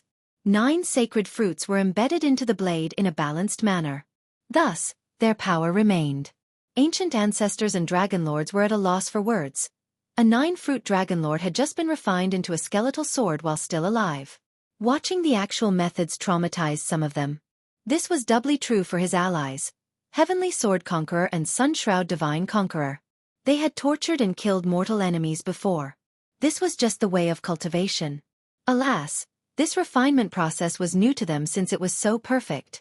The sacred fruits and true fate have been sealed into the skeletal sword. Therefore, it possessed the same power as Sacred Sword Monarch. Damn! An ancient ancestor shuddered and dropped to the ground. Watching the swift takedown wasn't strange. After all, any dragon lord with 10 fruits or more could have easily killed the monarch. On the other hand, capturing and refining him were much more difficult. It might require a conqueror with 10 Tao fruits or more, not to mention a lengthy period. Perhaps 10,000 years or more. Worst of all, this person didn't even show up, so it looked as if invisible hands were responsible for all of this. Now, the pale divine emperor and conqueror shared the same thought: run. The assailant wasn't lying about showing mercy. They should have taken the first deal of crippling a grand Tao. Death! Li Qie's voice echoed again, and the invisible hand swung the skeletal sword at Heavenly Sword Conqueror. The latter had no choice but to make his move, releasing all of his energy and vitality. He went as far as burning his true blood. A new heavenly sword appeared, one strong enough to split the azure. Alas, the skeletal sword could cleave through any existence, rendering the heavenly sword impotent. It split the energy sword into 2 halves and caused the conqueror to scream. Ah! The Tao fruits were obliterated. All of their mysteries became ashes. Heavenly sword was dismembered from the top down. Blood splashed everywhere. Sun Shroud Divine Emperor turned pale and tried to flee. He rarely felt this level of fear before, not even during the previous epoch and its wars. You're not getting away. Li Qie's voice lingered in his ears as the skeletal sword slashed the air again. A quick look at Tinural. com/2p9mv8w will leave you more fulfilled. Sun Shroud immediately performed swift maneuvers, crossing through the domains. He knew that this wasn't enough, so he utilized his 8 wills as well. This was proven futile since they were easily cut down by the sword, unable to slow it down in the slightest.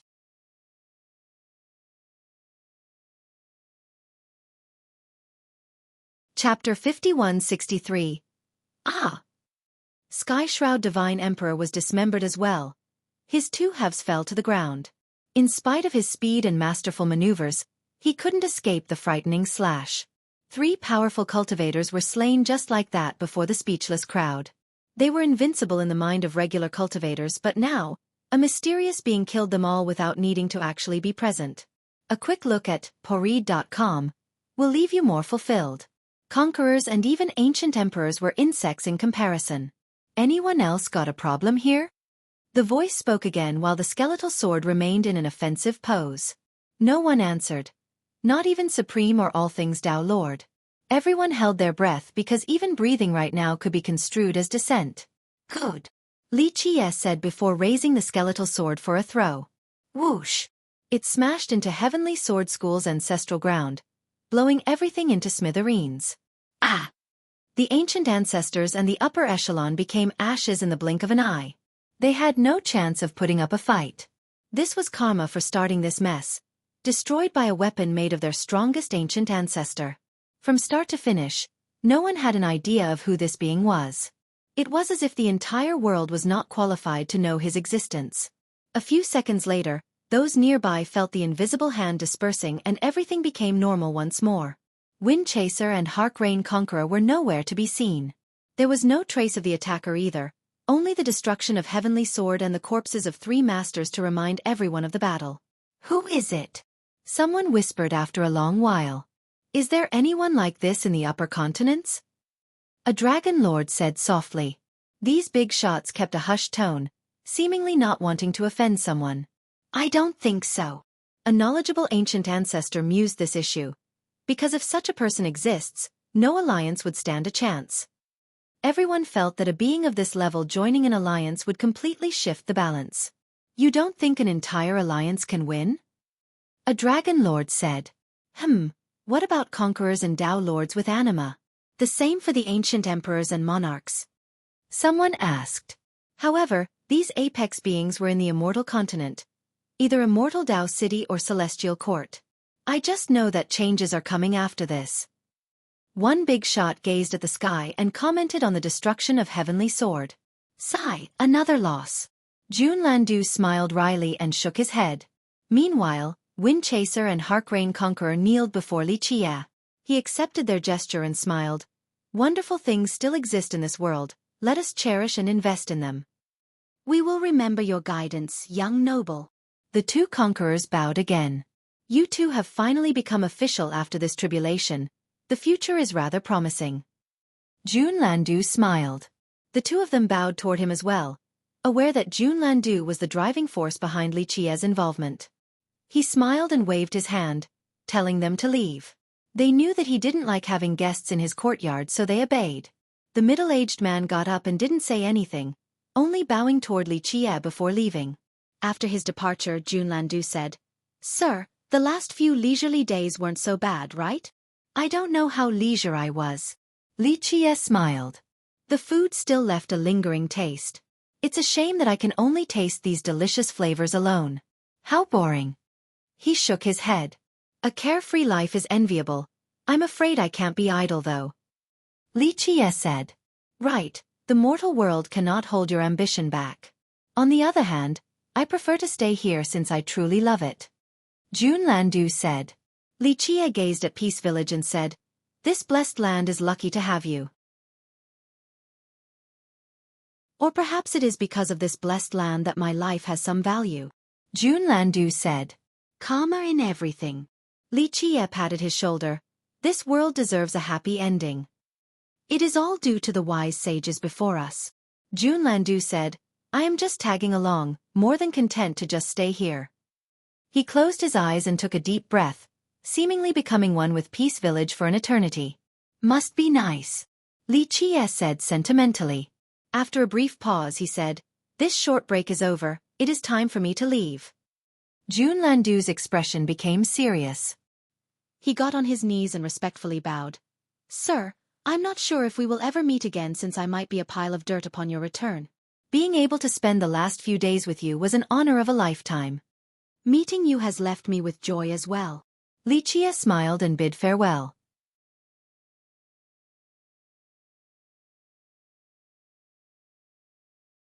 Chapter 5164. Immortal's Peak was a magical location in Grand Tao, a favorite destination for many. The upper continents consisted of Hallowed Heaven and Grand Tao. The former was home to Heaven and Divine Alliance while the latter had Tao and Imperial Alliance. Immortal's Peak stood at the border of the 2 alliances, a wilderness filled with gigantic beasts and alchemy ingredients. The peak itself was known to be a magical garden for herbs and grass. The surrounding had varying terrains, unique-shaped mountains and valleys. Theft is never good. Try looking at bit.ly/3IBFJKV. The titular peak was still the highest one, pointing straight at the sky just like an immortal leading the flock to paradise. Rumor has it that there were immortal-level herbs here because many have seen wondrous phenomena from a distance. The fragrances of medicine were magical and not seen anywhere else in the world. Just sniffing them alone improved all aspects of cultivation. Alas, none managed to find them. The problem was a lack of accessibility. Although Immortal's Peak could be seen clearly ahead, actually reaching the area was rather difficult. One could walk through the mountain range for 10 million miles and still couldn't make it to the peak itself, let alone try to climb it. Top conquerors and dragon lords had attempted before. Only the strongest ones made it to the climb, at least according to unverifiable rumors. Thus, most believed that the treasures here were reserved for the fateful ones. Ability alone was not enough. On the other hand, climbing the main peak wasn't crucial to the area's popularity. The surrounding mountain range also had valuable treasures and medicines. Of course, only top alchemists had the skill and knowledge necessary to obtain the best ones. Otherwise, most could only watch the alchemy treasures run away before their very eyes. Knowing the right method was crucial in capturing sentient medicines. Otherwise, they could either escape or be damaged during an improper attempt. Today, a girl had ventured deep into the mountain range and made it to a mountain spring with clear water. She wore a pleated dress and her beautiful hair was tied up into a ponytail, giving her a lively and energetic look. The shimmering medicine basket she carried on her back was a precious treasure, blessed by incredible seals and alchemy Dao. This was specifically crafted for storing and trapping medicines. There was no escaping once captured. In fact, it revealed her identity to everyone, whether they be from the alliances or were just vagabonds. Imperial Attendant City, a famous sect across the upper continents. They had two special products desired by all. 9-form Imperial Remedy and Time-Honed Longevity Pill, the culmination of their alchemy Dao. The former could heal the majority of illnesses and wounds even for Emperor-level cultivators. Normally, wounds inflicted on Emperors could only be healed by them. However, there were heavenly injuries above their recovery ability, and that's where 9-form Imperial Remedy came in. Some believe that if this alchemy product were to fail, the patient should just wait for death. Back in immemorial epic war, it saved numerous emperors and monarchs from certain death. As for the latter, its effect was obvious. The best life prolongment medicine in all of the upper continents. Most longevity pills were divided into levels and had limitations. The stronger the cultivator, the less effective. The more times used, the less effective. Time-honed longevity pill, on the other hand, had the same effect for both regular cultivators and conquerors. The problem was the arduous alchemy process. Only a single cauldron could be finished every 10,000 years. Therefore they were highly contested. Thus, Imperial Attendant City and its members were widely respected, and this girl was one of them. She was beautiful like a budding peony.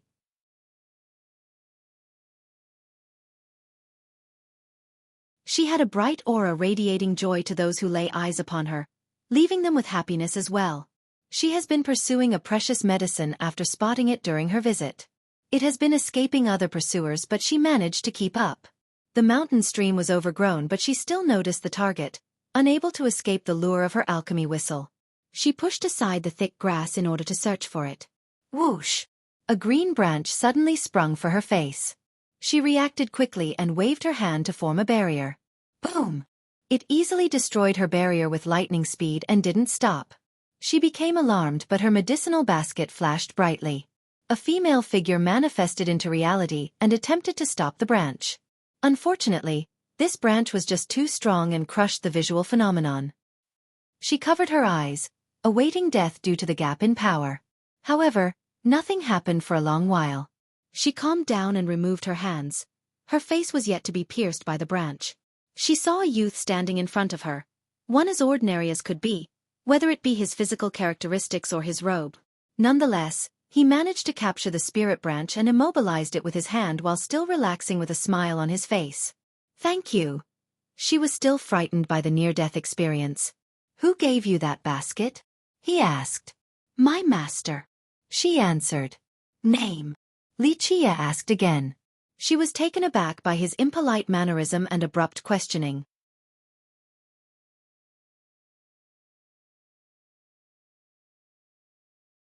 Chapter 5165. She was not being arrogant but others always spoke to her with respect because of her background. Nonetheless, she politely answered, My master is Jade Cure Conqueror. No idea. Li Qie shook his head.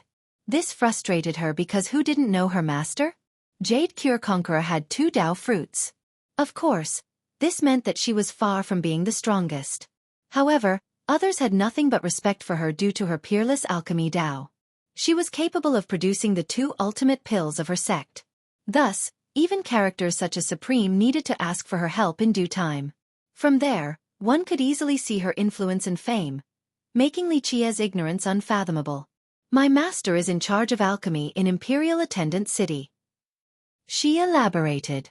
Though he perplexedly lacked knowledge, she knew that he was stronger than her due to the green branch. No idea, but I am familiar with your alchemy Dao. Li Qie smiled and said. To access the premium content, go to. This is the Dao of our ancestor, known to the world as Heavenly Sage Yuan. She said, we are sole inheritors of this mystical Dao.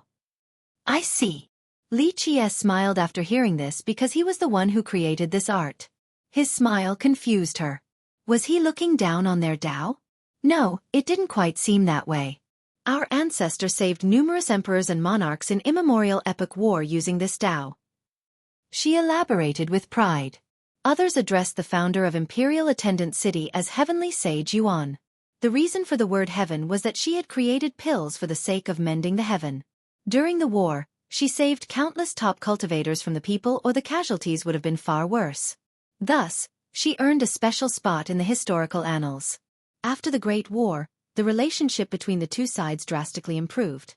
Emperors from the race finally got the chance to ask her for help. Alchemy was a popular art, but other alchemy sects couldn't compare to Imperial Attendant City. It is unmatched indeed. Li Qie said with a strange smile again, since he was praising himself. From her side, it didn't sound like praise. Others always changed their tone when talking about their alchemy Dao, but not him. Nonetheless, she changed her focus to another important matter. She bowed deeply and said, my name is Xiao Yao, thank you for saving me, young noble. If I can ever be of assistance in the future, just let me know and I will try my best. Others would be jumping with joy to hear this from her, since she was the saintess of alchemy Dao. Her promise meant that it was possible to gain access to the 2 legendary types of pills. Someone with this privilege would be highly regarded even by dragon lords and conquerors. However, Li Qie accepted her gesture without saying anything. This confused her more. Did he not know the significance behind her comment? If he hadn't saved her life, she wouldn't have made such a generous offer. What is this thing? She turned her attention to the green branch caught by him. It was strong and fast enough to catch an alchemist like her off guard. Moreover, she was a heavenly sovereign already. Come out. Li Qie pulled the branch up and caught the actual culprit, a blood ginseng with a red glow. It already had a human shape and possessed immense medicinal power. Dragon roars could be heard coming from within. It struggled and didn't accept its fate. 2 green eyes suddenly opened and could mesmerize anyone. Green-eyed blood ginseng. She shouted in astonishment because she thought that it was a 1,000,000-year-old blood ginseng at first. This ginseng was extremely rare and ferocious. It was the hunter, so alchemists knew to stay away. This was her first time seeing it. Their precious garden didn't have this type. Now she understood why her defenses were useless. This was something far beyond her level. Perhaps her master could catch it. Anyone else was suicidal in attempting.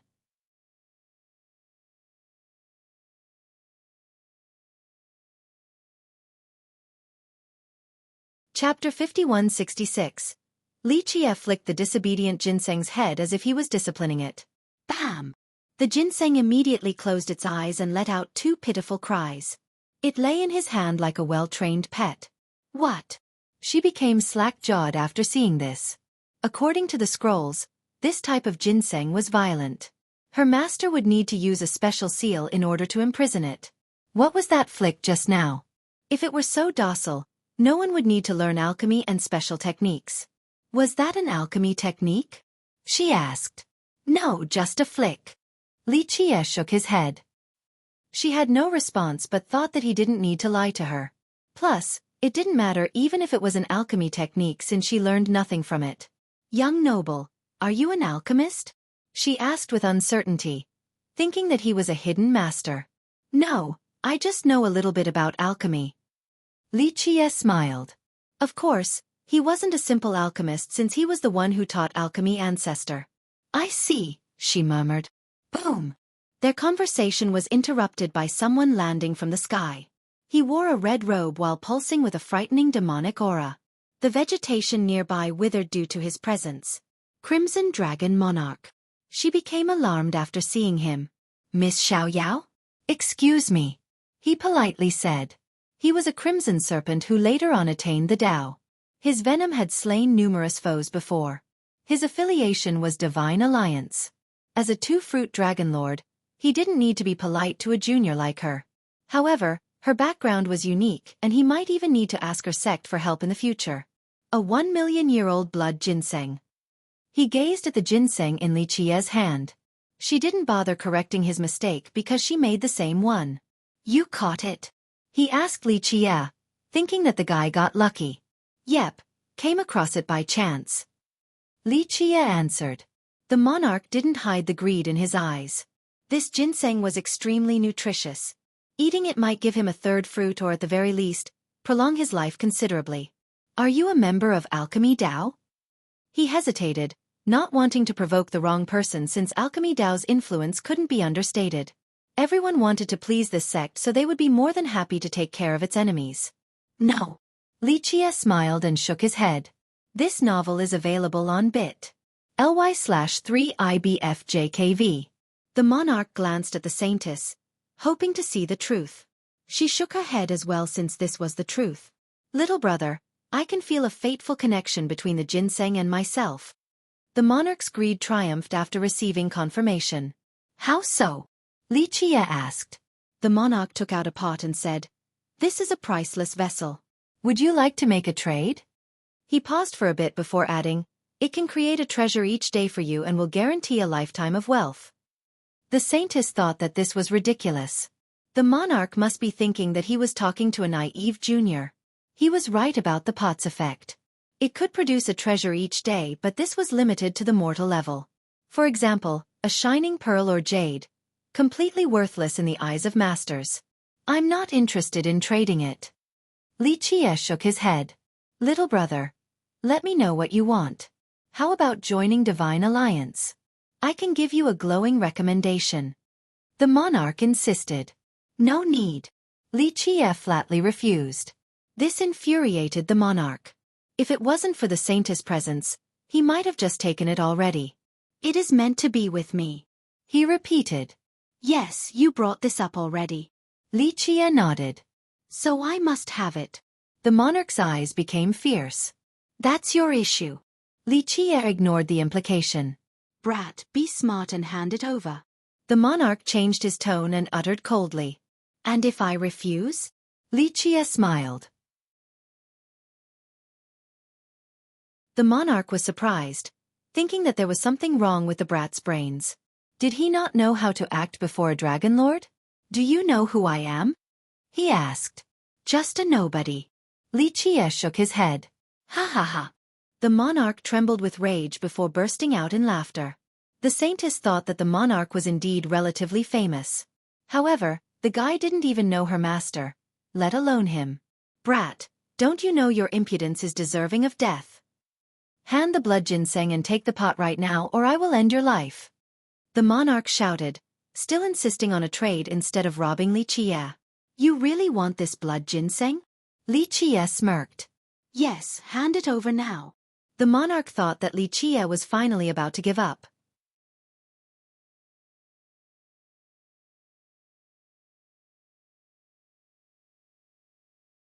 Chapter 5167.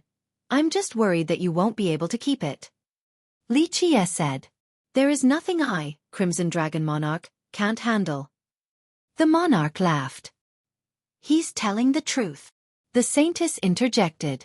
I can easily subdue 1,000,000-year blood ginseng. Junior, don't waste time. The monarch didn't buy it. Fine, take it. Li Qie smiled and flicked the ginseng. It immediately lunged at the monarch. Come. The monarch reached for it, looking confident. However, it dodged the grasp and coiled around him before stopping on top of his head, catching him off guard. The roots turned into a palm and pressed down on his head as it opened its green eyes. Buzz! Since the monarch's head was being held in place, he had no choice but to look at the green eyes. He misjudged the ginseng from the start and thought that it would be easy. Thus, he was caught off guard and became mesmerized by its special ability. Roots began drilling into his body and grew at an insane rate, piercing into each inch of flesh. However, there was no sensation of pain. Nonetheless, he understood how dangerous this was and broke free from the spell. Activate! His 2 sacred fruits immediately attempted to halt the overgrowth within him. Alas, the eyes of the ginseng became larger and brighter. Its light invaded the monarch's eyes. The monarch lost control of his body and reverted to his original form, a gigantic glowing snake. The saintess shuddered after seeing the ginseng's frightening eyes. This was her first time seeing it in person. This made her realize how weak she was. It definitely didn't need the eyes to kill her a while ago. Zzz. The roots began sucking the monarch's blood. This process happened so quickly that the radiant dragon turned thinner at a visible rate. Ah! During his last seconds, the monarch woke up and tried to resist. Alas, his blood had been fully drained while he was still under the ginseng spell. Crack! Finally, the 2 sacred fruits were also devoured and cracked into pieces. Just like that, a dragon lord had been killed due to carelessness. The ginseng gained a ruby glow after absorbing the monarch. After seeing this, one would gain a new understanding of its value as an alchemy ingredient. As for the saintess, she thought that it was more frightening than the descriptions from the scrolls. They only depicted its value and medicinal effects, not its hunger and offensive potential. Once it had a full meal, the ginseng glanced back at Xueqi for a second before drilling into the ground, not wanting to be around him for another second. Everyone wants to eat ginseng, but the opposite is also true. Xueqi smiled and shook his head. She paused for a moment after hearing this and saw him walking away. She caught up and said, "Young noble, are you here for the immortal medicine?" Immortal medicine? Xueqi stopped and stared at her. You haven't heard the rumors? It's due to the special phenomena accompanying its appearance. She said, "You're an alchemist from a reputable sect. Tell me your opinion on it." He asked. His tone made her feel as if she was being tested by a senior from the sect. This novel is available on pourread.com. When we discuss immortal medicine, we are often referring to alchemy ingredients above the imperial level. Everything above falls into this general classification. For some reason, she decided to answer earnestly. However, our ancestor taught that there is no true immortal medicine in our world. If they do exist, it means that immortality is possible. Since no one has obtained immortality, we can conclude that immortal medicines also do not exist. She continued. Sounds about right. Good answer. Xueqi smiled. Young noble, are you related to our sect? She couldn't help but ask. He only smiled and didn't answer. But, our ancestral scroll does have a different explanation for Immortal's Peak. She continued. Oh. He became interested. There is indeed a heaven-defying ingredient here, she said calmly. But our ancestor says that this isn't the important point but rather the peak's origin. In the past, there were fairies who observed the sky here. Fairies? He smiled. Yes, they were waiting for an immortal. She nodded. Sounds like a tale, nothing more. Xueqi said. I don't believe in rumors, but this came from our ancestor. It states that one day, an immortal will return. The fairy isn't the only one who is waiting, others are as well. She shook her head. Waiting for the immortal. Xueqi paused for a bit before sighing. Immortals don't exist. Our ancestor was sure of it, she said with confidence. The 2 fairies made this place their home after a long search for the immortal. Eventually, they kept on waiting and waiting before turning into the peak, hence its name.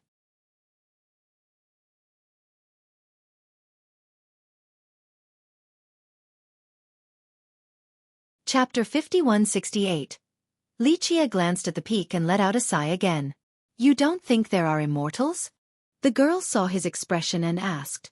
Do you? He answered with a question. No, I don't think so because there are no true immortal medicines. She hesitated for a bit before answering. After a few seconds, she added, Why did they wait for an immortal? From the records and tales back in her sect, she believed that her venerable ancestor was waiting for an immortal as well. Her ancestor, Heavenly Sage Yuan, had met countless legends before. The mythical emperors and monarchs had sought her assistance with alchemy. Who could this immortal be? Seemingly a level above them all. And you're right about that, Li Qie said.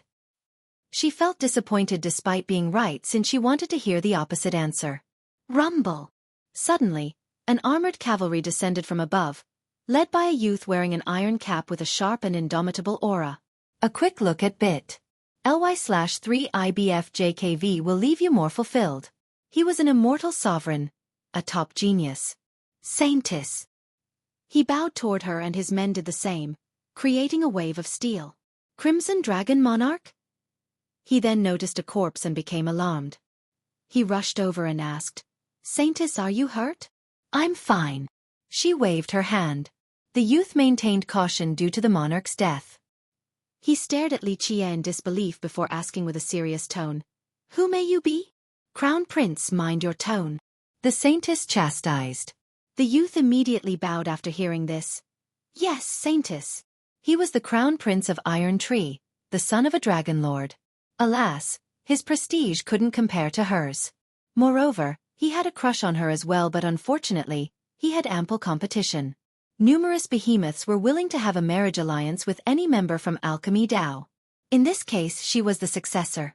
"Young noble, is it all right if I accompany you during your search?" The saintess bowed slightly toward Li Qie. Her polite manner annoyed the crown prince. Why would someone of her status, not inferior to a goddess, need to lower herself to accompany this man? "No need." Li Qie refused and walked away. "Take care, young noble. Please visit us at Imperial Attendant when you have time so that I can be a good host," she said with sincerity. Alas, he didn't bother looking back or answering her. She stared in his direction for a long while and this annoyed the crown prince even more.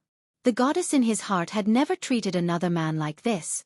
"How arrogant," he murmured. "Saintess, that man disrespected Alchemy Dao and should be punished." She glanced at him and moved forward without responding. He didn't get the message and followed her. Li Qie headed straight for the main peak. Although it was elusive for even dragon lords and conquerors, nothing could hinder Li Qie's path. He easily solved the labyrinth consisting of ever-changing momentums. He made it to the base and looked up with a smile. Not bad, using the world's momentum so masterfully. With that, the ascension commenced. The peak had numerous mystical stones and towering trees. Green streams coursed down the sides. It was as if the spirit energy from the region all gathered here. There were plenty of precious alchemy materials here. 1,000,000-year-old blood ginseng, violet heavenly flowers, profound vermilion fruits. The plants here were virtually never seen anywhere else. They were kings among kings, capable of traveling at immense speed. A few were stronger than conquerors or dragon lords. As he climbed up, he felt auras comparable to that of emperors. The sheer pressure alone could drive someone directionless as if the world was spinning around. One would fall into another dimension and be completely lost. Leaving the spatial labyrinth as fast as possible was imperative. The longer the stay, the higher the chance of being lost forever.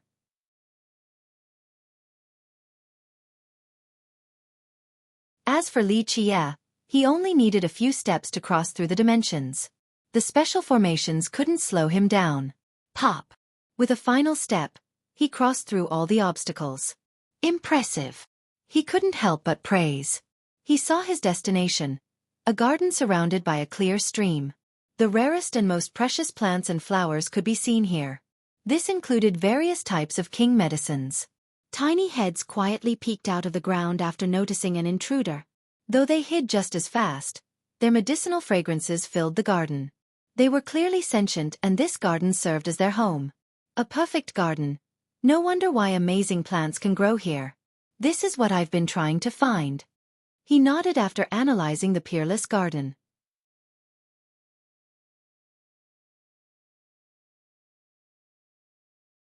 Chapter 5169.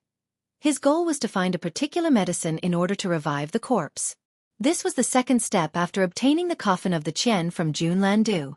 Although the garden hasn't been maintained by anyone, it still matured perfectly fine.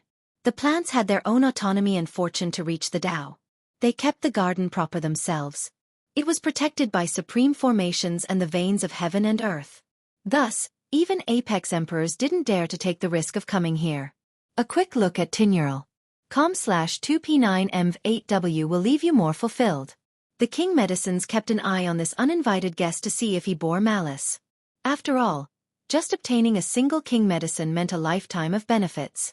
Of course, this wasn't Li Qie's goal. He focused on his search while crossing the garden.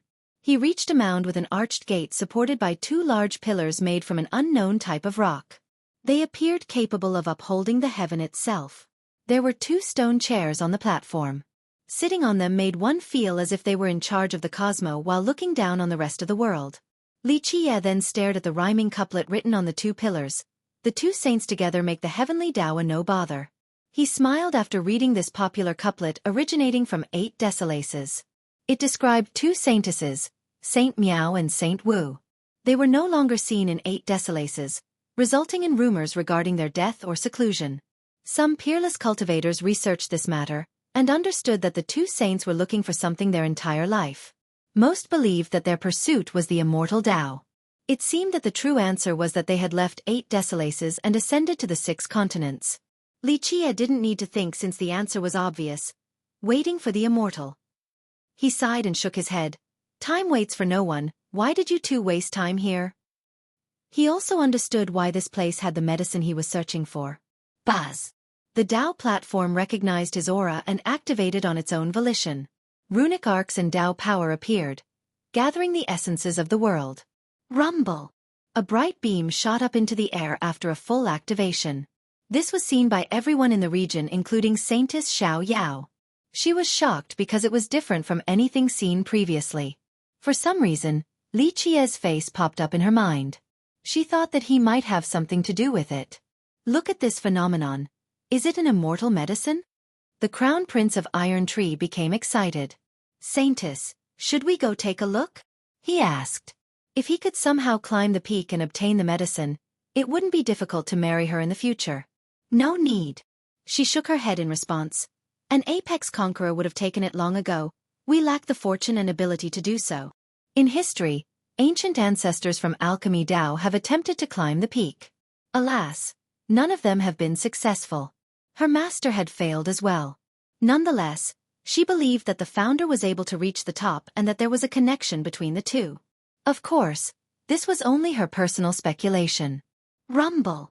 The entire platform started rising and changing the flow of all affinities. Once it got high enough, it teleported to a different location. Li Qie saw steps made of stars before him. Each celestial step was immensely heavy and beautiful. Whenever he stepped on one, they would light up and illuminate him with a gentle glow. This was nothing short of a sincere welcome. They appeared to be happy in his presence. No different from a girl in love who has been waiting for too long. Upon the sight of her lover, all of her emotions erupted with excitement. Being the receiver of this was akin to returning to home and paradise. One couldn't help thinking about staying in this vast expanse forever. This applied to Li Qie as well, albeit in a bittersweet manner. At the end of the passage was the same platform with the two stone chairs. To the middle of the platform was a single stem and 2 branches. Each branch had 2 leaves and a flower. The 2 flowers' pistil exuded eternal rays of time. The leaves themselves were complex like worlds, seemingly enjoying the rays. 1. Saint Wu was the martial saint, but I think Saint Wu might be the correct translation, so I've changed it. It's hard to say, both could be adjective or just their last name.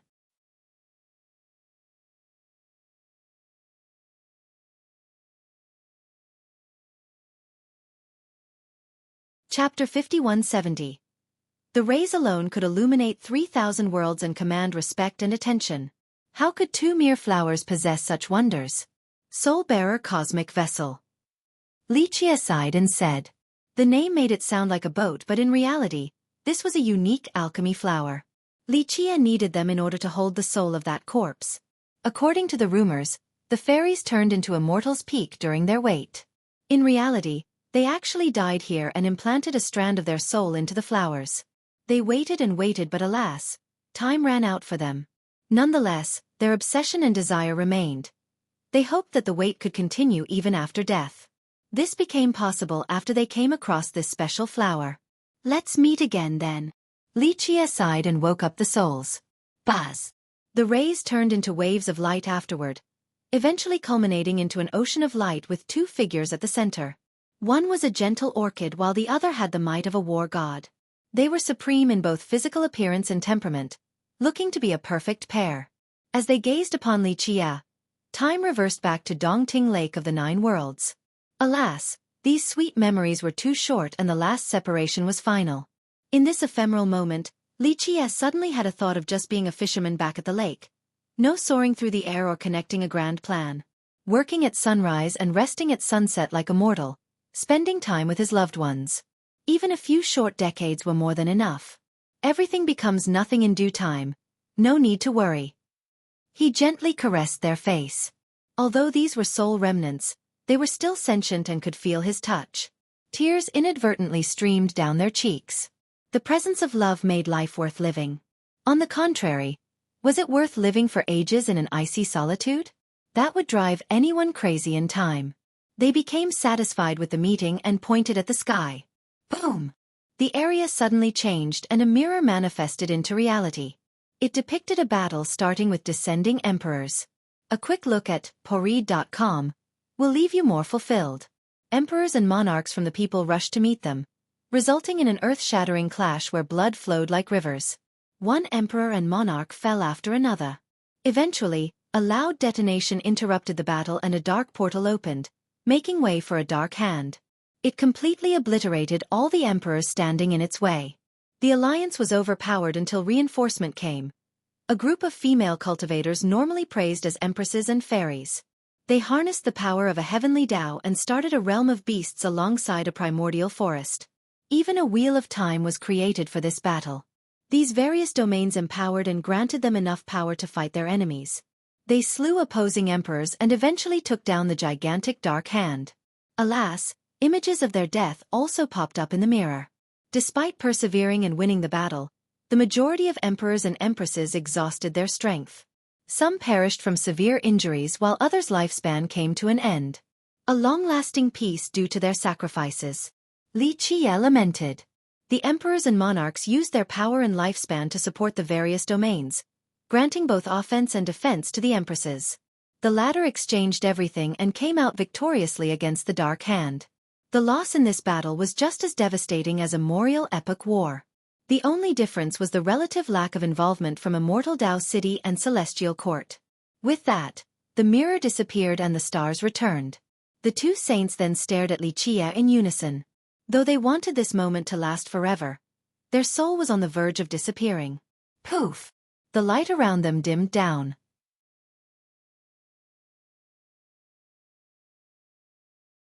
In this split second, the well-prepared Li Qie utilized a primordial Tao. It locked and stabilized their soul fragments. This was easier said than done. After all, controlling a primordial Tao required an immense understanding of life. The two figures remained and didn't disperse. Creak!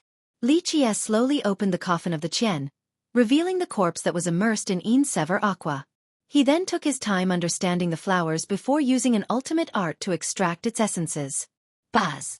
With a slight grasp, he released the starry rays down into the aqua. Stars appeared in this special liquid and started forming their own cosmo. Life conversed and took shape regardless of the tribulations. Even a soul in the afterlife would be able to slowly return to the mortal world.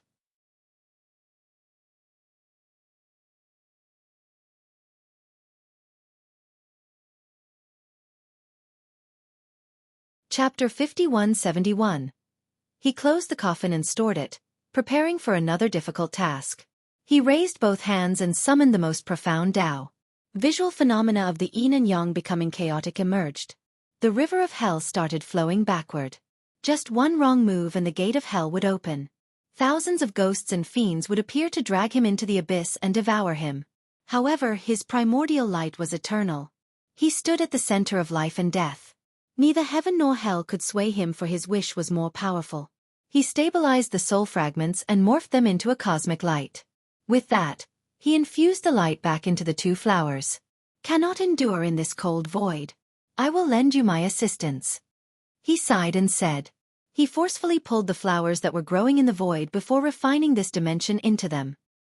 He then closed the dimension and returned to the garden, placing the flowers at the very center of this hallowed land. The flowers could then bathe in the endless life force. Moreover, the king medicines would also strengthen them with their medicinal properties. He raised his hand again to use a primordial method, infusing 2 light pillars into Immortal's peak. Rumble! A supreme power sealed the peak, never allowing anyone else to take a single step inside. What is this phenomenon? All the big shots nearby became alarmed. The immortal medicine? A top alchemist became excited. Excitement filled the air, but no one could make it to the base, let alone climb up the peak. There was one exception. An old woodcutter who made it to the base. Someone's coming. He looked up and murmured. As for Li Qie, he had accomplished his mission. He took one look at the flowers and the garden before smiling. Now, bask in the sunlight. We'll see what awaits you two in the future. Having said that, he descended. The light inside the 2 flowers pulsed feebly as if they were alive. They fluctuated in his direction, seemingly waving goodbye. Life force seemed to be gathering in the pistils. Perhaps they would be able to come back in the future. As he walked down the steps, he noticed something and stopped. Cold and bright is the sight of Mount Amay. He heard someone quietly singing, an old woodcutter carrying a bundle of firewood on his back. Though dressed in simple attire, his aura couldn't be overshadowed. Moreover, this was the base of Immortal's Peak. He came over and put down the bundle of firewood along with his straw hat. He bowed and said, "Greetings, sir." He raised his head, revealing his rugged features as if they were carved from stone. His eyes radiated a steadfast gleam as if nothing could deter him. An eternal light shining the ages. This was one way to describe him. Greetings. Li Qie nodded in response. The old man then cleaned a rock and placed some leaves on it before asking, "Please have a seat." While Li Qie sat down, he took out a gourd and said, "I don't have much to offer, only some wine to warm you up." Li Qie accepted and took a big gulp before commenting, "High quality, made from impeccable techniques." He then returned the gourd. "You have good taste, sir." The old man took a big gulp as well. He put the cork back on and said seriously, "Sir, you have a thing that Celestial Court desires." "You want it too?" Li Qie smiled. The old man rubbed his chin and said, "I've thought about it, but I'm not sure of your actual depth." "A wise person should know how to proceed," Li Qie said. "Wise people are often persistent and hopeful as well." He said, "How many can be persistent to the very end? Giving up can be a good thing. Once you lose hope, anything is possible." Li Qie didn't care. Despair only comes when one's grand ambition remains unfulfilled. The old man said, "Everyone believes they harbor grand ambitions." To which Li Qie responded, "You have one as well." The old man stared at Li Qie. "No, just personal desires."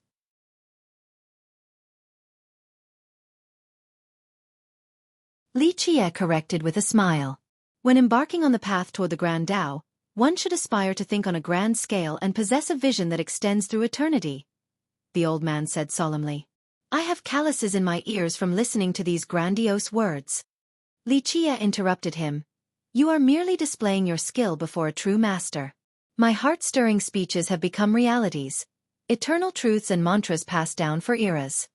Sounds to me like you care more about the world than you let on." The old man said, "Proclaiming love for the world and such is nothing more than self-fulfillment. All those who claim to be saviors will bring destruction upon it." Li Qie chuckled. "Sir, your view is mistaken." The old man retorted, "The world would be in turmoil and its inhabitants would suffer in the absence of a noble aspiration to support and guide. Turmoil and suffering are brought about by those with grand ambitions." Li Qie shook his head. "With all due respect, that is a cynical outlook. The will to do good is absolutely crucial in keeping this world safe." The old man said, "Do you see this blade of grass? And that tree over there? Do they have any ambition of protecting the forest from the wind and rain?" Li Qie smiled. "If they do, they will have to grow larger and larger, taking up all the water and sunlight. How will anything else grow beneath? Is that still considered protecting the forest?" "Well, A towering tree will become home to birds and beasts, the old man said. What does that matter? Do you care more about the birds or the forest? Li Qiye responded, in the end, it will be outside of your control and you will have to go with the flow. Sir, aren't you becoming a towering tree? The old man asked. No, I am becoming a towering tree not to save the forest but to be closer to the sun. Li Qiye answered. The old man pondered in silence. Theft is never good. Try looking at bit.ly/3IBFJKV. Those who hold lofty ambitions and consider themselves as saviors will fall harder than anyone else when faced with failure. They will believe that their failure is the fault of the world, and that its inhabitants are not worthy of salvation, so they bring about destruction instead. Once again, mere self-soothing excuses, the result of their own wavering heart and misguided intentions. Li Qiye concluded.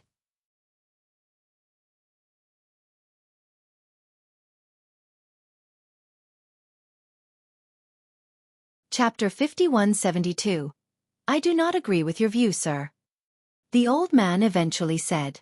I need neither your endorsement nor opposition. Li Qiye smiled. The old man wasn't used to being spoken to in this manner. He swallowed his words and became slightly annoyed. He took a deep breath and said, let us not dwell on the grand Tao or ambition. Sir, you have an ancestral item that Celestial Court must have. Once they know, they will send their full forces against you. So what? I'll be seeking them out anyway. Li Qiye yawned. Li Qiye's indifferent attitude made it difficult for the old man. He patiently said, Sir, do you know about its other use? What is it? Li Qiye asked. It can trace a bloodline back to the source. He became serious. What does that have to do with me? Li Qiye said. Sir, you probably heard about the 3 races sharing the same origin. He said. Yes, and then? Li Qiye nodded. He ignored Li Qiye's arrogant attitude and continued, there is a method too. You want to destroy them. Li Qiye interrupted with a cold tone. He shuddered and hesitated for a moment before replying, yes, it will bring peace for eras to come, no more trouble. Wow, so ambitious, destroying the race for the sake of peace. Li Qiye chuckled. War and chaos start from their side. His eyes flashed with murderous intent, albeit only for a split second. Nonetheless, it was enough to cause a global-scale bloodbath if he wished for it. Have you started a sect before? Li Qiye asked. Yes. He didn't know where this was going. Let's assume a world without the race. Would your descendants and sect members live in harmony forever? No, they will also start conflicts among themselves. Li Qiye said. That's just competition. He responded. The main point is the intent. Li Qiye said. Do you think of your goal as being noble, that you're carrying out justice? Did you become a cultivator for this? Li Qiye got up and stretched. Massacres are common, cultivators at the apex have all done so before, but let's not twist it now. Don't pretend to be a savior for your own personal gain. You are treading a thin line. Once you cross over it, you'll fall. My heart and goal are unchanging. He said firmly. I can see that you are hell-bent on vengeance. Call it what it is not justice that you are trying to obtain. Li Qiye glared at him once before descending again. He stared in the direction of Li Qiye. His eyes pulsed brightly continuously. He clenched his fists, but after a long while, he slowly unclenched. Not an idiot after all, otherwise, this place would be your grave. Li Qiye's voice echoed in his mind. He took a deep breath after hearing this and stood there, pondering. Eventually, he picked up the bundle of firewood and left. Boom! A massive attack left a huge palm print on the ground. The crown prince of Iron Tree was sent flying. His armor plates were broken from the attack. As for his men, they were now corpses scattering all over the ground. Rah! A colossal bear roared in a frenzy. This was none other than true bear conqueror. His appearance had changed completely, with bones protruding out of the flesh. His fangs were longer as well, looking like blades. He tried his best to control his rage, but this was to no avail. It turned out that his desire for revenge made him recklessly break through. Theft is never good, try looking at. His 2 Dao fruits were unstable and could collapse at any second. Nonetheless, he still joined the battle. Although he got his wish, the injuries worsened his Dao, hence his swift exit away from Windchaser Hall. His destination was Immortal's Peak, hoping to find a king medicine capable of suppressing his violent thoughts. Alas, he couldn't find any and his mind became increasingly unstable. Rah!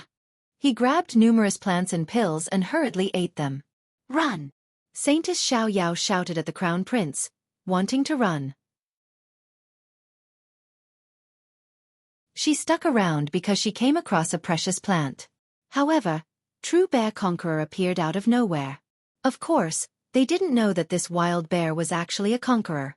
He grabbed the plant and ate it right away. The Crown Prince and his men surrounded the conqueror, wanting to earn points with the Saintess. Alas, they were no match for the conqueror despite his best attempt to not kill them. Just one smash ended up killing virtually everyone. As the Saintess turned to run, she saw an incoming smash from the conqueror. Ah! She screamed after seeing this, believing that this was her last moment. However, this didn't happen, so she opened her eyes and saw someone blocking it. Who else could it be but Li Qie? He stared at the conqueror and sighed, impatient and reckless only to suffer backlash. Your cultivation is finished. You are now a wild beast. He shook his head disapprovingly before raising one hand and creating a Dao needle. He sent it through the bear's forehead without any difficulty. True Bear seemed to be struck by lightning afterward. He trembled and lightning crackles could be seen everywhere. On the other hand, his madness was being subdued. The bony overgrowth slowly shrank back into the body. His gigantic frame was reduced to that of a regular bear.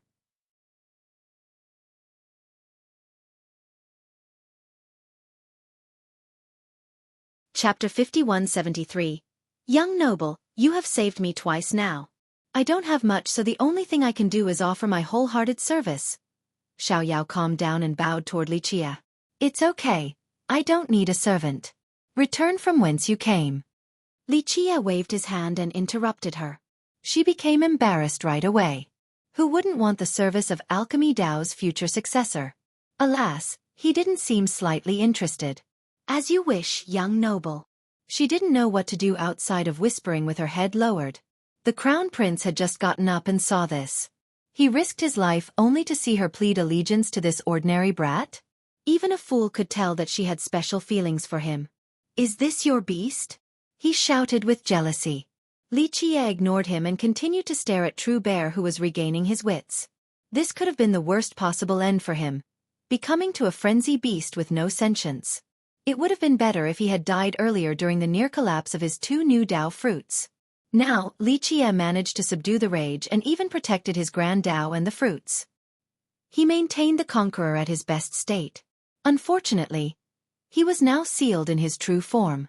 Keep on training and you will obtain your desired state eventually. Li Qie smiled and tapped on the bear's head. Oh. The bear nodded at Li Qie. Despite losing his human form, this type of atavism was immensely beneficial. He could train and become stronger at a faster rate henceforth. Hey, did you hear me? The Crown Prince shouted since Li Qie ignored him. Scram if you want to live. Li Qie finally answered, still not bothering to look straight at him. The Crown Prince turned red. His youthful vigor and jealousy got the best of him. Do you know who I am? I am the Crown Prince of Iron Tree. We have countless masters that, he furiously shouted. Whatever. Li Qie waved his hand dismissively and interrupted him. The Crown Prince trembled with rage. His kingdom was influential in Imperial Attendant City and famous throughout the continent. Bam! Majestic cultivators landed around them. The leader wore an iron crown with thorny decorations, a golden robe and other expensive trinkets. A draconic aura could be sensed as well. The experts accompanying him were mighty sovereigns. Father! The Crown Prince became ecstatic and joined the group. It turned out that during the crisis, he had called for help. Iron Throne Monarch. Xiao Yao's brows furrowed after seeing him. He was the current ruler of Iron Tree and had 3 sacred fruits. According to the legend, this kingdom was founded by Adamantine God Monarch, a being from the same generation as the sages of Imperial Attendant. She had fought alongside them before and contributed commendably. Because of this, they allowed her to establish a kingdom right outside of Imperial Attendant. During her reign, Iron Tree was the strongest kingdom in this jurisdiction. Now, it no longer possessed the same strength and glory of past, becoming just an above-average power. He looked around and saw the corpses. His expression soured. Once he saw Saintess Xiao Yao, he bowed and said, "So you're here too, Saintess. May I ask if you saw the culprit behind this?" She was a junior in terms of cultivation, but because of her special status, the monarch asked respectfully. Moreover, Iron Tree was a tributary of Imperial Attendant. Although their founder was immensely strong, she still couldn't compare to the unbeatable sages of Imperial Attendant. Nonetheless, she still wanted to protect Imperial Attendant, hence the creation of Iron Tree right by the outskirt. Many things have changed with time, but this relationship remained, hence the monarch's attitude toward her. She didn't have time to respond before the crown prince jumped in. "Father, this person's tamed beast did it. The thing massacred our riders. I'm afraid there's a misunderstanding," she hurriedly said. The monarch gazed at Li Qie and released his oppressive aura. As a three-fruit dragon lord, this affected everyone with the exception of Li Qie. "Sir, may I ask for your name?" he said with a serious tone. "None of your business." Li Qie wanted to leave. We are bit.ly/3IBFJKV. Find us on Google. "You want to leave after killing them?" The king shouted and his men surrounded Li Qie. "So what? If you don't want to die, scram," Li Qie said with a smile. This infuriated the monarch. It was one thing for him to be respectful to the Saintess, but this junior dared to treat him with disdain after killing his men? The Saintess saw that the situation was escalating. Alas, she panicked and couldn't find the right words. "Ha ha ha, although Iron Tree is not a top sect, we still won't be bullied so easily. We demand justice for our fallen brothers. That's not out of line, is it?" The monarch had a reasonable demand. "It's fine," Li Qie said. "Blood for blood." The crown prince shouted. "How will you pay back this debt?" The monarch glared at Li Qie.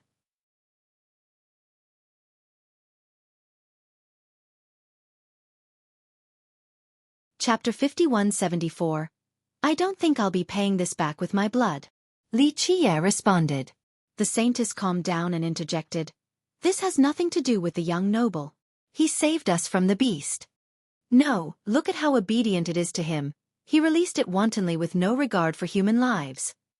The crown prince disagreed. "Iron Prince." The Saintess was livid and raised her voice. The crown prince didn't dare to disobey her and hid behind his father. "Saintess, our members cannot die in vain. If I ignore this matter, how can I ever hope to lead my kingdom in the future? We deserve a proper answer." The monarch bowed. With that, he turned toward Li Qie and uttered coldly, "Your carelessness results in your pet murdering our disciples. This is punishable by death, but out of consideration for the Saintess, hand over the bear first, then we shall take you into custody for a trial in Iron Tree." Li Qie yawned and said, "You don't want me to go to your kingdom since it cannot handle the weight of my steps and shall be destroyed." The Saintess became anxious because this was fanning the flames. "You!" The monarch turned red. "This is ridiculous. Your impudence is punishable with clan extermination." An expert behind the king shouted, "No mercy for those who disrespect Iron Tree." Another chimed in. "Humph." A thunderous scowl erupted, causing all of them to drop down to their knees. "I want to see who dares to talk about destroying our kingdom." The voice made everyone feel as if they were trapped in a layer of ice. A flying palanquin brimming with Dao laws descended to the ground and an old man walked out. He wore thick armor plates, capable of destroying both mountains and experts by smashing them. His aura was a ferocious and deadly one, leaving no room for people to breathe. Ancient ancestor. Even the king got on his knees after seeing him. Hallowed steel ancestor. The Saintess became alarmed after seeing him. He was one of the strongest cultivators from Iron Tree, who ruled for 6 generations before abdicating. Most importantly, he had 9 sacred fruits, so his words were the laws in Iron Tree. "Run!" The Saintess drew nearer, her voice a hushed plea. "Why?" Li Qie smiled. "You're in a precarious situation. 2 hands can't handle 4 fists." Her tone became urgent. She didn't want to say that he wasn't a match for the ancient ancestor.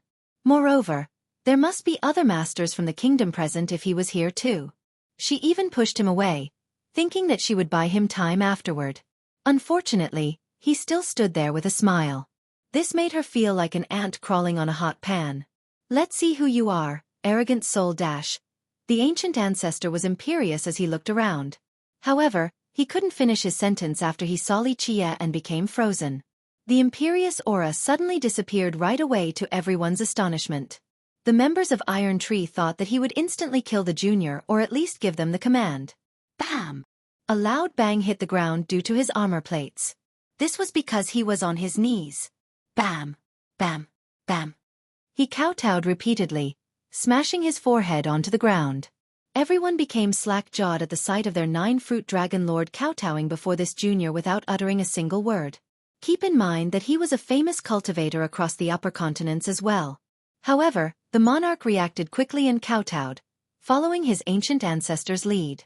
What else could the others do after seeing their two leaders but get on their knees as well? Bam! Bam! Bam! The ground was shaking from everyone slamming their forehead into the ground. This left the saintess speechless. Even her master, Jade Cure Conqueror, treated this ancient ancestor with courtesy. The ancient ancestor had lived for countless eras now, and was one of the oldest dragon lords in imperial attendant. Rumor has it that he had met the founder of Iron Tree during his youth. Li Qie didn't say anything and observed the crowd kneeling before him. This resulted in a magnificent yet inscrutable spectacle. 2 dragon lords and nearly 1,000 experts were showing reverence to him as if he was their ancestor. They seemed to be afraid that they weren't filial enough and continued to kowtow as many times as humanly possible. As the saying goes, no one can slap a smiling face. Thus, even if Li Qie had wanted to kill, seeing the act of apology made him change his mind. Enough, at least say something. Li Qie smiled. We are Poreed.com. Find us on Google. Hallowed Steel Ancestor finally stopped and took out an item. His hands trembled as he presented it to Li Qie, still not daring to utter a single word.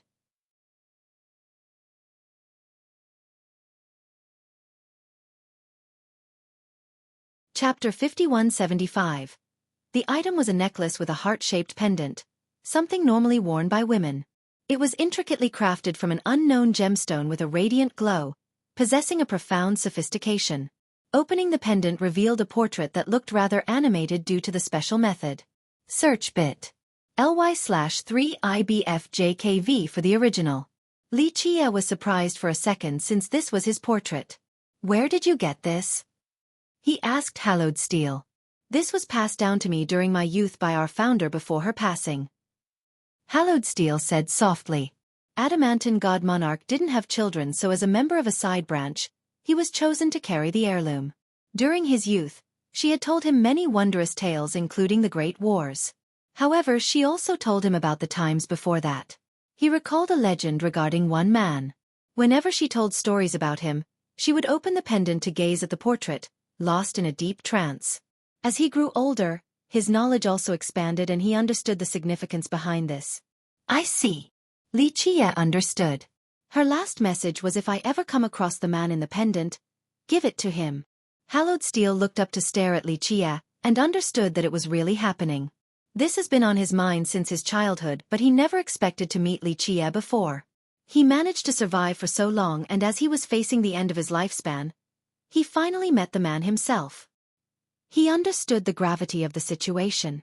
The founder was an amazing existence with a glorious past, meaning that this man was on another level. Very well, I shall take it. He accepted the pendant and wiped the portrait. The ancestor said that those days were her happiest memories and how she yearned for the past. Hallowed Steel spoke with fear in his voice. Li Qie sighed and memories resurfaced, a girl who was stubborn and hot-headed before becoming as gentle as water. Alas, death was inevitable even for an exceptional cultivator. Those in his past started leaving, one by one. I understand. He stared at them and said, out of consideration for your progenitor, I will not pursue this matter. Thank you, young noble. Hallowed Steel glared at his men before kowtowing one more time. All of them left afterward, leaving Li Qie behind with Saintess Xiao Yao, who was staring curiously at him. As for Li Qie, he remained immersed in old memories, a time when he traveled with a diverse group and the young miss. However, he was only a passerby who left rather quickly without leaving many traces. Despite his short stay, He still left a deep impression and changed someone's fate. If it wasn't for him, she would only be a minor cultivator at best, perhaps the sect master of a weak sect. She would be buried in the river of time, and the same for her sect. In actuality, she ended up becoming a divine monarch and tried to catch up in order to see him one more time. Unfortunately, due to her limited talent, she passed away without being able to see him.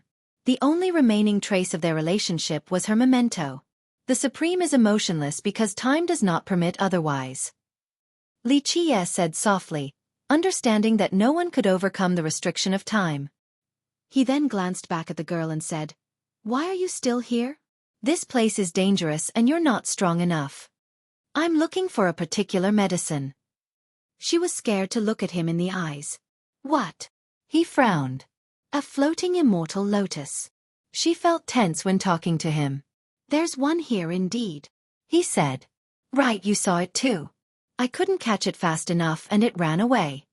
She lifted her head and saw his eyes. This caused her to blush and lowered her head again. "My cultivation isn't strong enough to capture it." Her voice was as quiet as a mosquito buzzing toward the end. "Only an alchemy emperor can catch one effortlessly." He shook his head. "As for you, you need an enticing mist to lure it first. Young noble, so you do know the alchemy Tao." She became excited. "To be exact, I am indeed related to your sect." He smiled. "How so?" She felt her heart beating faster when talking to him. "It's long ago, no need to dwell on it." He responded, "Fine, I'll lend you a hand. Catch it and leave quickly before this place becomes your grave." "I understand." She became excited. He didn't say anything else and started walking. The girl, filled with different emotions, followed right behind him. To find this lotus, one must walk upstream. It is usually hiding at the source. Li Qie taught her along the way. She listened attentively in order to learn. After a long lecture, she couldn't help but ask, "Young noble, are you an alchemy emperor?" Her master was also an alchemy emperor whose knowledge in this field was second to none.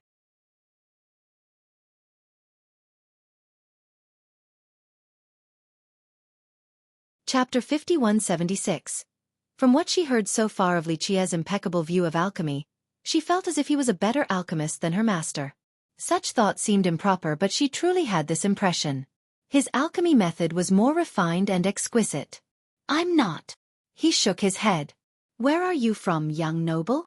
She couldn't help but ask, thinking that he must be someone famous. "Just a passerby." He gave her the same answer as he would to anyone else. The two traveled upstream until they saw a pond with green water. "It should be here." Xiao Yao was still a direct disciple of an alchemy emperor and sensed the plant. "Should we start sealing it now, young noble?" she asked. "No need." He smiled and waved his hand. Splash! A whirlpool formed in the small pond and a lotus plant floated upward. It was as white as snow. The petals looked illusory with emanating strands of light, resembling something from a dream. Green leaves were arranged neatly and brimmed with spirit energy. It didn't want to come out, but alas, Li Qie forced it to do so. He waved again and the flower left the plant to flow in his direction. This was a sentient king medicine, a being created under perfect circumstances after countless years. It simply didn't understand why its precious flower was being taken away. This helpless feeling was a new sensation. The flower looked like a floating fairy. Its movement resembled immaculate dancing. It landed on Li Qie's hand to Xiao Yao's astonishment. That king medicine was immensely strong and would defend its flower at all costs. Capturing it required using clever methods such as bait medicines to catch it off guard. All Li Qie did was wave his hand and the flower automatically landed in his hand. Not even her master could replicate this feat. It's this simple?" she murmured. That was no different from plucking a regular flower. Li Qie then handed her the flower. Meanwhile, the lotus plant itself became frozen. It didn't feel or sense anything before losing its precious essence accumulation in the form of the flower. A floating immortal lotus. Suddenly, a youth accompanied by a group of cultivators appeared. He wore an alchemist robe while engulfed in a fiery aura with a hint of medicinal fragrance. His body served as a cauldron, always ready to produce pills. Boom! He formed a madra and summoned fiery chains to wrap around the king medicine. The latter was looking at Li Qie in a daze and didn't expect a third party to appear. As it tried to flee, the youth roared, "Don't even think about it." Search tinyurl.com/2p9mv8w for the original. He tossed out a small banner and was able to seal the entire pond, the lotus plant included. Such superb skills, Pill Monarch. The expert standing behind him cheered loudly. He naturally enjoyed the praises and gloated, "That was my master's secret art, second to none in this world." Of course, Cauldron Emperor's alchemy is peerless indeed. The others were more than happy to play along. The complacent youth then noticed the flower in the saintess' hand. He bowed and said, "Saintess Xiaoyao, long time no see." He ignored Li Qie and assumed that the guy was just an ordinary disciple. "Long time no see, Odd Flame Pill Monarch." She didn't seem particularly pleased to see him.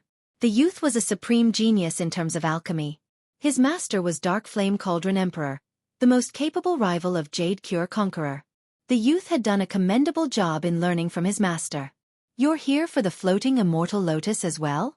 Haha, I do want to see your incredible alchemy skills." He laughed. "No need for that." She refused right away. "Looks like we're both lucky today. You got the essence flower while I get the plant." He prepared to close the seal in order to take the plant. "Release it," Li Qie ordered. "What did you just say? Why should I?" The youth glared at Li Qie. "Because I say so." Li Qie smiled. "Ha ha ha, how bold."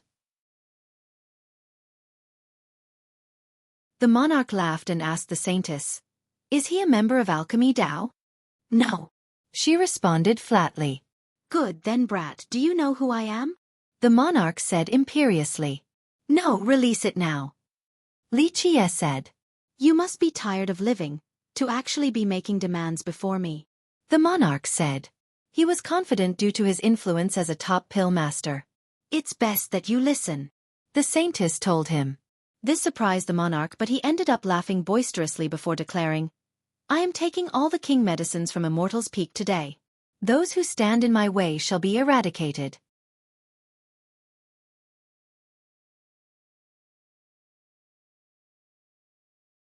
Chapter 5177.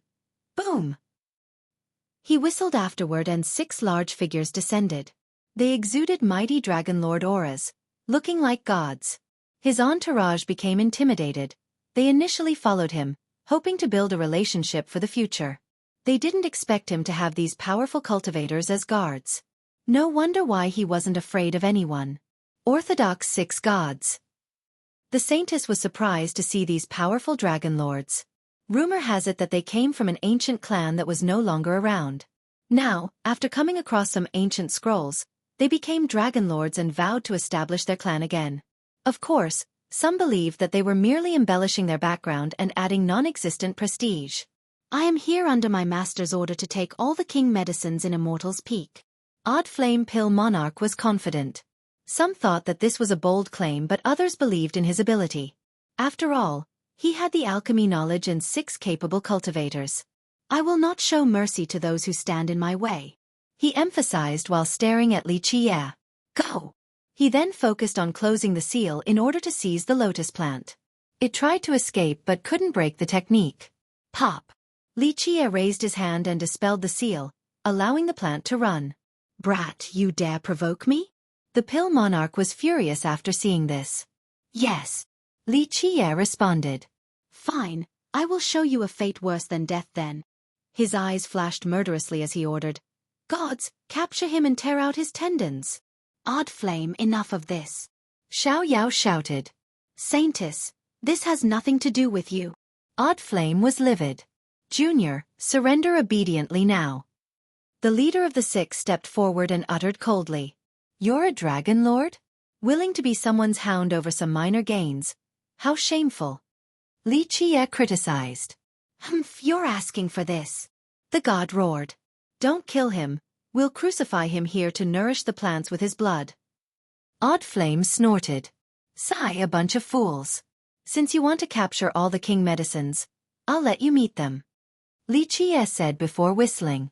Rumble! Suddenly, numerous auras engulfed the sky. A 10 million year vermilion tree. The Pill Monarch spotted a divine tree with ripe fruits and became excited. The 6 gods immediately rushed for these fruits. However, a vine whip forced all of them back. 6-wheel god vine. The Pill Monarch became startled again. Whoosh! More medicine kings appeared: violet horsegrass, 7-star crescent flower, time-worn flora. Cultivators became ecstatic and immediately rushed for them. The 6 gods stabilized themselves and activated their power in order to form an energy net.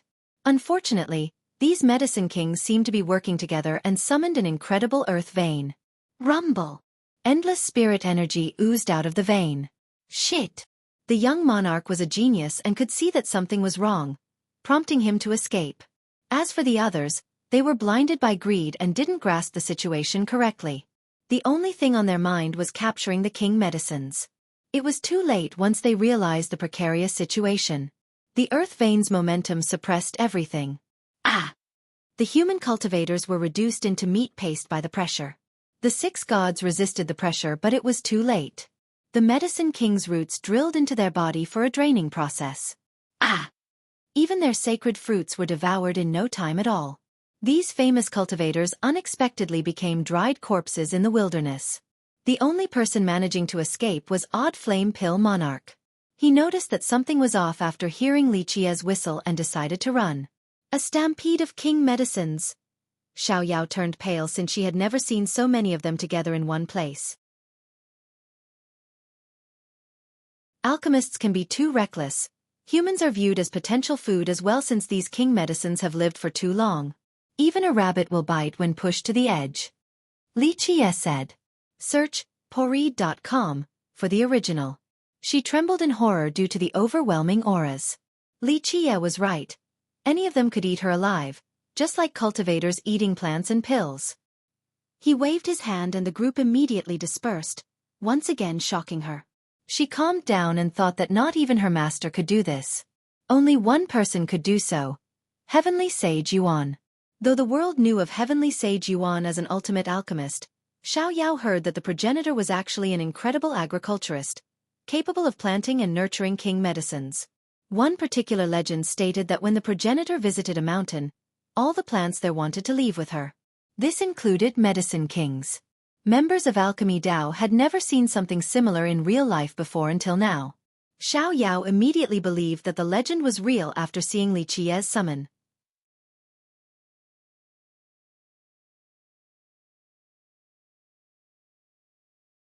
Chapter 5178.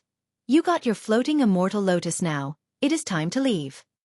Li Qia told her and started leaving. She didn't expect him to leave so soon and hesitated for a second before mustering the courage to call out. Young noble, where are you going? He didn't stop to answer. Will we meet again? She shouted again, feeling her face turning hot and fearing that she was being too obvious with her intention. If it is meant to be. Li Qia responded and disappeared. She stared in his direction in a daze, thinking that she wouldn't be able to meet him again. After all, they were mere strangers and Li Qia had done enough for her. She sighed with disappointment before packing up her belongings to return to Alchemy Dao. Li Qia entered a dimensional pathway and appeared outside Imperial Attendant with the next step. From a distance, this was a magnificent city with a vast imperial aura. It resembled an entity that has not fallen for millions of years now. This was not a sect yet was superior to one. Supreme existences have resided here and given it their blessing. The list was long: Heavenly Sage Yuan, Ox Dragon Ancestor, Space Dragon Emperor, and many more. During its golden age, it served as the center of the world. Even Divine Alliance paled in comparison. It had an auspicious air with countless visual phenomena looming above, signs of how hard it would be to take down. As for Li Qia, he focused on something else entirely. An indiscernible death energy hidden beneath everything.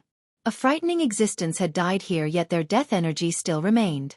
If left unchecked, it could turn this place into a forbidden zone with no living beings. Strangely enough, it has been controlled and actually turned into a foundation for Imperial Attendant. This method was simply unfathomable and unknown to the rest of the world. Even newer emperors and conquerors didn't notice this unique phenomenon. Wonderful, looks like the old geezer died a clean death. Li Qia reflected with a smile before entering the city. His visit prompted an inconspicuous old man sitting in a corner to open his eyes. Given his tattered robe, everyone would think that he was a beggar. His shriveled and thin frame didn't help either. He leaned on a broken wall, one in a terrible state just like him. However, he seemed to be enjoying himself, just basking in the sunlight. Although he appeared to be barely clinging to life as if he hadn't eaten anything in 3 days and 3 nights, he nearly groaned with pleasure from just basking in the sun.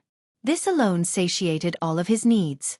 Support us at bit.ly/3IBFJKV. Thus, he became uncomfortable when someone drew close enough to block the sunlight. A good dog does not block the road. He saw the culprit and commented. This was none other than Li Qie, who didn't take offense at the comment. He smiled and sat down next to the old man, leaning on the broken wall as well. This was a remote region of the city, but some passers-by still took a look at Li Qie. It seemed strange because he didn't look like a beggar. Why was he here with the old man? What does death feel like? Li Qie was extremely comfortable in this corner, as if he was cut off from all the troubles of the world, just laying in the dirt like a worm. Feels pretty good, pretty good. The old man responded. He paused for a second and added, you should give it a try. Humans and all living beings will die, so I will experience it eventually. Li Qie smiled. You're no human. The old man said. I can say the same about you, still won't die completely. Li Qie retorted. You know that there was no glory in your victory. The old man spoke with a matter-of-fact tone. If it wasn't for that bang, you would be the one dead. No, I would have slain you for certain in a one-on-one fight. Li Qie chuckled. I wouldn't have given you that opportunity. The old man said lazily. Why didn't he kill you all? Li Qie spoke as if he was talking to an old friend. The old man revealed a sullen smile. I didn't think about this issue since I was too hungry and only wanted to eat. Now the dead have time to think clearly. What did you come up with? Li Qie asked. He was most likely waiting for you, that was the entry ticket. The old man said. I wouldn't have needed it if you all weren't so ravenous. Li Qie said. He's one step ahead and is waiting for you. Of course, to us, being killed by you or him is still the same thing. The old man said. No, it's better to be killed by him. My dull knife prolongs the agony. Li Qie said. Not like you had a good time. Your flesh was pretty delicious. I enjoyed it very much. The old man smiled. Want some more? Li Qie asked. I am as dead as can be. Even the meat of the villainous heaven can't please me now. I won't be able to feel a thing. The old man shook his head.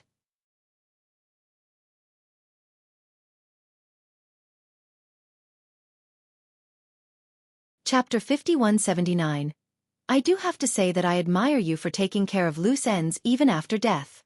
Not even a strand of death energy is running rampant. On the other hand, your brothers are still causing trouble afterward, creating forbidden zones with chaotic energies. Li Qie said. I have a reputation to maintain. Gotta go out in a dignified manner. Since this grave is my eternal home, I have to clean it up since I don't lay in filth. That's where you went wrong. If you kill someone, you have to properly take care of their remains too. The old man said. Who will pick up my corpse then? I got reduced into nothingness. At least you fared a bit better. Li Qie chuckled. True, it went pretty bad for you. The old man nodded in agreement for once. During their conversation, another white-haired old man wearing a blue robe appeared nearby. He had a muscular frame, looking rather tough. His beard looked rugged, most likely prickly to the touch. Due to his broad shoulders and rough hands, he gave the impression of someone capable of doing physical labor without any complaint. He crouched in the other corner instead of getting closer, becoming another beggar on this street. However, Li Qie and the first beggar didn't pay attention to him. Do you know about those 3 stones? The old man asked. Yes, I've thought about them before. Li Qie nodded. I see. The old man shifted his body a bit, seemingly becoming numb from laying in the same position for too long. He will too. I'm sure you'll have to deal with it eventually. Why does everyone force me to do things? Li Qie asked. The old man stared at Li Qie and said, You have the ticket right now, and besides, you've been pulling him along too, he knows it. Find the original at bit.ly/3IBFJKV. Of course. Li Qie agreed. You can tell how bored I've been after death, spending all my time pondering about this stuff. You will have to face it. The old man said. Why would he take the time? Li Qie asked. These 3 stones are different, they might not devour or merge with each other. The old man said. Waiting for me. Li Qie said. The old man nodded. Since you have the ticket, you must participate. That's the whole point. And if I don't? Li Qie smirked. It'll be a problem then. If you don't enter the stage, then he'll make his move before the villainous heaven. The old man said while keeping his eyes closed. That's what I want because finding a person is so exhausting. Let him come to me, it's more convenient that way. Li Qie said. That depends on the price you're willing to pay. The old man revealed a smile that could frighten emperors. I might not have to be the one paying. Li Qie said. It's different. The old man said. You two are simply different. He has nothing to lose, the same can't be said about you. Is that so? Li Qi stroked his chin. I know that he personifies this phrase. All are mere straw dogs beneath the heaven. The old man nodded. Just the same crap as the villainous heaven, nothing new. Li Qie shook his head. It's rather interesting. The two of you both have a chance but your pursuit is different. He might become the second villainous heaven, not you. It would be meaningless and uncreative. Even if one becomes the villainous heaven, there will always be someone else to take the spot. Li Qie said lazily. That's why we're different from you two. We just want to devour. The old man chuckled. You all have gone mad. Li Qie commented. Indeed, you will become like us once you are no longer able to control your desires.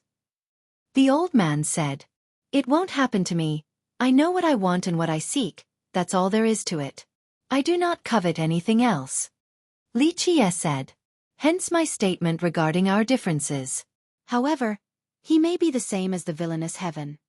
The old man said. Li Qie opened his eyes and stared at the sky. How boring, a fate worse than death.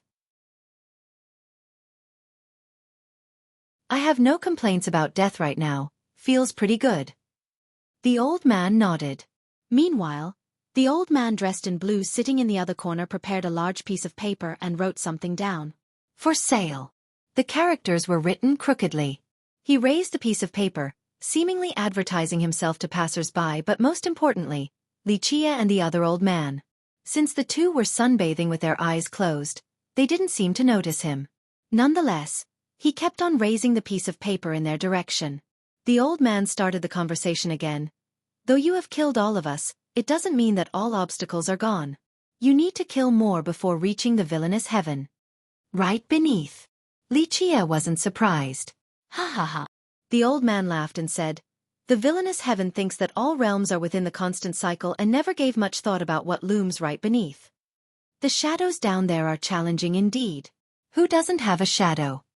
Li Qie commented. That's why you're needed. The old man said. Not him.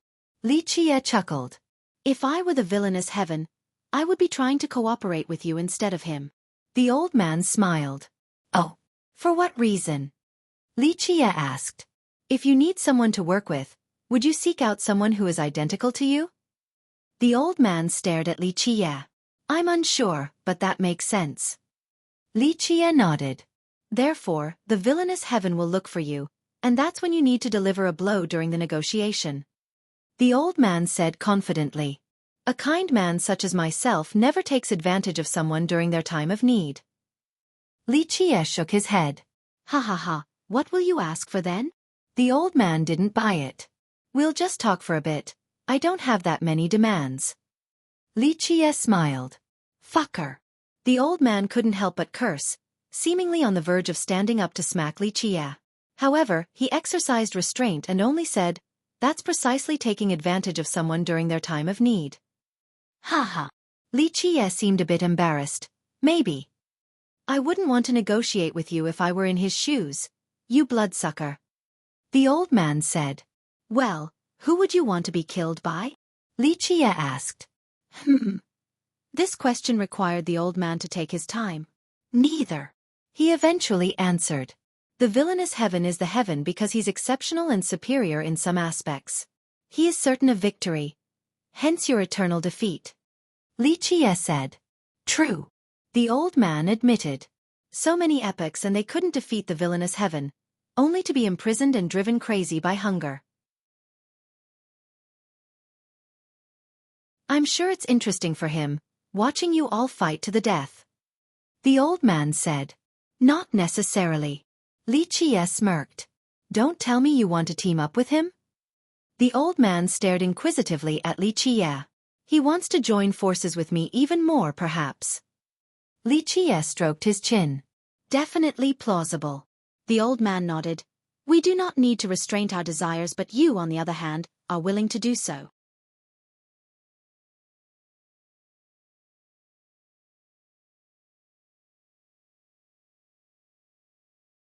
Chapter 5180. The sunlight made paradise out of nothingness. Even the broken walls were comforting as the group relaxed. If you make it there, will you take the villainous heaven down? The old man murmured, seemingly imagining that scene. All I seek is an answer. If I have to kill, so be it. Li Qie said. I'm sure you've thought of this before. The old man said. It will be the same more or less. That may not be the case. Li Qie smiled. There is no absolute in this vast world and its countless inhabitants. History disagrees with you. Little has changed throughout the eternal cycles. The old man said. Speak for yourself. That would only be the case if you all were successful in overthrowing the villainous heaven. Li Qie said. Now I'm offended. You are looking down on us. The old man had a look of indignation. Then tell me, what were you trying to accomplish? Make it sound grandiose. Li Qie said. If I were still alive and somehow managed to overthrow the villainous heaven, I'll start by devouring everything. What's more important than filling one's stomach? The old man smiled. At best, I'll just be thinking about replacing him. The old man added, I wonder what goes on in your head. I was born immortal and do not think about becoming a god. I know my limitation. You, born a god, cannot understand the thoughts of a mortal. Li Qie said. Interesting perspective. The old man said, 3,000 worlds and their inhabitants are nothing more than food and ants. That's why I do not wish to think like a god. Li Qie smiled. Is that so? During the eternal cycles, many mortals have ascended to the apex and entertained the thoughts of becoming a god. The old man responded. A mortal shell yet the ambition of a god? Li Qie smiled and said, That's only an excuse for fear. They fear death yet do not want to admit the flaws in their Tao heart. After a brief pause, the old man said, You can become a god. What do you think will happen then? Li Qie asked. The old man opened his eyes and said seriously, I'm afraid you would consume us one by one. Then I'll be the same as everyone else, a mortal with a grand ambition. Li Qie smiled. It's not a defect. The old man said. I disagree entirely. A god with defects shouldn't exist, and the same for immortals. It is a mental disorder that can cause great harm. Ha ha. The old man couldn't help but laugh. I can only imagine his face after hearing this. He is proud of being an immortal and now, you're saying that it's a mental disorder. Pretty much. Li Qie said, recently the stronger the cultivators, the sicker they are. Then you're not far from being mentally ill. The old man clicked his tongue. This is the time to stand firm and why I keep a close watch on my Tao heart. Just a little slacking off will be enough to go crazy. Li Qie squinted while looking at the setting sun. Going crazy isn't too bad during starvation. It makes you rather clear-headed and aware. The old man said. All madmen say that about themselves. Li Qie chuckled and shifted a bit, continuing to enjoy the sun. I suppose. The old man nodded. All right, why are you here? I'm sure it isn't to visit me. Is there a problem with visiting an old friend? Li Qie smirked. You wouldn't visit for no reason. The old man said. You're right. It seems offensive, like I'm gloating if I'm only here to visit, like I'm looking down on you. Li Qie said. I don't care what you think. The old man said. Here's the deal, I have a half-dead person with me. I've searched around and there is no spot as good as your place. Li Qie said. Damn you. The old man wanted to smack Li Qie. Calm down, calm down. Li Qie responded, I'm here to negotiate and plus, you're already dead. Others would have no complaints while you're taking up such a good spot with a Dao source. It shouldn't be wasted because saving one life is more valuable than building a 7-floored pagoda. Don't even think about it. The old man refused. Sai, don't be like this. Li Qie said, I'll give you an auspicious flower, okay? Someone who pays attention to details like you is probably feeling uneasy since there is still stagnant death energy left. You won't be able to rest in peace, so I'll help out. The flower will let you rest in a dignified manner, a complete and beautiful death, unlike your brothers whose graves are disgusting with miasma and death energy. Having said that, he patted the old man's chest and said, You are a great man and I am more than happy to embellish your resting place. You can enjoy death with honor while I'll live comfortably knowing that I have done a good deed. This is a win-win situation. Poof! The old man turned into smoke and disappeared from sight without responding. Li Qie smiled and shook his head. Sigh, so stingy. You're already dead. At least be a little useful and kind to each other. Who knows if the old man heard his comment after leaving? With that, he stood up and walked deeper into Imperial Attendant. As he was leaving, the old man in blue also got up and raised his paper sign in Li Qie's direction. The latter only smiled and shook his head, not interested in a purchase. However, the old man didn't give up. Find the original at poreed.com. He hung the sign on his neck and followed Li Qie. This became quite a sight for passers-by. The city was massive enough to accommodate an entire kingdom. The high population consisted primarily of the people. This was because the founding sages of the city were part of the people as well. It became an asylum during the various wars, always standing strong. In fact, it was older than Imperial Alliance or perhaps even Imperial Field from the ancient continent. The first lord was known as City Lord Ziyan. Many other powerful cultivators joined afterward, including Heavenly Sage Yuan, Ox Dragon Ancestor, and many emperors. Many generations later, Space Dragon Emperor, Immortal Emperor Qilin, and Calamity Dao Lord joined as well. Unity was a key characteristic of the city under City Lord Ziyan's leadership. It only started changing after the rumors of her death during Grand Dao War. The city split into various sects: Alchemy Dao, Imperial Gate, Qilin Manor.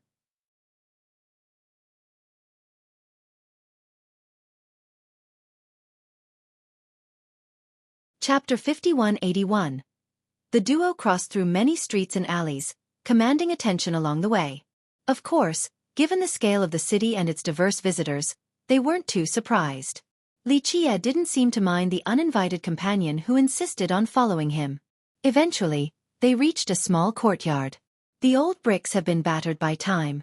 Only apex existences would note how special the bricks were. Each had this shape from the initial conception, not molded by men. The entire courtyard seemed to have grown from the ground, whether it be the bricks and roof tiles or the soil itself. They would realize that one could obliterate the entire city, but this place would still remain standing. So meticulous with a grave, the dead want to be buried like the living. Li Qie judged the courtyard and said, When you're just trying to make great content at bit.ly/3ibfjkv. With that, he opened the door and entered. It closed afterward and the old man in blue didn't follow. He sat down on a step by the corner of the entrance, waiting for Li Qie to come out. There was nothing inside the courtyard but an entirely different world. Li Qie could see the profundities hidden within. Open! He stomped on the ground and golden radiance appeared beneath his feet. With him at the center, supreme runes and grand Dao mantras manifested into reality. They intertwined like streams flowing through the cracks between the brick tiles. In reality, each brick was already a Dao seal. Li Qie was imprinting his own Dao in it. A golden spring gushed out of the ground after loud explosions and formed a pond in a shallow spot within the courtyard. Its appearance improved the courtyard and brought it to life with incredible vitality. It resembled the eye of the Yellow River, capable of connecting the mortal world to hell itself. Li Qie took out the coffin of the Qian and added more seals to it before lowering it into the pond. Splash! The coffin slowly sank into the pond and disappeared from sight. This was as if it was taking a trip to hell in order to bring the soul back. Rumble! Next, he drilled Dao laws into the ground, adding a layer of blessing to the entire courtyard. One Bodhi tree after another began to grow in this paradise. They swayed to the wind and emitted the fragrance of the grand Tao. One could meditate here forever and be in touch with the Tao. You're stuffing a corpse in my resting place on top of trying to suppress me? A feeble voice sounded. It came from an old man laying in a long chair in order to bask in the sun, the same beggar seen earlier in the city. Li Qie finished with his task and smiled. You've done an amazing job taking care of your corpse and death energy, but since you were dead, it wasn't perfect. I'm helping you get rid of all the impurities by turning this place into a paradise. You've turned it into something awfully unsuitable, the old man angrily said. I'm sure you didn't expect your grave to be so nice and comfortable. Li Qie waved his hand. Why don't you join me then? The old man retorted. Is that really what you want, my corpse being here too? Li Qie asked. Bah! The old man spat on the ground and said, just imagine how inauspicious this palace would be with your corpse here. I don't even want to see you now, let alone having to tolerate your corpse every day. I see. Li Qie smiled. I'm just borrowing it for a bit, and look, I've added some trees too in order to chase bad luck away. Since you died long ago, there is some unwanted accumulation, but worry not. Your friend is here to visit and help you out. Maybe I should just kill you, the old man said. Would you sweep my tomb after killing me? Or light an incense? No, I won't even be buried since you would have devoured me completely. On the other hand, I actually showed mercy by letting you rest in peace. That's how kind I am. Li Qie said. Go ahead and devour us if you can, the old man said. No thanks, I don't have the same taste as you, and I'm sure you old geezers would have made me puke after one bite. Li Qie shrugged. Fine, whatever. The old man waved his hand. This is the only exception, no more. Yes, the only exception. Li Qie bowed and gracefully accepted this condition. In reality, the old man had no choice since he was already dead. Plus, even back when he was alive, his group was still taken down by Li Qie. Who is she? He opened his eyes and asked. An ascender. Li Qie looked up at the sky and said. Not killed by the villainous heaven. The old man shook his head. Yes, and she shouldn't appear here either, which is why I revive her. Li Qie nodded. It seems things are changing faster than your expectation. The old man said. Too fast. Perhaps the established foundation is no longer there. Li Qie said. Then just wait. The villainous heaven won't sit idly by. The old man responded. Indeed, but others are not lazing around either. Perhaps they are waiting for the villainous heaven. Li Qie said. A trap. The old man's eyes suddenly flashed with destructive rays. I would say so, someone is behind all of this. Li Qie said. Scared. The old man joked. Not quite, it's just troublesome having to figure it out. Li Qie rubbed his nose. Good. The old man was happy to see Li Qie suffer. It's no big deal. Li Qie smiled. But before I do anything, I have to find a flower for this place first or your unpleasant aura will resurface. Get lost. The old man didn't appreciate his home being modified by Li Qie. You're tuning in to the Xueqi's Martial Arts Saga YouTube channel. Don't forget to subscribe and join us on this journey to catch the most captivating stories.